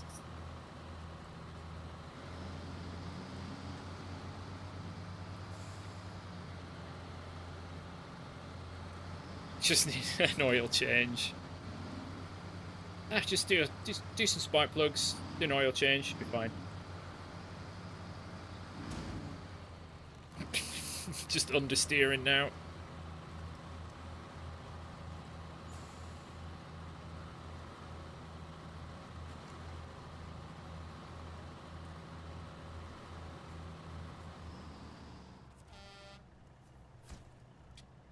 One delivery left.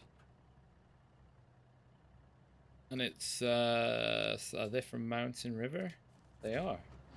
I'm going to continue to use this beat up thing because it's consuming more fuel than it should.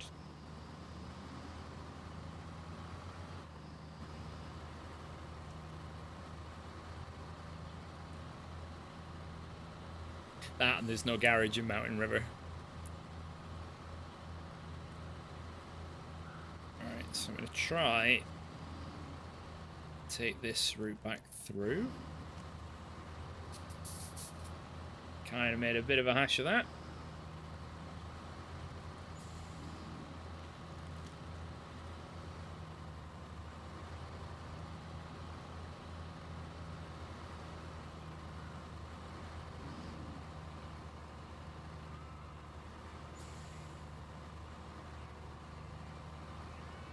So just be quicker than running around. Come on.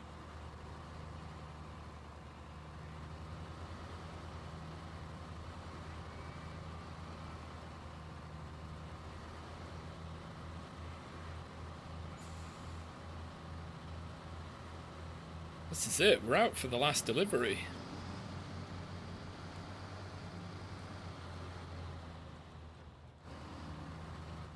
It's been a long... Oh, sorry about your yield sign. My bad. I never see anybody else anyway. It doesn't matter.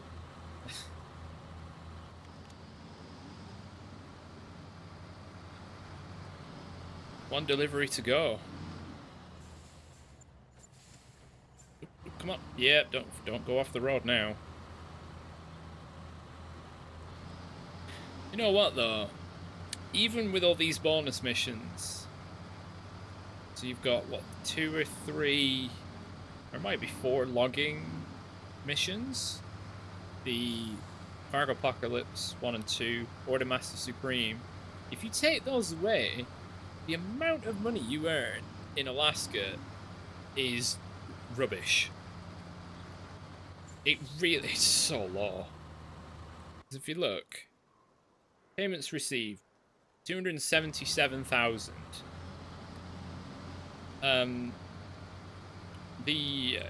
What, Cargo Apocalypse were, what, they're like 20,000 each, and the logging stuff's normally about 10 to 15 depending on what it is. Alaska does not pay well.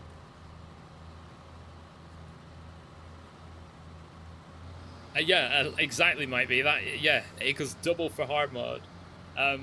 I think the fuel is quite cheap, though. It's not like Tamir, where you get to, like, was it Quarry, and it's $8 a litre.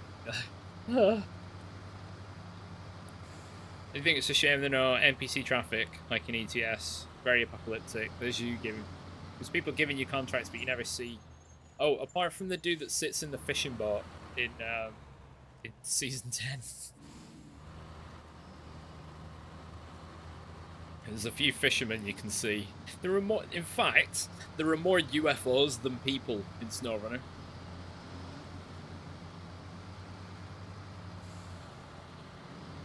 Which is a bit weird. Even if you saw the odd truck. Although, I suppose if you tipped over, more fish than people, yes. If you tipped over and another truck just came and ploughed into you, you know, that happens. I mean, traffic collisions happen quite a bit in Euro Truck, even when you think you're all right. But... Oh my god! What if you crashed into an NPC truck that had cargo on it, and you could like knock the cargo off and like loot it, steal their cargo? That would add a very weird element to the game.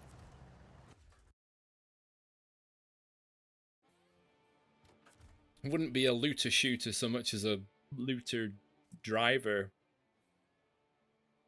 If that's a thing. I don't think it is a thing. But yeah, then it would be GTA, yeah.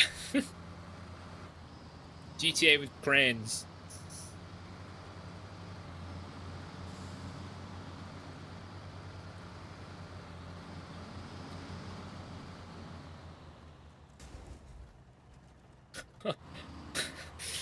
Alright, 5 fuel tank damage. Fair enough. The wheels went over the rocks, but whatever.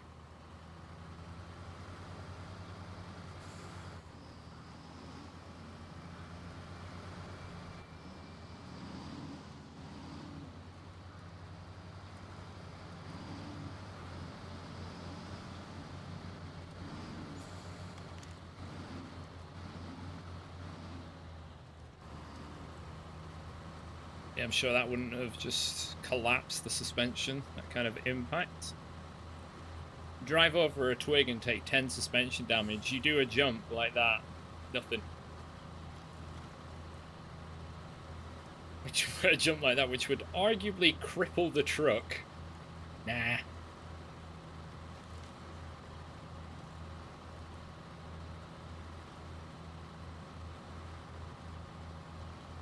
Oh, I could have used the Ford. Could have double stacked the concrete. I still could. This is today has kind of been the Transtar show. What? If they do make a proper sequel to this game, I hope to Almighty that they actually do a better job with the hitboxes on the terrain and the vehicle and the buildings, and on the vehicles, actually. Some of the safety cages have really, really big hitboxes. Like, what happened there with 1 damage to the gearbox? I didn't even hit the wall.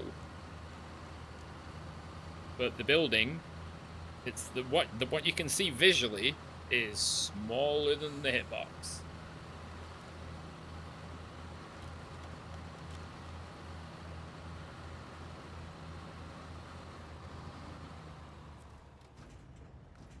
Concrete slabos. And there we go. This is it. The last drive.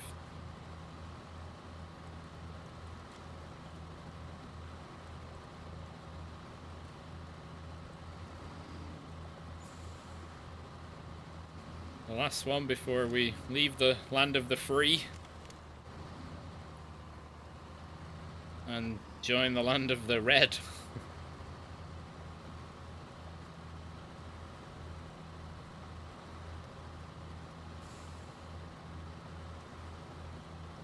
Alright, up, up, up, up.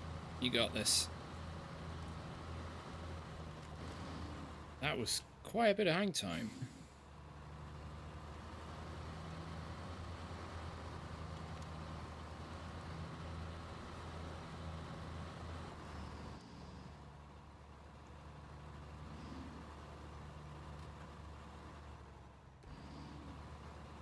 Huh. They want to turn, but you just need a little bit of a boost.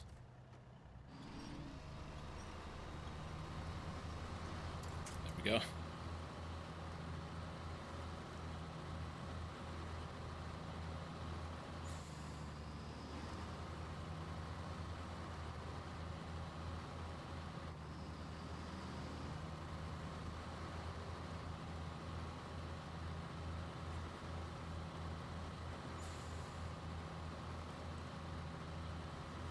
Last chance for fuel. I mean, that's a bit much. Saying last chance for fuel in Alaska. There's fuel everywhere.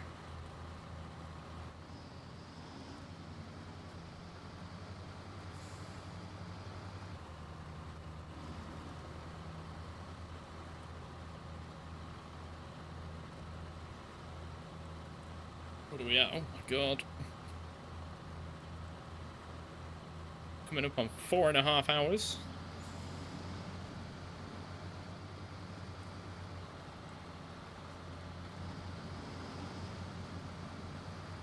This is it, the last map transition for Alaska.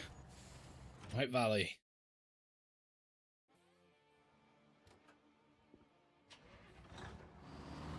It doesn't even end where it began.